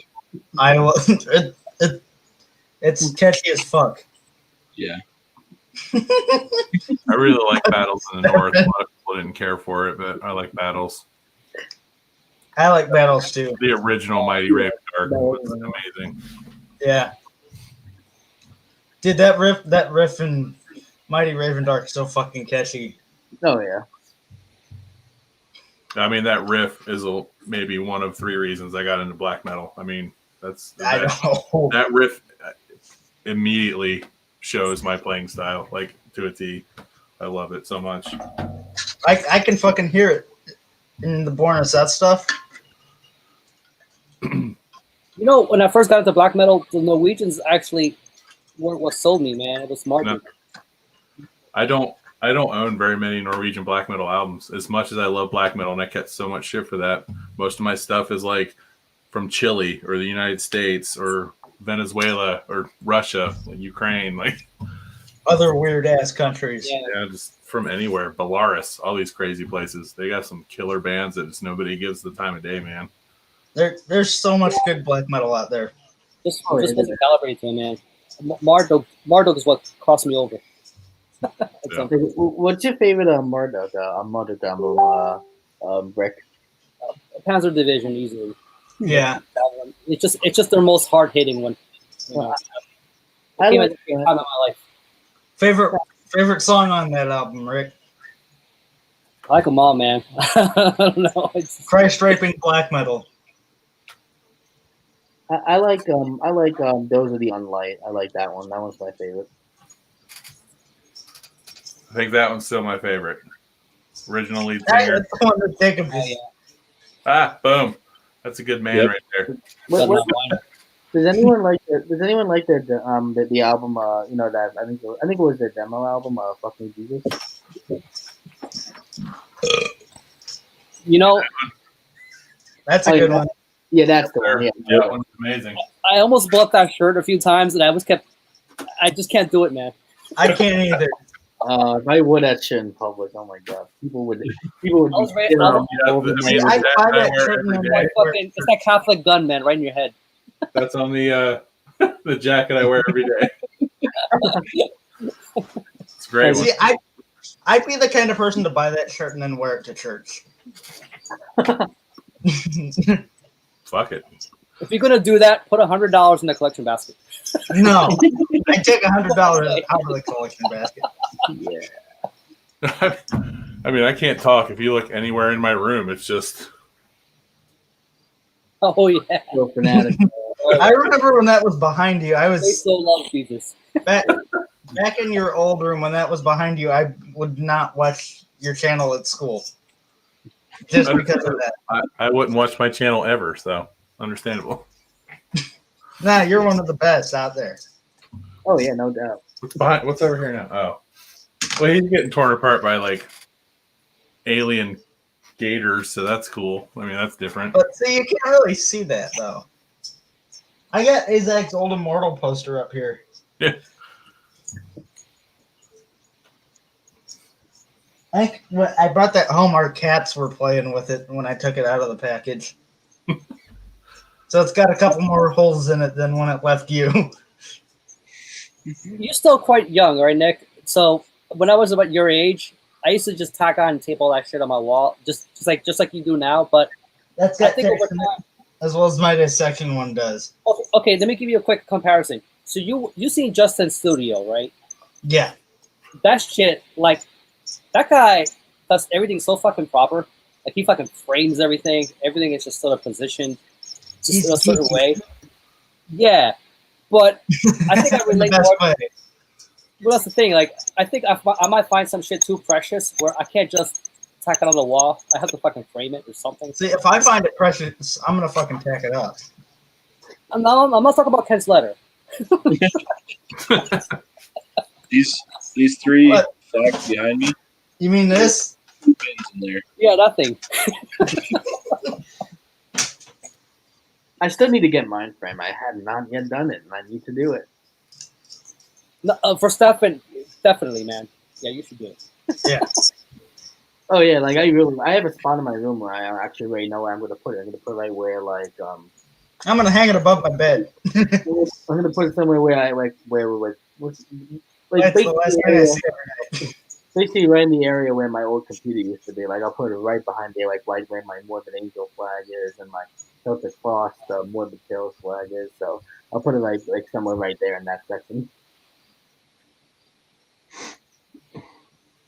Yeah, I mean, with flags is a little different. I understand. Like, you don't frame flags, right? Like, No, that's fucking weird.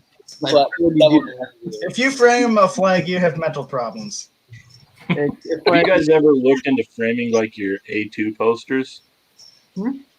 Those frames are freaking pricey. Yeah. what do you mean by A2 posters? It's Like a lot of the records come with A2 sized posters. Oh, You okay. can't like find those frames at Walmart. You have to special order them. Yeah, they're like a really just weird, small, oddball size. They're like, Or Oh, I see. I see. you know, Jacob, you know what a cheap solution to that is? Have Yeah. a fucking wood shop in your basement and make them on your own. Yeah, you go. then if I did anything in the basement, then I'd have to get rid of this room. So I'll keep this over a wood shop. Put a wood shop in your neighbor's basement. hey, bro, Real fine with order a it. cup of Yeah. sugar and your basement for 6 months. I'm not getting along with my neighbors lately.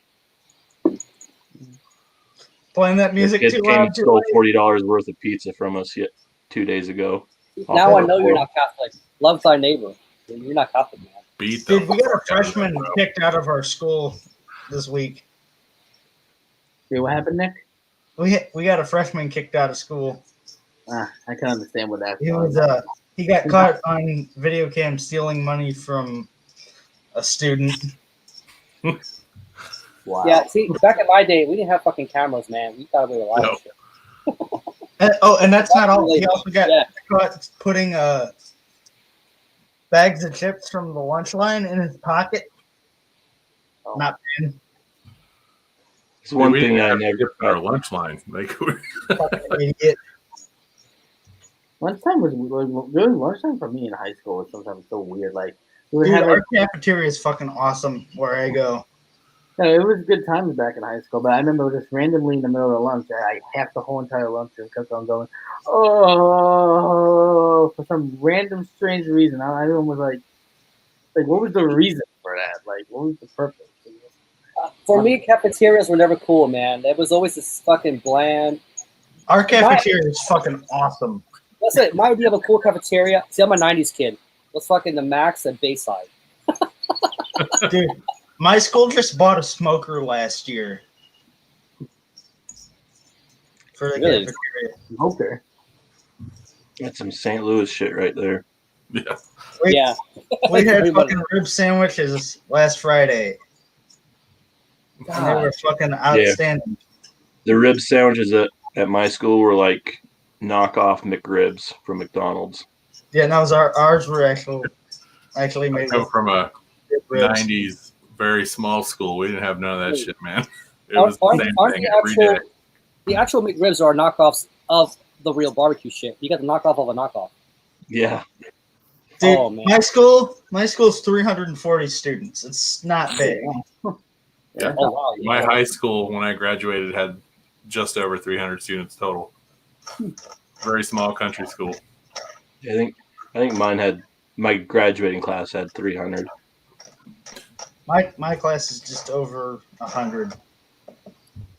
My town in Bayville, New Jersey, we had 3 towns worth of students. So we had to fill it up with.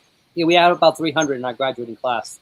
So that was like not even including our town. It's fucking 3 towns worth of students. Wow. That's how small that shit was.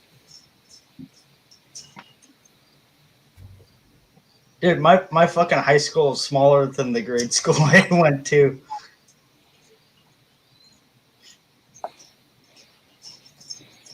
Is your high school just like a public school?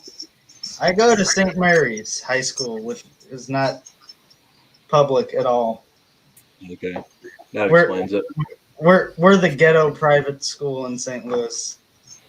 It's not in a particularly good neighborhood. It's 2 miles that way from where I live.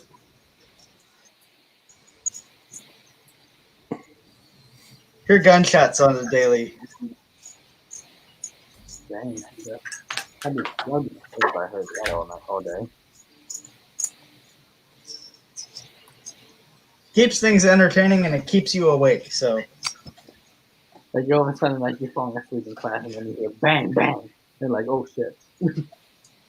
I'd be completely scared shit if I heard that in school. I'd be like what? well, no, it's never real close.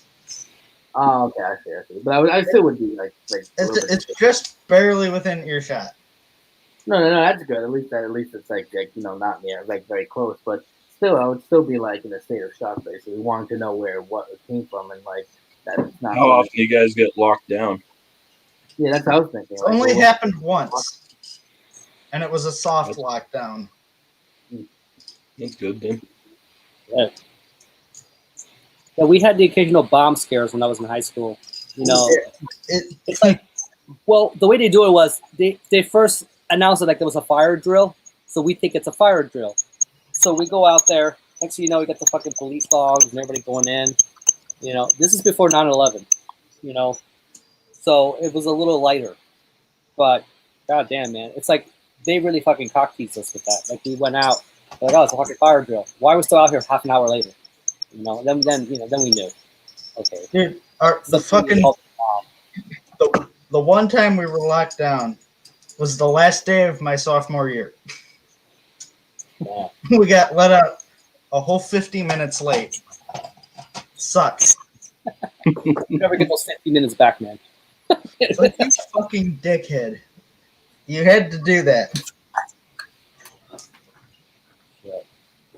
high school for me was just really just one of those times that when I won't forget into like a lot of crazy things that even happened during those years.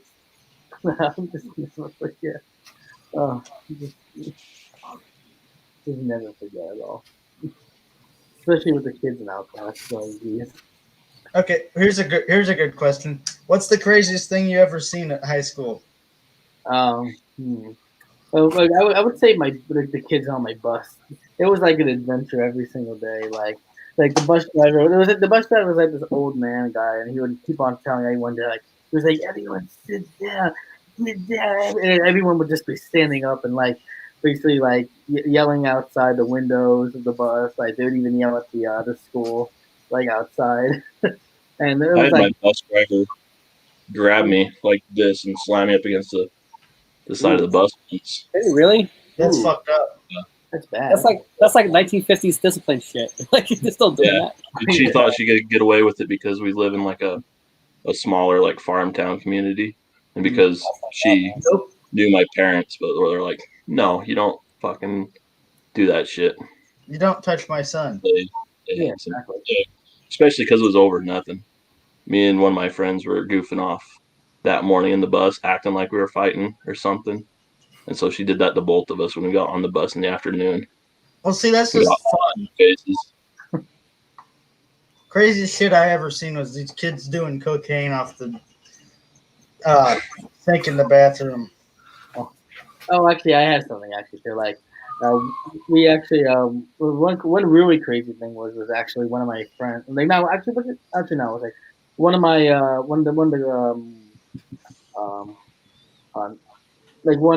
the students for one of my classes actually well he was like that one kid that was like a little bit like awkward in a lot of ways. Like sometimes you just wouldn't get him so much because he would be very sarcastic, like sometimes to like the thing and stuff like.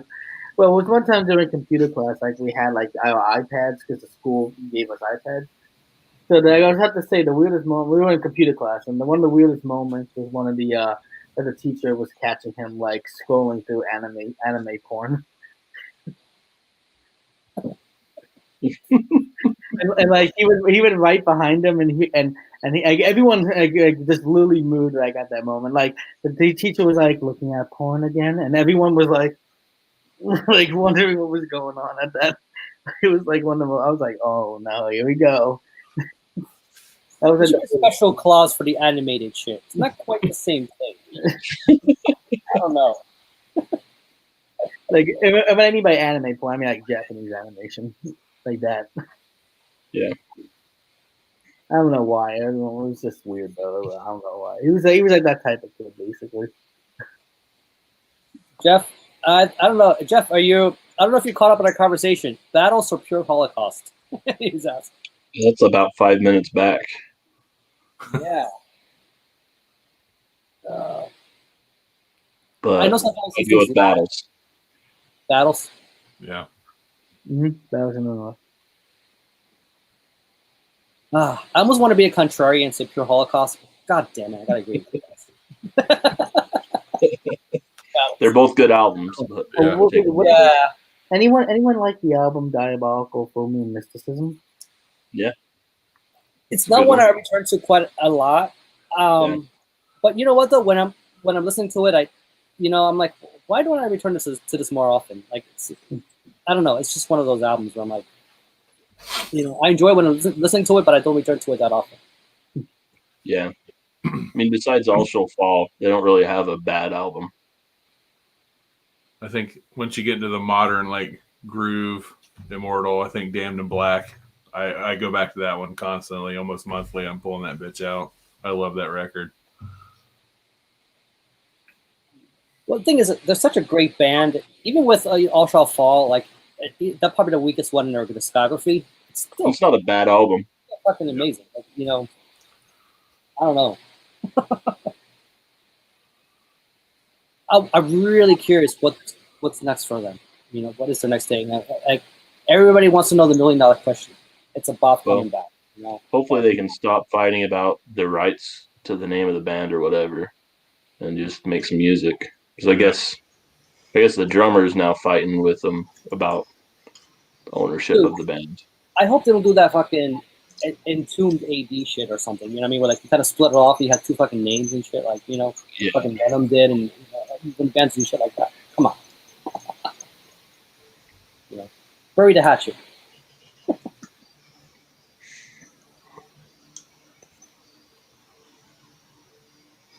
Let's start with Stefan and go around.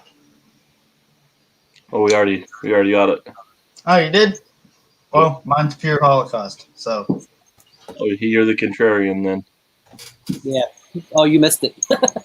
but We all went with battles.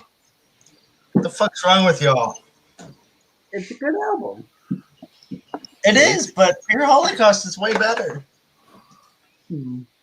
Hey Nick, do you have a little secret stash of scotch hidden underneath your desk somewhere? Like, Maybe. Are you sober right now? Maybe. First the Metallica, now this. Yeah, you made Ted hop on, man. No, he'll be like, Nick. Why do you think I got all these Mountain Dew bottles? Is it really Mountain Dew or is that Jägermeister? And is this really iced tea? Looks like Jim Beam.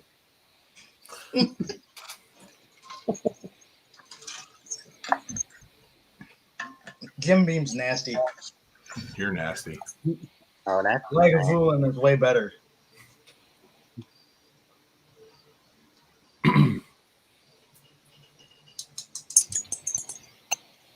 Who's got you? Yeah.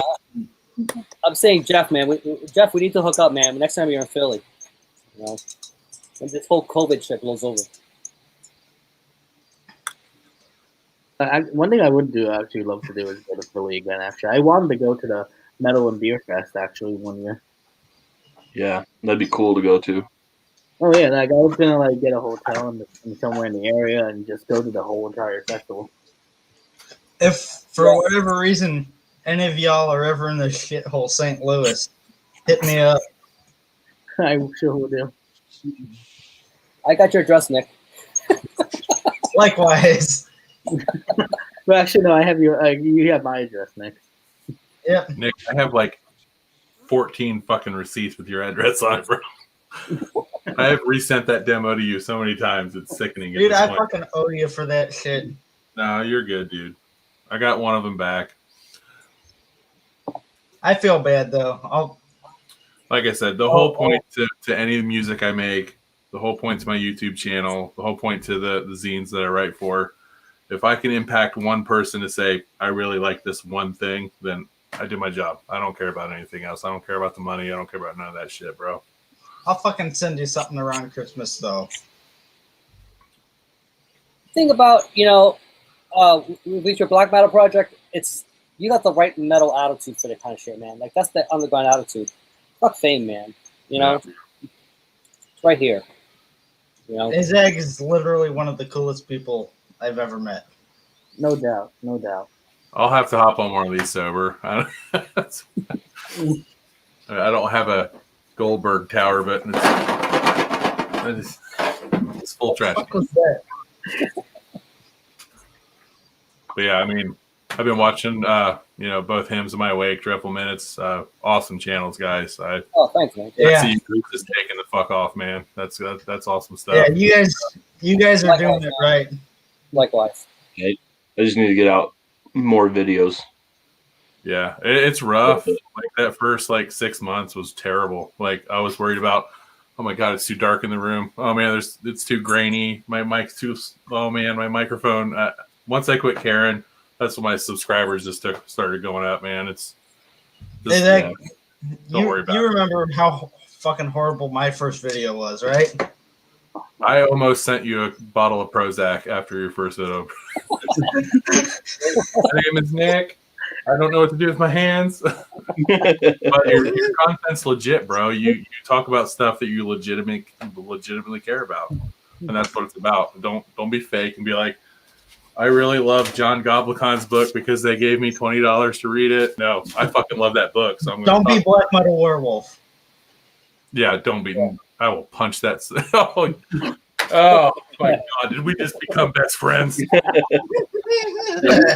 Necrogoblicon is a fucking amazing guy. Dude, I don't care what anybody says. Ridiculous. If you ever get a chance to read it. Let's I've follow got that with a 5-minute ad for a Awesome 3-minute video. Talk Oh, about a douchebag. That Black Metal Werewolf guy is so fucking fake. you got it on vinyl. Well, Hey, Nick. Yeah, this is like the bonus Hey, Nick. chapter or something. Yeah. I haven't listened to it yet. No, I was gonna ask. How can you say that? Actually, I'm a little confused. it's the band Necrogoblicon. So their manager actually dresses up like a goblin, and he has his own YouTube show called Right Now. Dude's funnier than shit. He just started writing his own books and He puts Mortis to shame, huh? ridiculously. Dude, he is hilarious. His just get on YouTube and search Right Now with John Goblicon, and you will laugh your ass off for at least an hour. It's fucking hilarious. Half of these bands they're getting have no clue what they're walking into, and this dude just fucking tears them to pieces. Oh man, it's great. Holy shit, man. And then he wrote a book. It's like Yoda's, The book is fucking awesome. Yoda's twisted cousin. All right. Yeah, I'll check it out. Dude, he's hilarious, man. I just look at the thumbnails, man. I'm already fucking falling over. There's a clip here with Ron Jeremy.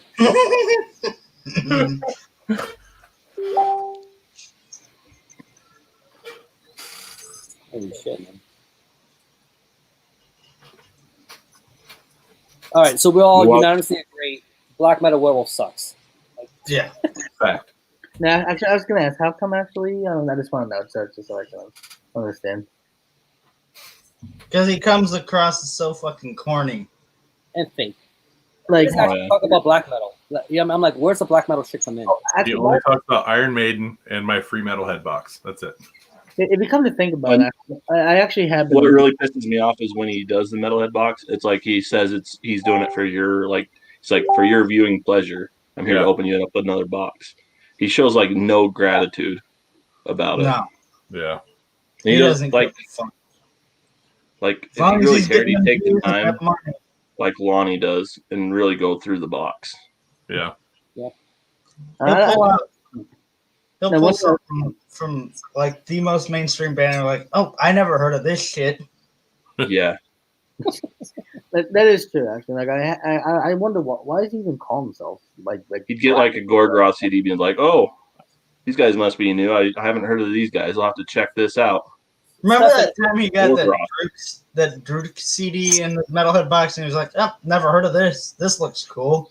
Yeah. That pissed me right the fuck off. I mean, it's hipster black metal 2.0. That's all he is. I honestly don't think he listens to the CDs that he gets. There's no fucking way he does. His whole channel is based on clickbait. I mean, You know who actually makes me laugh? It's that Farvan guy.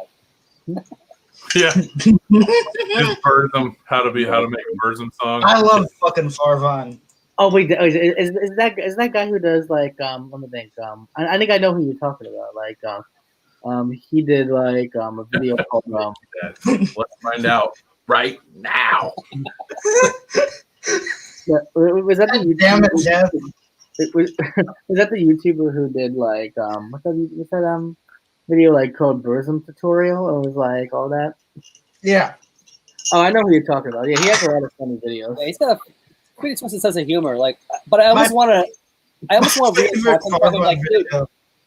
like, give me some like actual videos with the fucking musical substance. Like, he's all about the fucking comedy, and that's fine. But I love that. I love that. Dude, my Once in a favorite while. fucking Farvan video is what black metal sounds like to non-metal heads. Oh, I love It's that. it's just a steamroller. The construction site.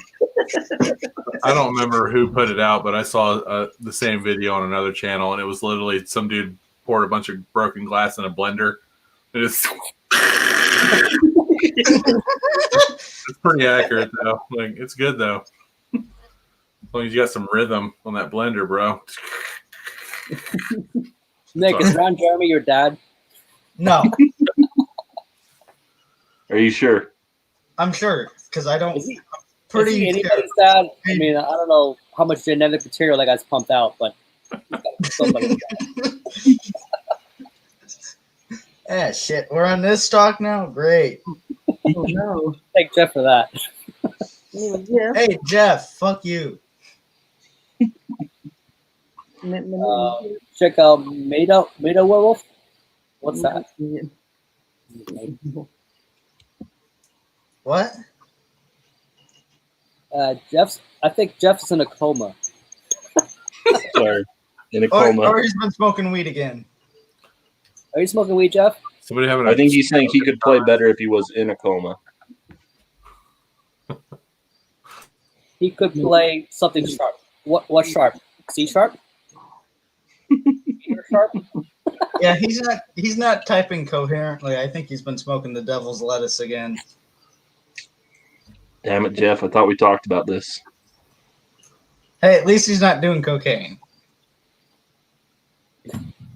Yeah, but that devil's lettuce, that's just a gateway drug. Oh, fucking You know- Soon enough, he's going to be on it. Ken was quite convincing that last week, when he talked about his true Hollywood stories version of his events. What? Hollywood story. You know, I didn't there hear was drug what hate. you said. I was watching Well- your stream last week, and when Ken popped up, blacked out, I Yeah. literally spit my beer. How fucking great was on the that? monitor. No, what stream are you guys talking about? I never even saw it at all. Oh, last week when Ken showed up in his dark hoodie. Oh. kind of On just Jake's hanging out in channel. the shadows. Oh, that was really cool. I like that. He looked like that. How, You went how fucking great is Dark Ken? I was expecting that this time. He hopped in. I'm like, oh, That was awesome. He went straight from death metal crypt to cult metal crypt, man. He was just blacked out, no face, like Yeah, that was awesome. dark images. I literally was like, what the fuck? he should do an entire episode clip of whatever. I don't know what his next video is going to be. Just in that mode. Ken They is, just like don't even acknowledge it. Just do it and just keep up the responses. Ken is legitimately one of the greatest human beings that has ever lived. Oh yeah.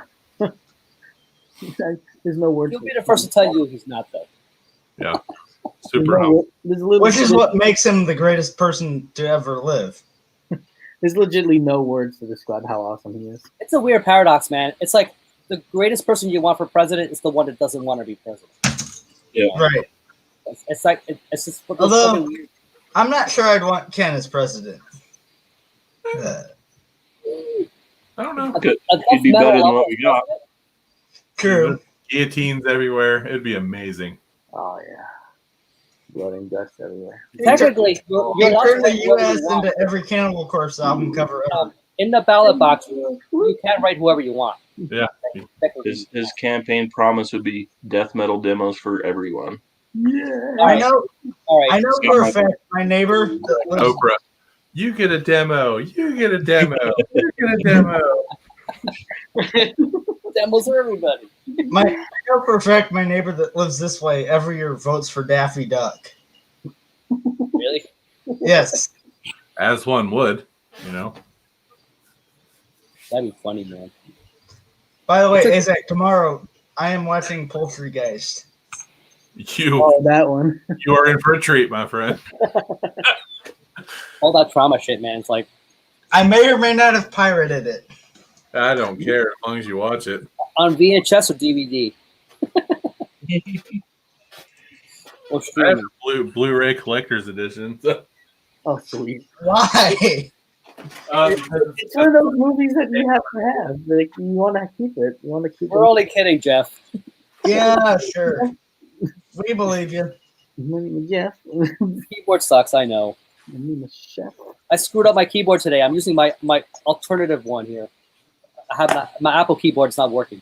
I'm using my school Chromebook to host this right now. Dude, I can't use laptop keyboards, man. I have to plug in one. I can't. I have to. I need like a real keyboard. Poultry Did Dead, bro. You have no clue what you're in for. is that not the greatest movie title ever? The one-liners alone will set you up for life, bro. I Like, really need to Open watch that. somebody's ass, it's gonna give you words for days. Ch-ch-ch-chia, motherfucker.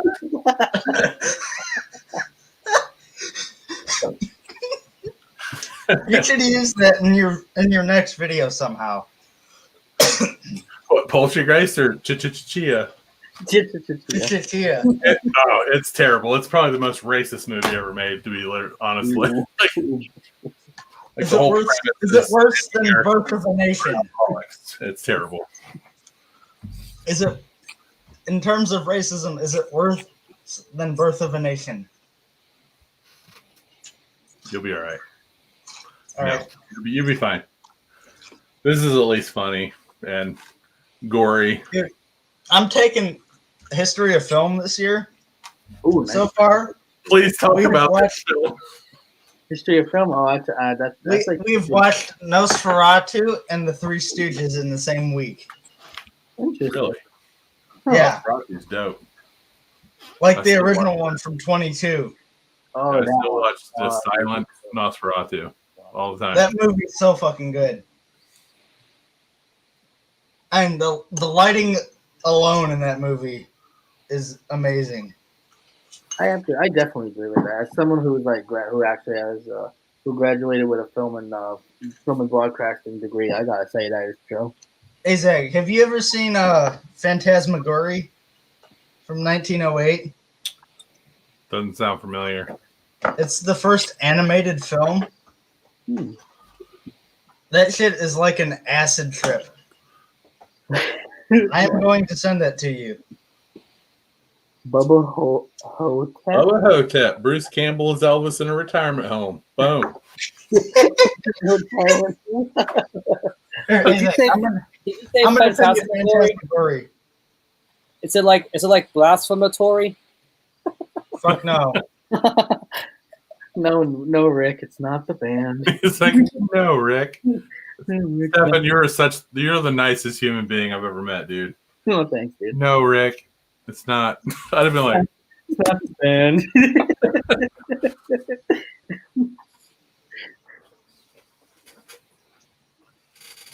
Oh, shit.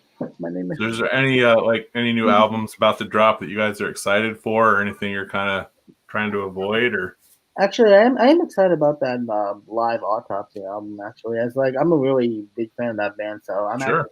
I'm actually happy they're coming out with a live album, basically from like an old show back then. I So didn't even know about that. Thanks for filling me in, man. That wasn't on my radar at all, actually. oh yeah, no, I have the no, I took I copied and pasted it, not copied and pasted. I took a pic, I took a picture from it so I can like put it somewhere, like maybe like on a folder to remember what album and like what day it came out. No, what day it's gonna come out because well the only albums I own from Autopsy would have to be like Severed Survival and Severed Survival and Tourniquets, Hacksaws and Graves. Okay. It's one of those bands where like it's hard to go wrong with anything you pick up, really. Like, you know.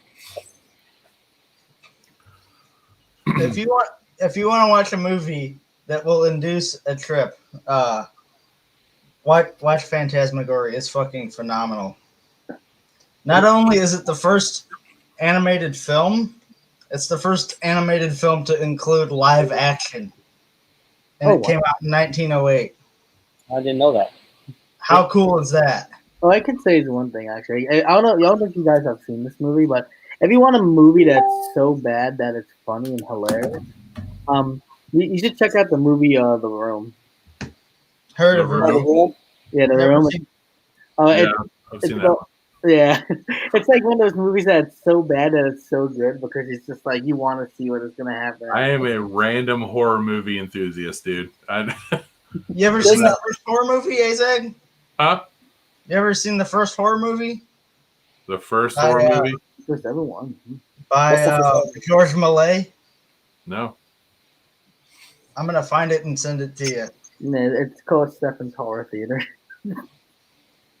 It's called The Haunted Castle. It's a silent film, right? It had to be. Like the video is basically the movie's like 2 seconds long, right? You just see it for 2 seconds and that's it. But they go, It's just like a flash of a castle and it's over. And it came out, that's it. get this, it came out in 1896. Like I Damn. said, I will definitely check that out. What's it called? The Haunted Castle. I'm sending it to you. Hell yeah. Thing is, it's hard to verify a lot of that because like a lot of reels have been lost over time with studio fires and whatnot. Yeah. You know. All these real early movies are free on YouTube. oh wow, Like I can find the first movie and send it to you. It's called Man on a Horse. It's about 6 seconds long. interesting. And it's based on a bet about if at any point when a horse is running, if all 4 hooves are off the ground. So what they did, test this, is they set up about 6 cameras, Oh, I heard about wires. Nick. I heard about this actually. One of Yeah. my teacher told us about this one semester. So yeah, I'll send it to you. I remember hearing all about that story. Yeah, that was interesting. One of the earliest science fiction movies I like. There you go. But wait a second.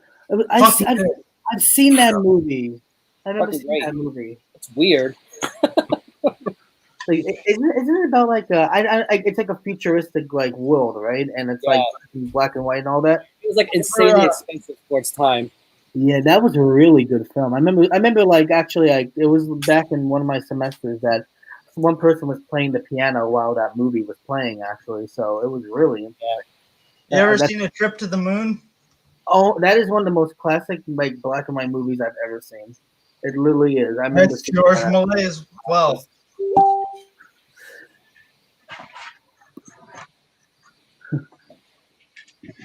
I'll send you The Haunted Castle here in a minute. Basically, that trip to the moon was like a rocket that went through like a moon's eye.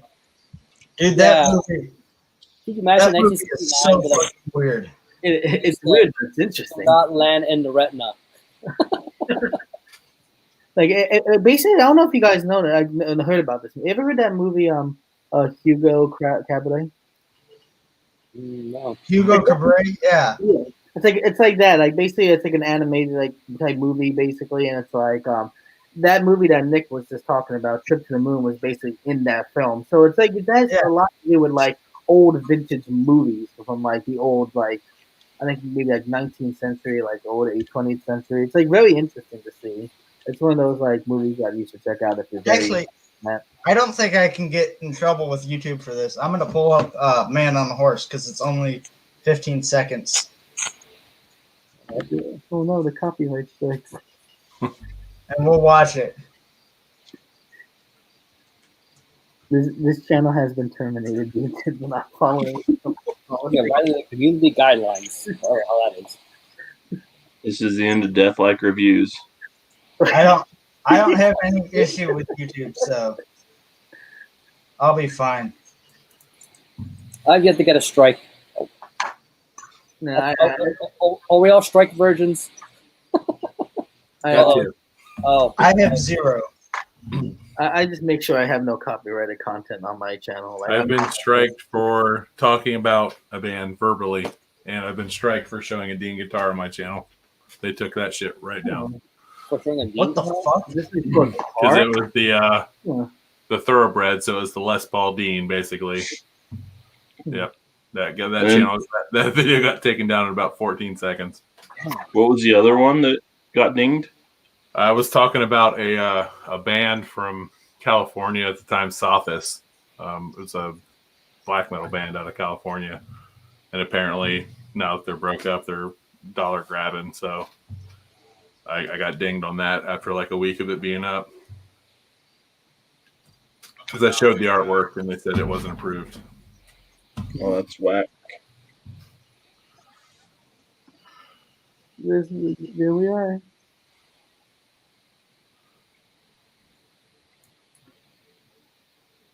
It's not fucking loading.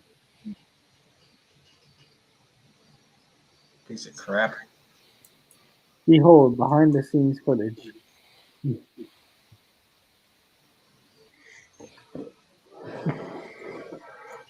All right, there he is. Can y'all see that? Mm-hmm.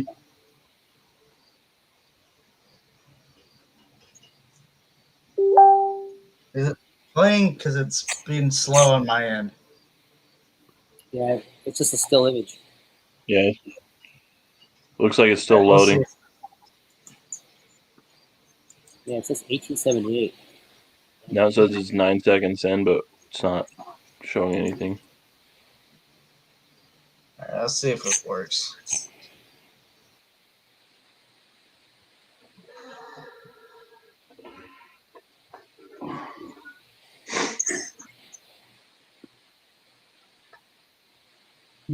Where did Nick go?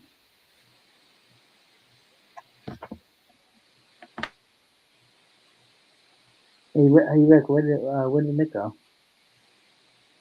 Yeah, they completely vanished. Dude, This channel has been terminated due to not following the YouTube guidelines. all it takes is 5 seconds. All right. You're done. You're going to the roaster. Bye.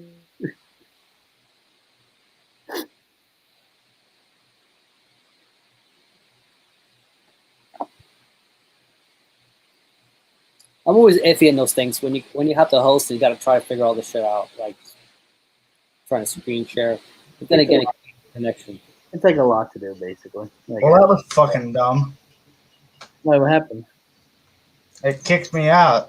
It fucking crashed. You disappeared for a little bit there. Come on, Stefan. You didn't notice that I was gone? Fucking asshole. I knew you were gone. What are you talking about? Prick. Well, here's the big question. Should I try that again or no? Whatever you want to do, man.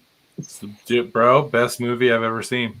If it works without me screen sharing, then I'll screen share it.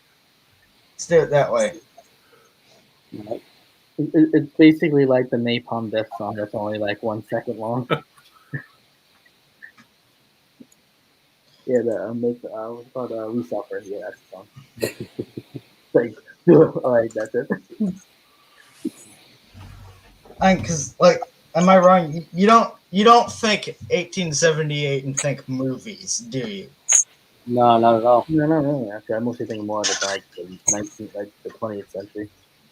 Dude, people were like still not allowed to smile in photos back then. So Yep. Women couldn't wear pants. A lot of stuff wasn't happening yet. Here's a question. What year do you think the first non-silent film came out? 1902, Later. 1912, Later. 1918. Later. 1936. I'm kidding. Too late. Okay, 1924. Just a few more years. 27. Right on the nail. Oh wow, 1927. It's called I The was about to Jazz hit Singer. I was about to hit that Charleston territory. Yeah. I had no clue. All right, I got it to work. So I'm going to pause it, and then we're going to see if it'll work on screen share. Hopefully it does, because that would be fucking cool. All right, can you guys see my screen? Not yet. No, not right now at the moment. No, I can't see anything. Yeah, there's like an 8-second lag on that kind of stuff. Okay, There it is. it's coming. Let me know when it's there, and I'll hit play. Bro, can I go pop some popcorn real quick? For a 15-second film, fuck you. Dude, F you, man. All right, is Horror it there? Oh man, this is gonna be epic. You ready? It better be epic. Do it. Oh, here we go. Oh, look at that go! Woo. The suspense. Someone Just quick, think someone 1878, though. What a thriller. Hollywood, How fucking- man, Hollywood Hall of Fame. Am I right? For the How for the fucking cool was that timeline though, for yeah. 1878? Yeah, must have been mind-blowing. Yeah. Still can't touch the greatest piece of cinematic history ever. Zero.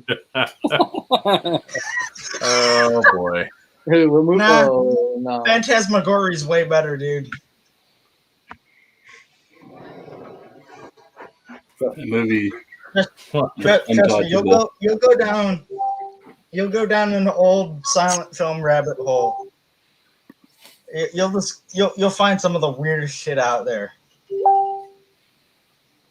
I mean, some of the silent horror films scared me so much more than the big ones because I know. you slowly did this every time. Like, that's I know Dude, the shit they would do with lighting, especially like the German expressionist films, like Dr. Caligari and Nosferatu, Yeah. is just so fucking genius. Yeah, they would actually put makeup as the lighting on your face. That was pretty weird. Or they would Yeah. they would change the filter on the camera to change the mood.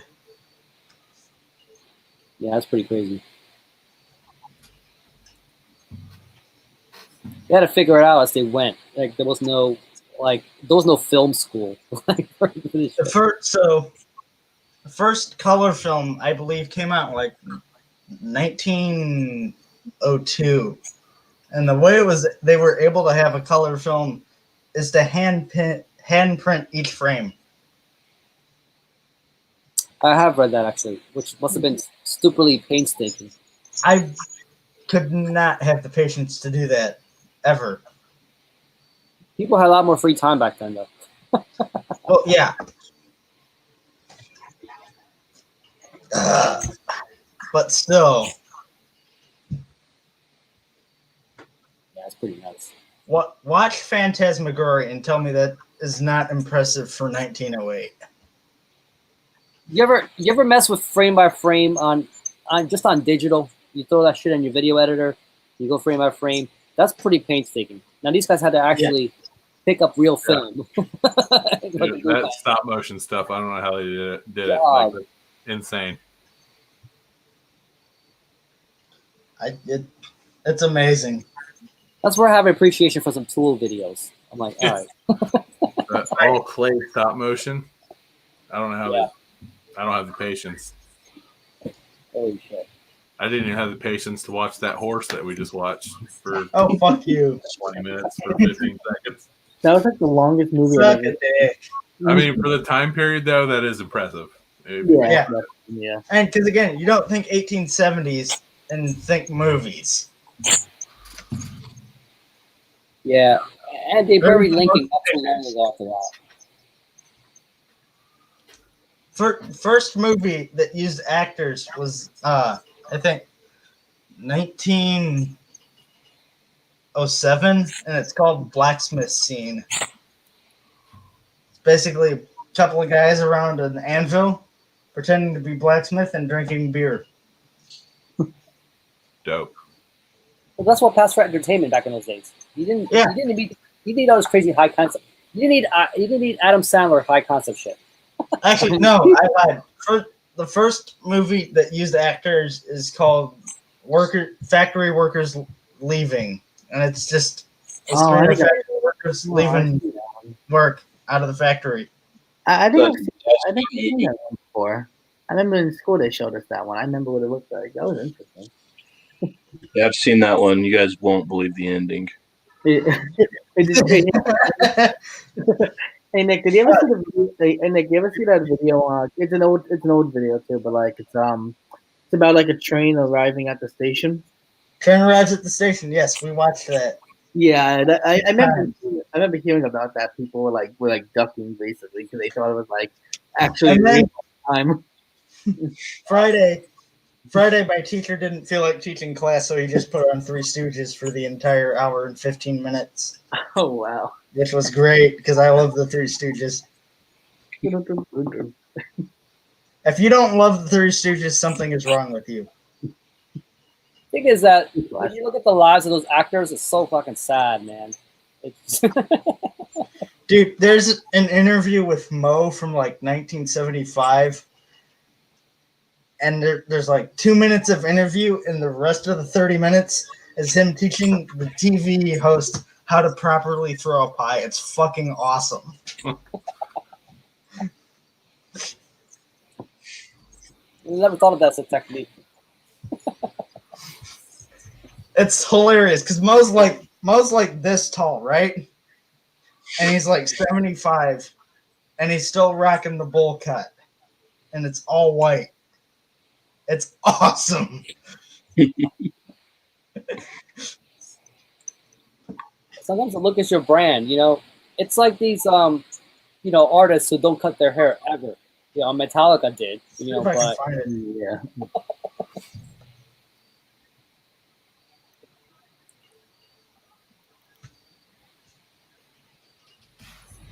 I think with some bands, it would just they've had their hair long for so long, it would just look weird if they ever cut their hair. Like, you just, Here, I'm gonna send this video to you guys because it's fucking phenomenal. Like, I know this is gonna sound weird, but I just want to say it. What do you think was the first ever porno? I have no idea. it would Like- probably be very tame. It probably had to be like you know. Probably Actually, you know what? I have an idea of something that can pass for that. Look up Serpentine Dance. It's from early 1900s. Like right around the time that Phantasmagoria and all that shit was coming out. Selma Hayek, Dust Till Dawn. Yeah, I remember that one. Serpentine. I remember that. It's also the first color film.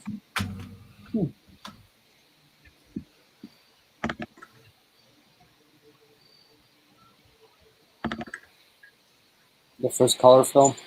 Well, it wasn't a real color film, right? They had to colorize that shit. They hand painted it. Yeah, they had to. So it wasn't like a true. Well, When did it's that come in? considered the Color? first color film because it's the first time that you could actually see colors on the screen that weren't black and white. Okay. That's what qualified it. Yeah. My favorite of the early movies that we watched so far is the first Western, which is called The Great Train Robbery. Oh my god, that is a classic one. Dude, it's awesome. That's a classic. It's the first time where you don't have the theater view where it's just one camera angle. The camera moves. They got shit going on in the background. It's so cool. That was a classic one. I remember watching that in school. Nick, you literally describing my whole entire like college semester class that you want to hear. Like that's all we did that whole semester was look at those movies. What a year. Yeah, I'm looking at Mo on that Howard Douglas show, on the Mike Douglas show. It looks. Oh It's- man, It's crazy, isn't it? I mean, he always looked like the homeless guy, but here especially, He's fucking tiny though. man. I think I'm gonna Google his height real quick just to see, because he was fucking short. Like he was almost a midget. Oh, by the way, I just remembered some. What am I thinking? Azig. Have you ever seen? It's like this really weird, like type of funny movie because I remember you were showing like that.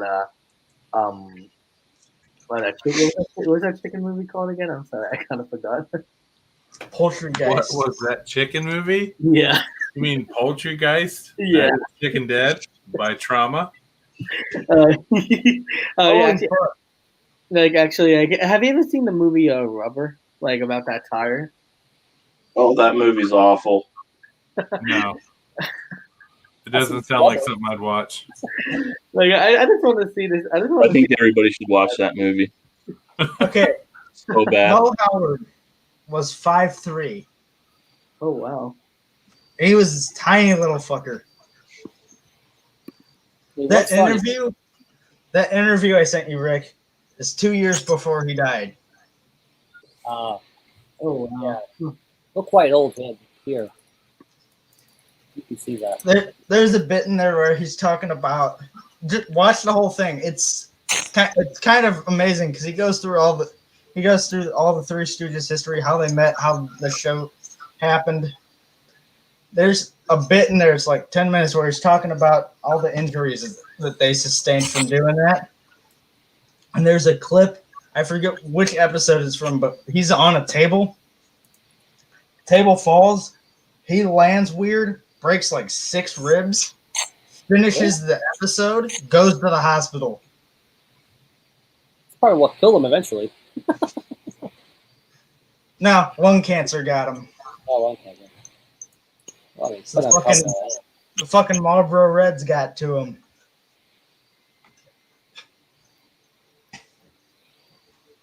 thing is, like, smoking is not as toxic as it is now. Think of all that shit they put in cigarettes they do now. Right. I mean, yeah, I guess after so many years, it's got to be something. After 75 years, that things build up. Yeah.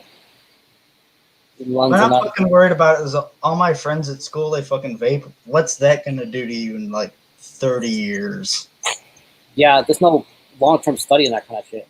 Like, hey, you want to be a guinea pig? Sure, why not?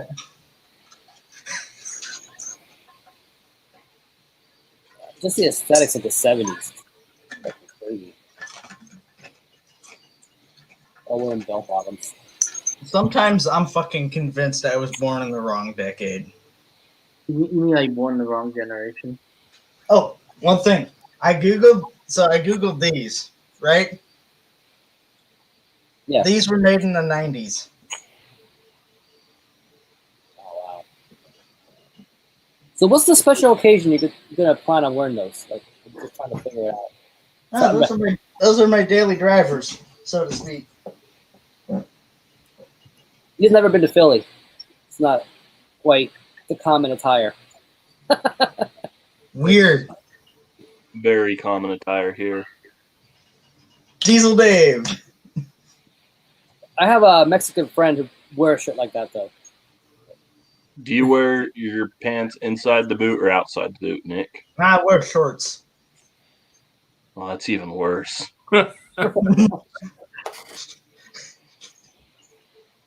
I'd kick my own ass if that was me. Trying to find here. This is what I do. If it'll load.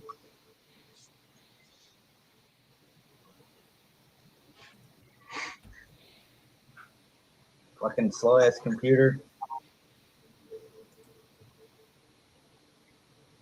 Talk amongst yourselves. Now, you live in the sticks, right? This is why you don't have that what you call it? That super fast pipe going down. No, there. we live in the middle of South City. I just have shit internet reception in my room. Oh, that's it.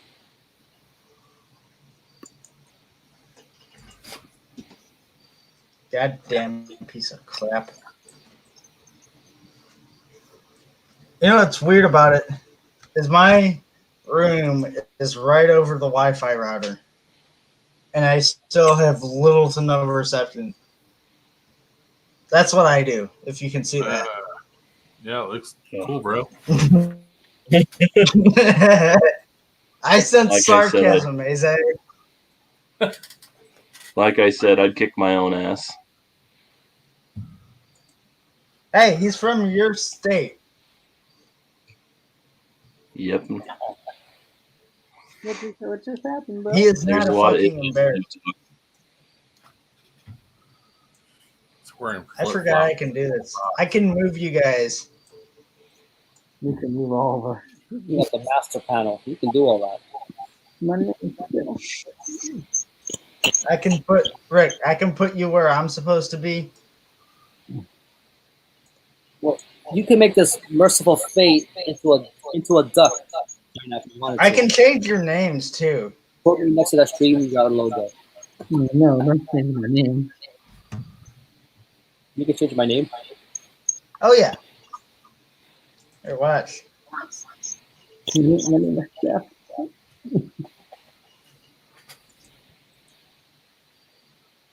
Next time I host Nick will be Manowar #1 fan.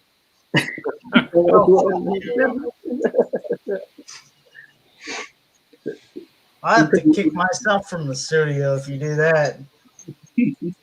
Actually, that Z works. It's pretty appropriate for Philly. You like it? Should I leave it or change it back to the S? No wonder. It's fine. I was thinking about changing Azag's Abyss to Assholes Abyss, but that was too Wow. far of a stretch for me. Wow. After he Because complimented you're not. After all that, come on, man. Bro, I backed you up on Immortal. I backed you up on Mayhem. You know what? he backed you up on the shorts and the boots. Well, I was gonna say I wasn't gonna do that because it's too far of a stretch because he's such a nice person, but then he fucking left. It's just that kind of night, Nick. You make Yeah. 10. Come on. You know how it is.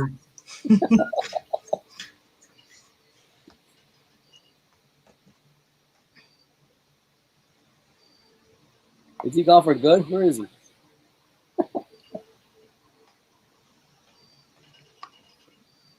I'm gonna tell him to come back.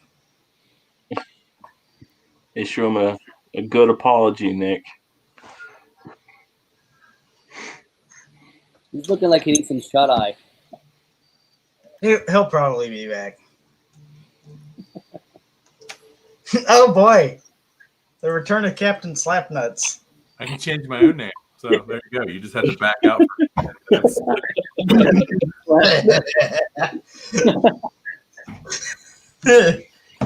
Fucking missed that guy, Captain Slapnuts. You should create a whole character to go along with that. Do I have to? Like, it exists. That would be fucking incredible. Doesn't sound very black metal. It's not. That would Make him slap It nuts sounds Abyss. fucking hilarious. Are there any comedy black metal projects that I'm aware of? Is that get on that? Probably none that haven't been stabbed, but probably exist. Is Neckbeard Death Camp considered comedy? No. That's a great name, by the way.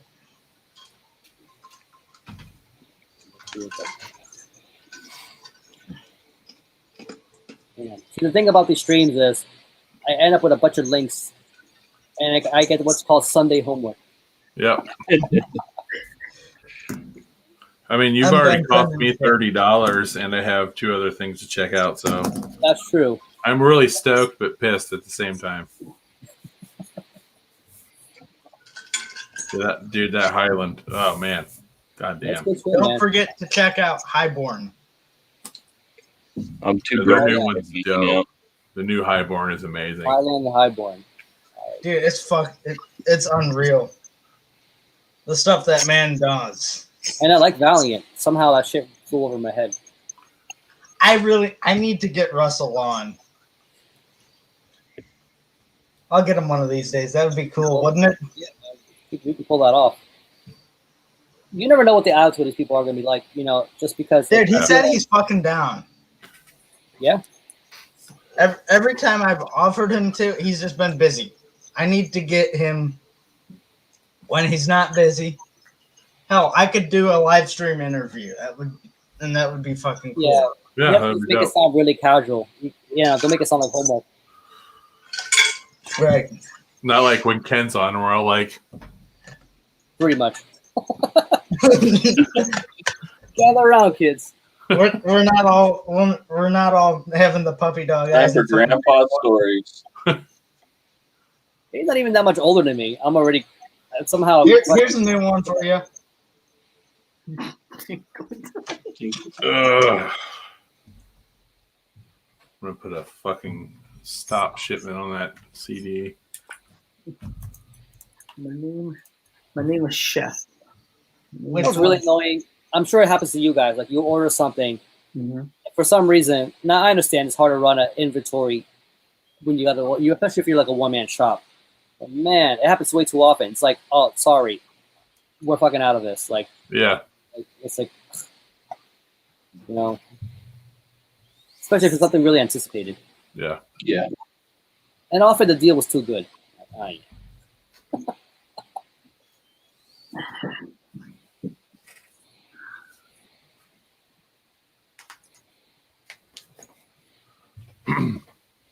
I'm trying to figure out how to get you guys to spend more money.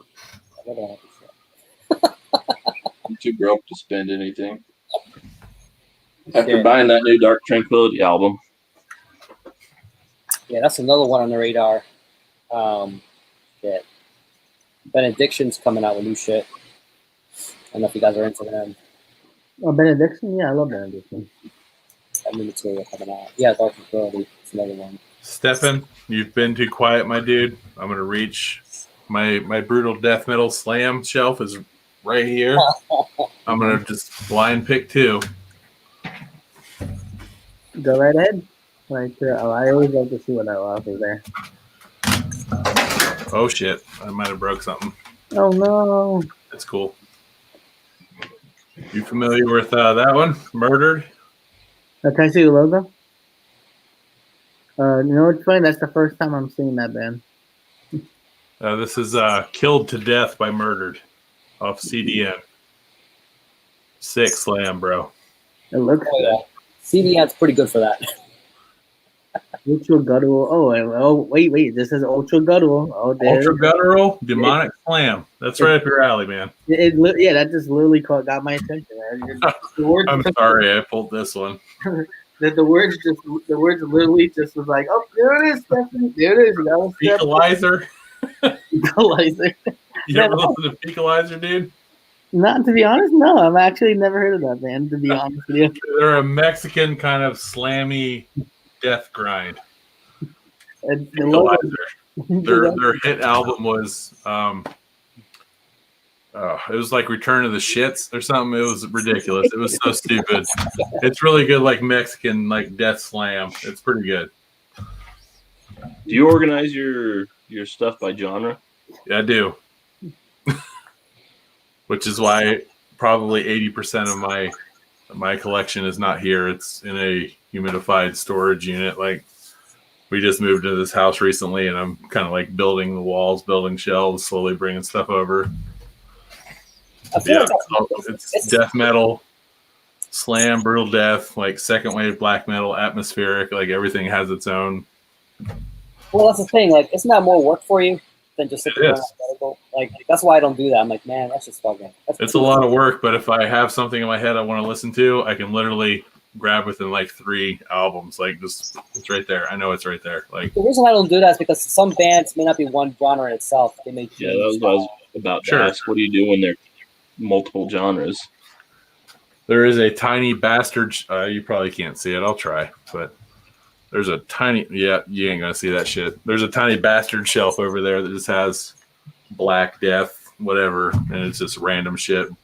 That's where all like most of my like Black and Death stuff lives there. My atmospheric stuff's usually over there, but I am very narrow minded. Like I love just raw black metal. I love like just second wave black metal, just straight up slam. Like it's easy for me to categorize because I don't listen to that much stuff, honestly. Yeah, Right on. and there's nothing wrong with that at all. I find something that hits me and I'm just like, fill it up, move on. Yep.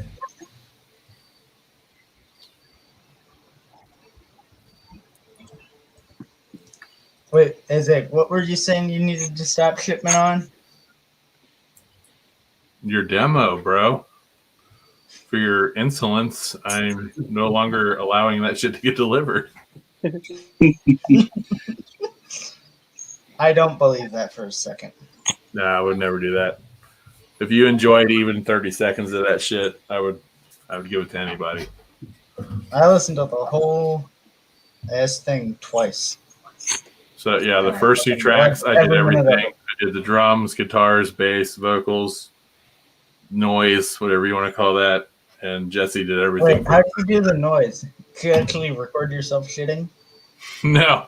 So I literally kind of choked myself and like did this with the mic and kind of choked myself, like recorded myself choking for about 10 seconds. That's the opener for the first track. Like I couldn't breathe, like literally. It's drowning in shit. Like it's just dumb as shit. I don't know why people listen to it. Where'd Rick go? Because it's fucking good. Rick disappeared. But now, like most of the noise stuff, like is literally just guitar feedback looped 1,000 times through the whole track. It's a VHS static looped 1,000 times through the whole track. Like it's weird, just weird shit. Are you guys ever going to do anything more with that project? We're yeah, we've been talking about it. There's a couple things we're trying to do, but I want to get my Born to Set out. That's to me my magnum opus. That's the Hey, Isaac.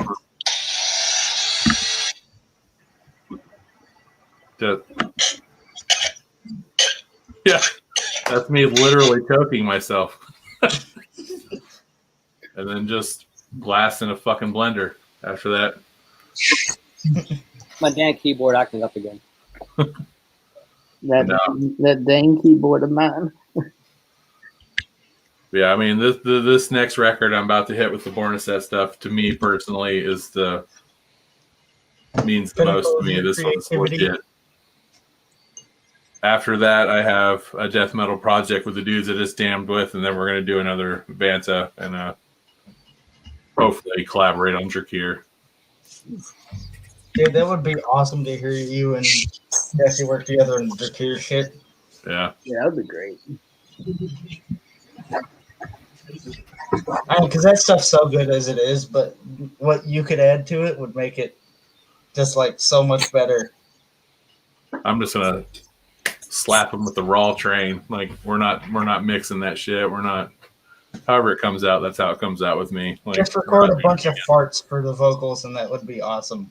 Well, It sounds just like sperm. the next Vanta sneak peek might have some of that. So Awesome. the track that I I'm know- working I on, know. most people do not like it. It's called Intergalactic Gangbang.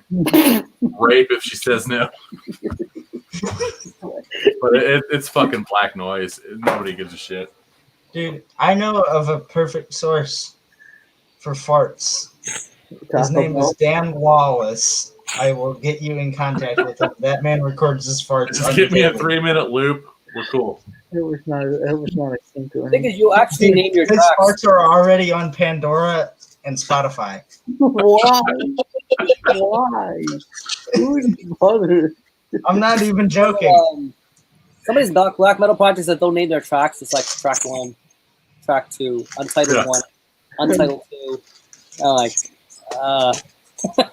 Yeah, it's like I'm like Yeah. intergalactic bang gang, fucking gang bang rape. If she says no, track 1. There we go. Just come up with the most offensive, ridiculous shit you can. That's all that band is. It is literally talentless, scratchy noise over And that's why it what works. I literally thought would piss everybody off at the time. That's why it works, though. That's why the cover works. Like, did I tell you what the cover was? Well, No? Let me see if I can. So that is literally a paper plate with 7 hot dogs on it. Just what? Jesse shucked the hot dogs, and that's how they fucking ended up. I didn't even know what that was. I don't know. It was That is a just house. hot dogs. That's on paper amazing. plate, Oh Dude, wow! it's fucking amazing. so is Oscar Mayer in the credits? bro. No, because they were generic local brands. And you just filter it black and white 700 times. I literally thought that was actually a house. Actually, it looked like a building. Bro, that is just a pack of hot dogs dumped on a paper plate, and he shucked the shit out of it, and we took pictures of it. Great! Wow, I didn't even know that. Next thing you guys do needs to be the hot dog buns as the cover. Yeah, it's a companion piece. But Literally, I catch. I mean, that Next demo level is mustard. My name is Chef. just like I- 50 no matter condiment how much of bottles a just joke- squirting up in the air. I don't know. That demo, like, I love it and hate it. Like, it had some of my guitar work on it I loved, but after everything I did to it, you can't hear it. Like, No matter how much of a Wonder, joke like it is. when you hear like raw black metal, you're like, what the hell is the process behind all this shit? Like you gotta put one together yourself. You know, I think it starts to click. You're like, oh, all right. Sometimes there's just no thought. yeah. Like, Hit is I hitting. tried to recreate raw black metal and I couldn't do it until like this broke and then that broke. Next thing I know, I'm recording on a plug into my phone for my guitar and a gaming headset with a little tiny microphone for vocals. And I was like, we're there. The shit works, bro. There's a lot of that going on with these one-man projects, like that they won't tell you. You know, they want to make you think like it's some kind of mystical, whatever fucking shit going on. Like I went it's to the all club out. perfect.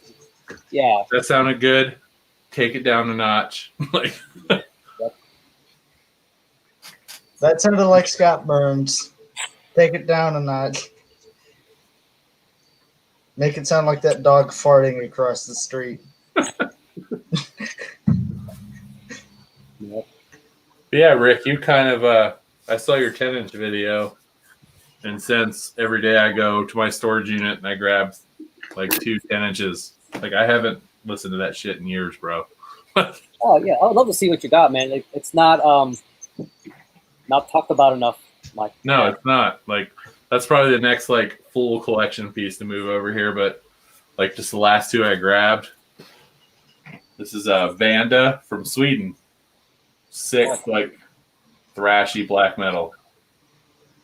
I love that painting, man. Yeah. The dude that sent me this is a good friend of mine, Eddie. He drums for Vanda and the Swedish death metal band Desolation. Have a lot of shit from those guys. And then the other one I picked out, it's Dime a Dozen. It's Mutilation, Destroyer Ooh. of Satan. Dude. I love that album. But like your video, like made me realize, holy shit, I have like dozens, like hundreds of 10-inches that I haven't touched in years. Like, Well, I had that patch. so like every night after work, I take 2 back, I bring 2 with me, and just kind of checking out 2 at a time. I was thinking about going through my 10 inches on a video as a response. Yeah. No, that'd be awesome, man. Yeah, I'd love to see what you guys got. I don't have I've any. only got like I didn't 5 show of them. anything. I didn't show anything too underground. You know, it's just kind of like stuff that people might know. Yeah. Yeah. I don't have any, and that's a problem. I need to fix it. Yeah. I'm getting ready to upload probably after this. I'm going to upload the video I just recorded as a response to. Do you guys know Liam from Death Doom Metalhead? I know the watched- channel. Very new channel from England. He did like a 10 questions asked by the metal community video, and he asked me to do a response video. So I'm going to be uploading that. So I would encourage cool. if any of you find any of those questions cool, just response that shit, man. Dude is super chill. He's into like death metal, black metal, doom. One of the coolest channels I've been seeing. Sounds up my alley, man. So what's a Death Doom Radio? Death Doom Metalhead. Or Metalhead? I'll check that out. Yeah, check it out. I might he's make my super first chill. response. So yeah, I'll probably upload that if I'm sober enough to fucking hit that button when this is done. But I recorded that earlier today. Who knows how long we could go though? Yeah. How long do you guys' videos usually take to upload? Mine today took about 15 minutes. Yeah, it Yeah. does take a long. Depending on your connection. I think I actually found this. Isaac. I think I found his channel actually. Is it him holding a guitar? Probably. He's like Yeah, that's exactly. weird, kind of bald on the sides. Yeah, he's a super awesome dude. That band, his band is awesome. Yeah, 'cause I see this. Yeah, dude. I see this video that he made 2 days ago. So like basically it's about like metal albums you should hear at least once before you die. Yeah, live albums before you die. That's a good one. Yeah, I should check out what He's super new. He's got like 50 subs, but he's hitting like unique stuff. Like, here's to like 10 questions I would ask to any metalhead. Boom, recorded it. Here's Actually, 10 live albums you should hear before you die. Boom. Like, he's not just doing what I do and just be like, well, I bought this. He's No. almost like 200 subs now. Yeah, he's growing really quick. And he's got- that 10 Wait, questions video, there's like Stefan, already send his 10 channel to me. comments. So he's just growing, man. Just subscribe. Yeah, he He's basically shit. has, I'll send you a link, Nick. All Like, right, he cool. basically I'll has, like, subscribe a- as well. he has like 183 subs now. Yeah, he's grown. He's only been doing this for like 3 months. Man, he's growing quick. He's super chill. That's amazing. Yeah, he's got like 183 subscribers or 84 now. Any questions? He just does a lot of unique shit, like your 6 favorite bands that have had multiple singers rank the singers' albums. Like, he does a bunch of crazy shit like I would never have the balls to do. I'm really like, here's my favorite 5 Ukraine albums. See you next time. Like, I don't do that kind of stuff. And yeah, dude's awesome, man. He's super supportive too. He looks Yeah, like he looks I don't know like if you were on earlier, but like that ranking shit's not like my thing. That's like Yeah, it's always changing. Like I'm terrible at yeah, it. yeah. It's so hard.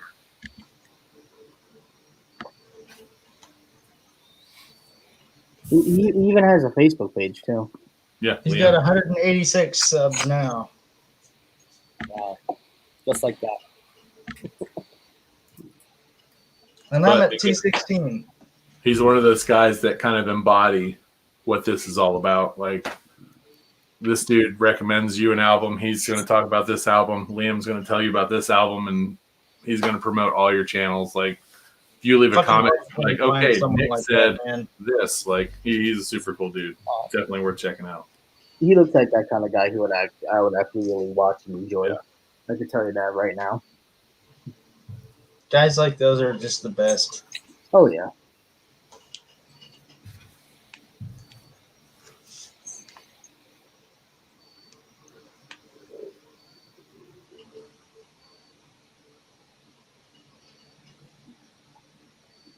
This live stream is sponsored by Kettle Cooked Wise Chips.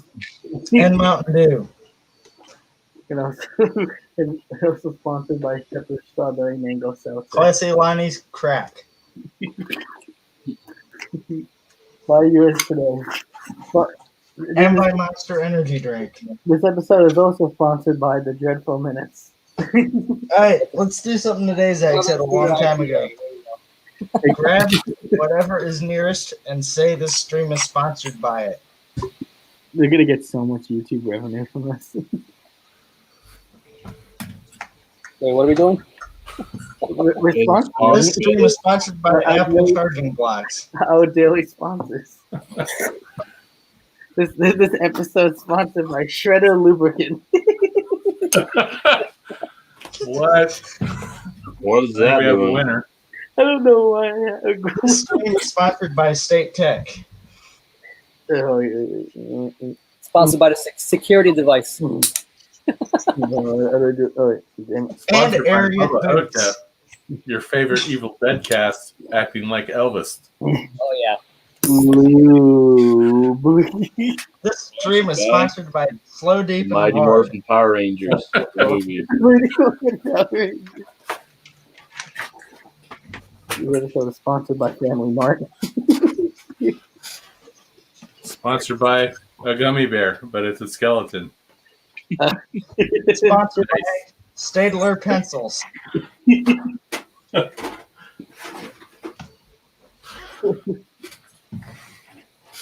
And finally, You know you by hit rock bottom. I'm when that solar snowman.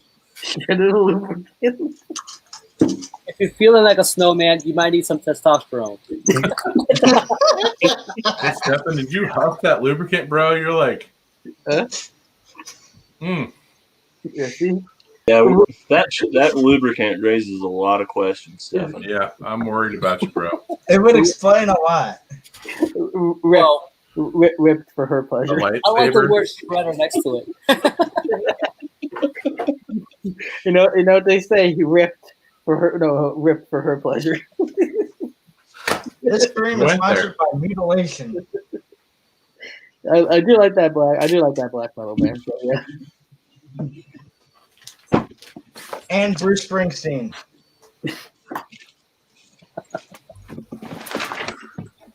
God, I'm such a nerd. Army of Darkness, Evil Dead comics. Yeah, there you go. Ash gets hits. Oh shit.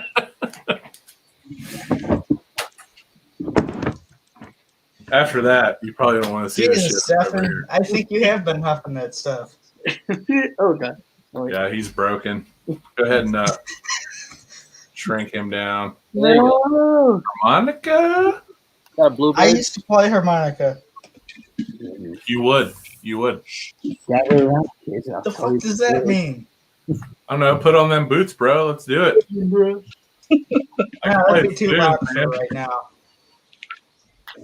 It's a rave up in here. There we Only I go. had my country CDs Dan with me. agents. This stream was brought to you by Cody Jinks and Tyler Childers. Who's there? Tyler Childers is Rick, pretty speaking good. of Cody Oh. Jinks, did you ever find anything on that Unchecked Aggression band? What's up? Remember that band I was telling you about last night, Unchecked Aggression from Texas? No, I got caught up on all kinds of other things. So I didn't even get a chance to. Yeah, don't bother with it. You won't find anything. You'll just come up with a bunch of stupid performances by ska bands if you put it into YouTube. 'Cause we all know that ska sucks. Hey now. What's wrong with Scott, bro? Only person that Yeah, actually yeah. unironically likes ska is Jason Hook.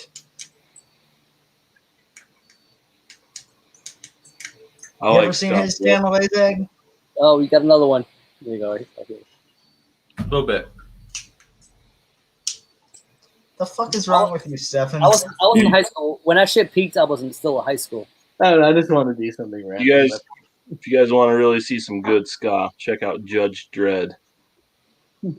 Check out I The like it. Urge. I like the name already. Deep Jacob, are Six, you Judge familiar with Dredd. The Urge from St. Louis? No. Check that shit out. It's awesome. Scott Wait, I sucks. thought you were just Check out trashing the on ska. Urge, St. Louis. It sucks. I was being sarcastic. What is it? Dude, All the ska singer sucks, of or The Urge you're a owns a ska hot fan? dog restaurant.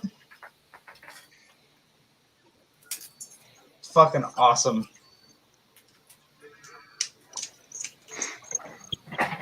Like it's like Google won't let me spell it out. It keeps trying to autocorrect me. It's like, it was telling me Judge Dress. Won't let me spell it out. Okay, I see it now. It's old. It's like '60s ska, like not ska punk, but like straight up ska. Oh wow, yeah, it's coming up here. Reggae and Ska Volume 1. Damn. Check out the Deep Six.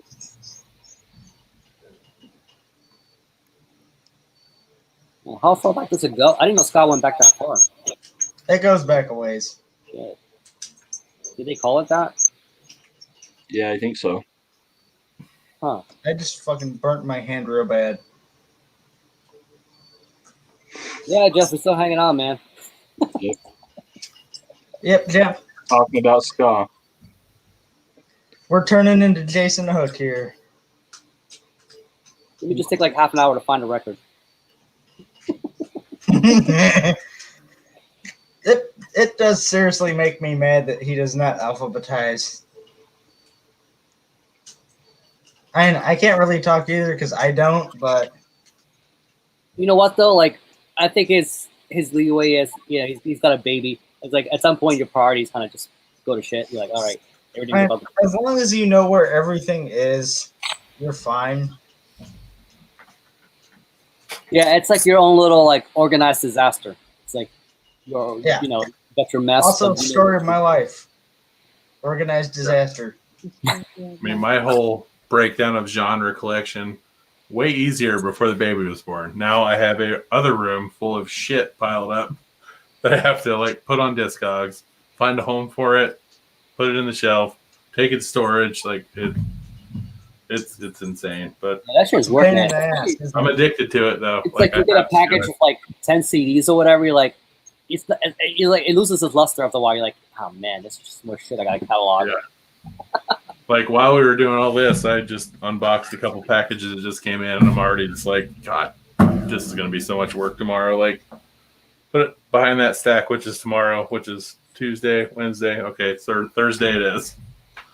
I don't know if you do what I do. Like, I get like guilty pleasure shit too. Sometimes like it's not channelable. I'm like, okay, I can't talk about this one. Oh no, bro, I have some guilty pleasure. That's for sure. I listen to what? Pink. Fuck you. Like, Sorry, what do you Everyone say? show a guilty pleasure album. Except Stefan, because he won't go up to his precious CD collection. Oh shit. Hold on, sorry. What did you say? What did you say, Nick? Huh? I said you won't go get your fucking CDs. That's because I'm cleaning out my room at the moment. I have a lot of stuff.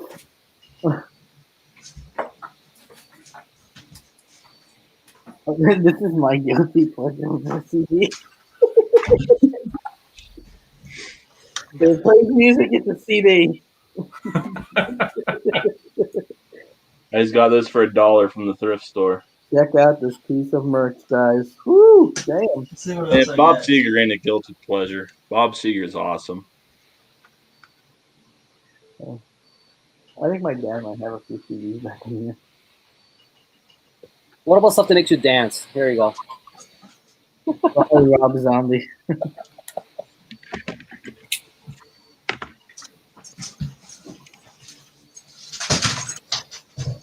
Oh, she's good though, man.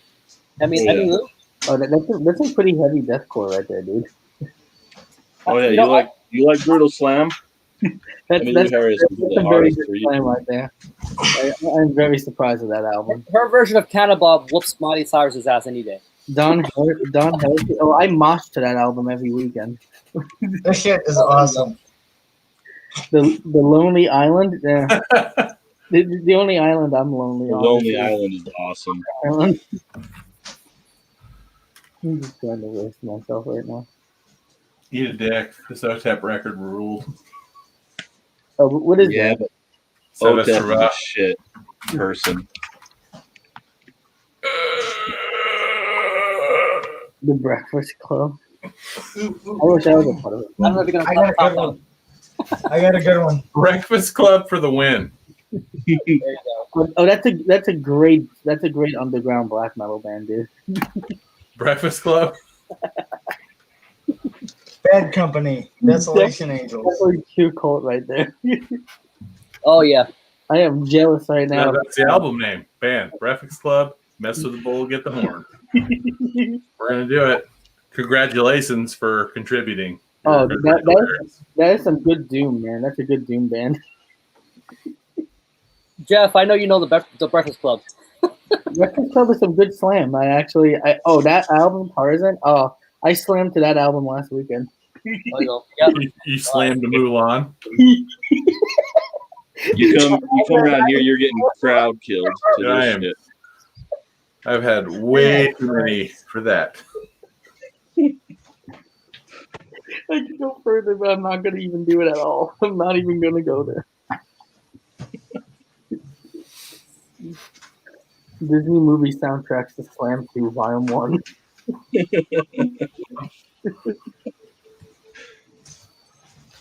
The new Aladdin, A Whole New World by Cradle of Filth.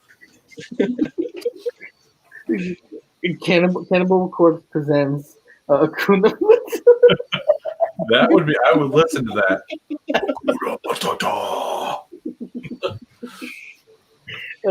Napalm Death presents Beauty and the Beast.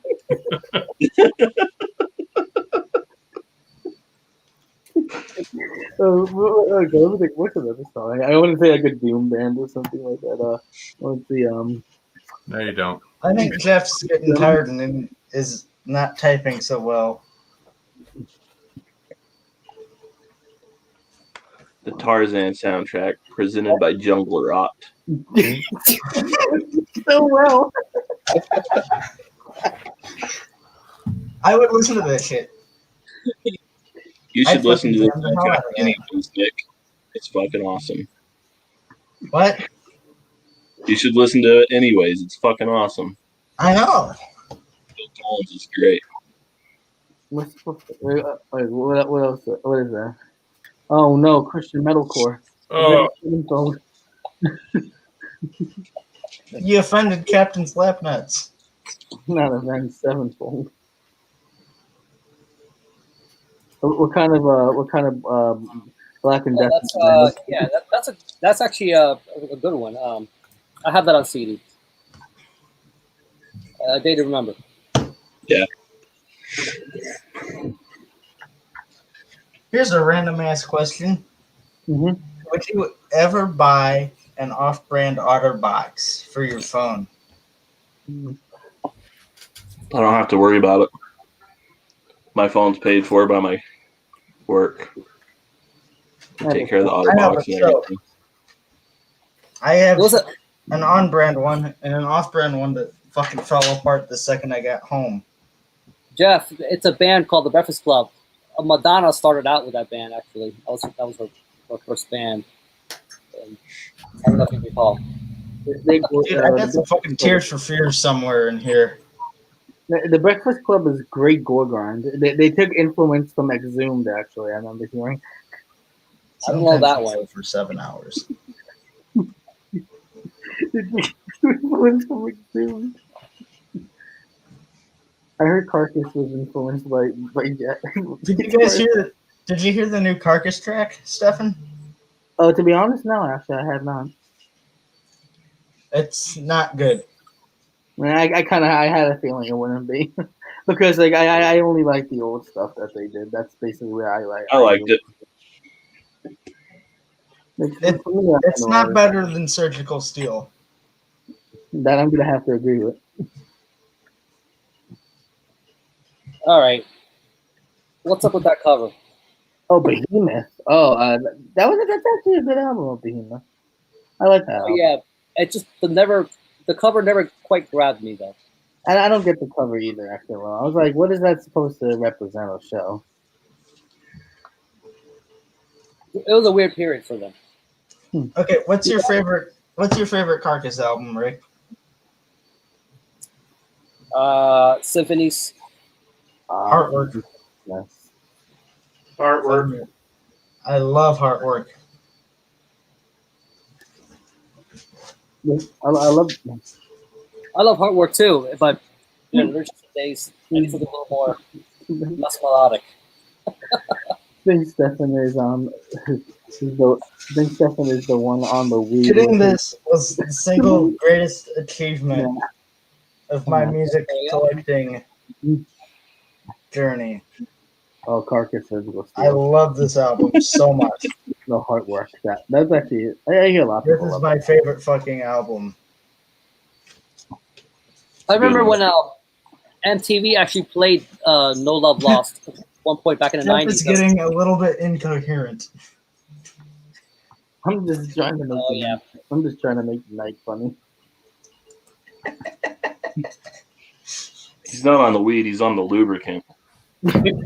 Yeah, get a lubricant right here. Sponsor. That's the good shit right there, Stefan. Shredder. Lubricant. WD-40 has other purposes. It has many By the uses. way, that's a good band/album name. Sure.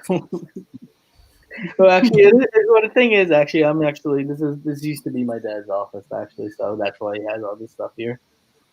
Dude, that's gonna be fucking hard for you to be there right now. It is hard to be here right now, actually. It really is.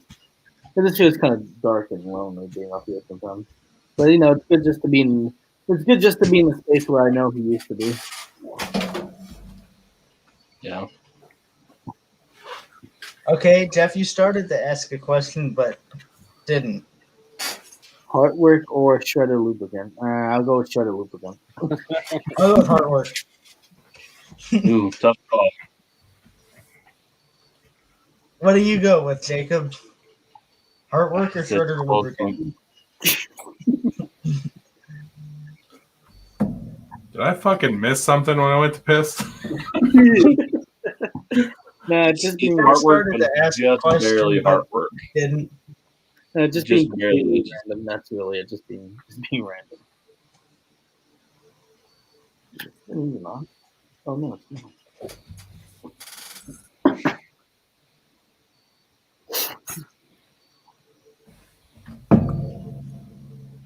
You guys keep your non-metal stuff separate from your metal stuff. Fuck that. Yes. No. That's why Not really. my real guilty pleasures is in the other room. Show what us. What is it? What is it? What is it? Well, it's not even on the same floor. There's a I don't care. door Go get it. over there. Isn't that a building. building? You go through that door, you will find vinyls from Pink, Avril Lavigne, Oh no. the Bee Gees. Azeg, no. Hey, the Bee Gees aren't bad. True. I love the Bee Gees, man. No. I got some soundtracks too. I got Grease. I got Annie. What was that? What kind of black? was that? NSYNC. Oh, there you go. I don't have that one. I don't have the case for it. I just got it from Who else Goodwill. has this? Hey, Nick, that is the most brutal slam album I've ever seen right now. Wild and crazy This guy. is hilarious. I mocked that shit out The of Steve Martin vinyl. Yeah. I have the Eddie Murphy Raw vinyl. you. I used to have that Steve Barton at one point. Yeah, I Back love it up. Wild and Crazy Most Guy. It's key. awesome. I got something you guys don't have. You talk about comedy album, right? I got something you don't have. Oh no. Nick, I'm. You like Mitch Hedberg, Azag. That's the album. You seem like a Mitch Hedberg fan. I'm gonna be perfectly honest. Never heard that name. You should check it out. Check him out. It's pretty funny. Is he a comedian? Fucking awesome. And you guys, David Cross fans? No. Jacob, what's your favorite Mitch Hedberg one-liner? My name is Chef. That's my favorite one. I couldn't recall one. My favorite is, I wish they had vending machines that sold vending machines. It'd have to be real fucking big, though. Yeah. I'm just trying to think You about fucker, that. you made me snort. I hate you. I don't get that. How can I have a vending machine that sells vending machines? That makes no sense. My other favorite is, I did a door deal once. I worked Friday night for half the door, and then Saturday night for the other half. By Sunday, I had a full fucking door. I went for the screen door, though. That way it's like it's open, but not for mosquitoes. Of course, all my good stuff's in the other room. I do have this though. It's that? Mortal Kombat. Combat. Mortal Kombat. Nice. If you're a It's like Sepultura, I'm sending you some Mitch Gotta Hedberg have right now. I love Sepultura, so I need to pick that up. PSBC.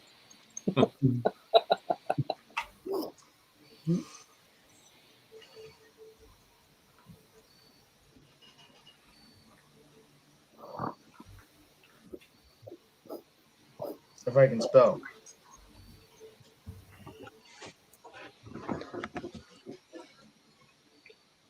Any of you guys familiar with this?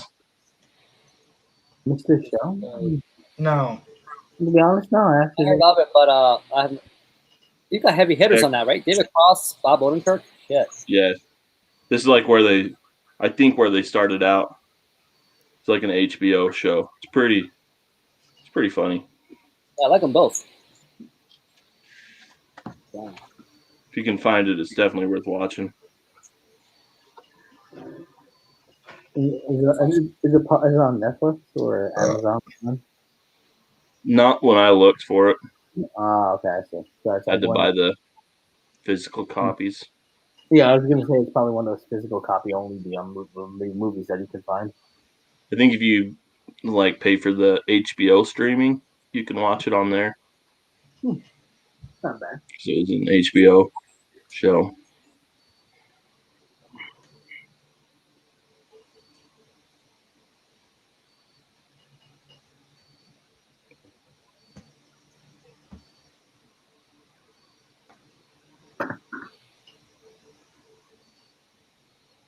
Where was Matt tonight? Mr. M. He's busy. Also, he said he wouldn't come if Jax didn't, so he didn't because he got busy doing shit. Mm.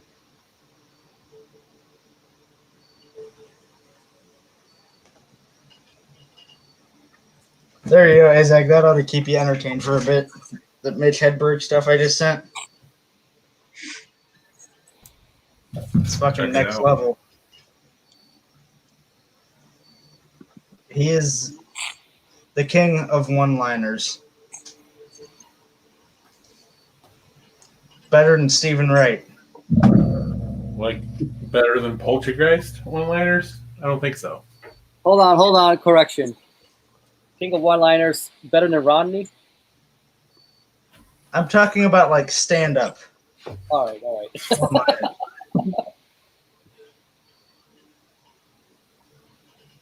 Rodney was amazing, man. That guy. Yeah. I'm still fucking watching it tomorrow. How many B movies do you own, Isaac? I mean, the wall upstairs, probably at least 200. Anything from Trauma, Asylum. Asylum is probably my favorite B movie company. They do Dead Men Walking, which I've made T-shirts from a quote from that movie. It was so funny.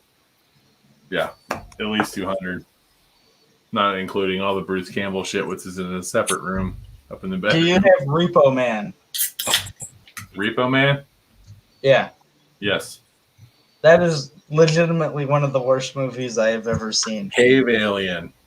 Man with half a brain. Dude, I can keep going, bro. Dead Men Walking. That's a good one. Well, what's Repo Man? Play the shrimp.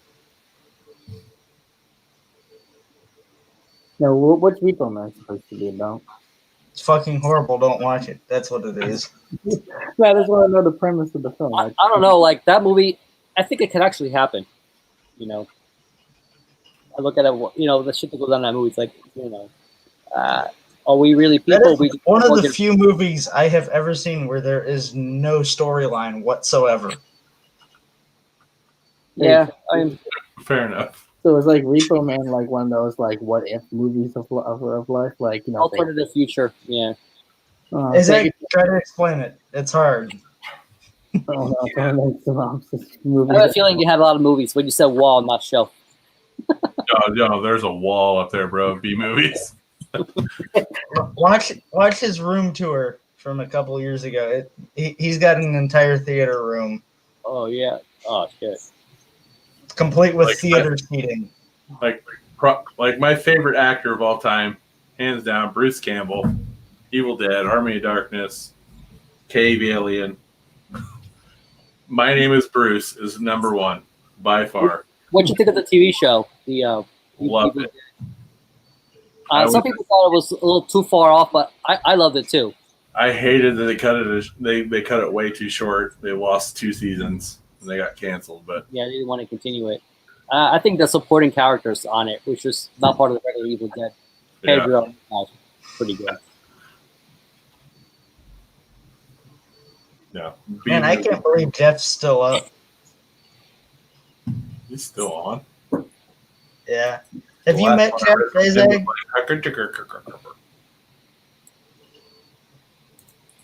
The supporting characters on it, which was not part of.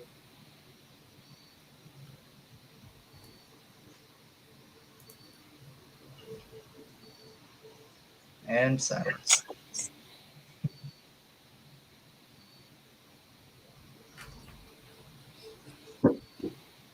Anybody else getting a case of the drowsies? Yeah. Not really. I'm just about ready to call it for the night. Yeah, I'm Yeah, having a We case. can end it here if you guys want. And it's almost 2:20 here, so It's like it's 3:17 for me here. Yeah, 317. Damn us East Coasters. T17 here. What time's it for you, Jacob?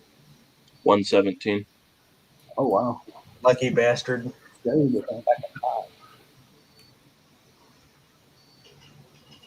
All right. If you want, we can end it here. I don't, Yeah, All right. seems I'll like a pick it good. up tomorrow. All this cool shit I got to check out. All right, so that's it. Someone will host.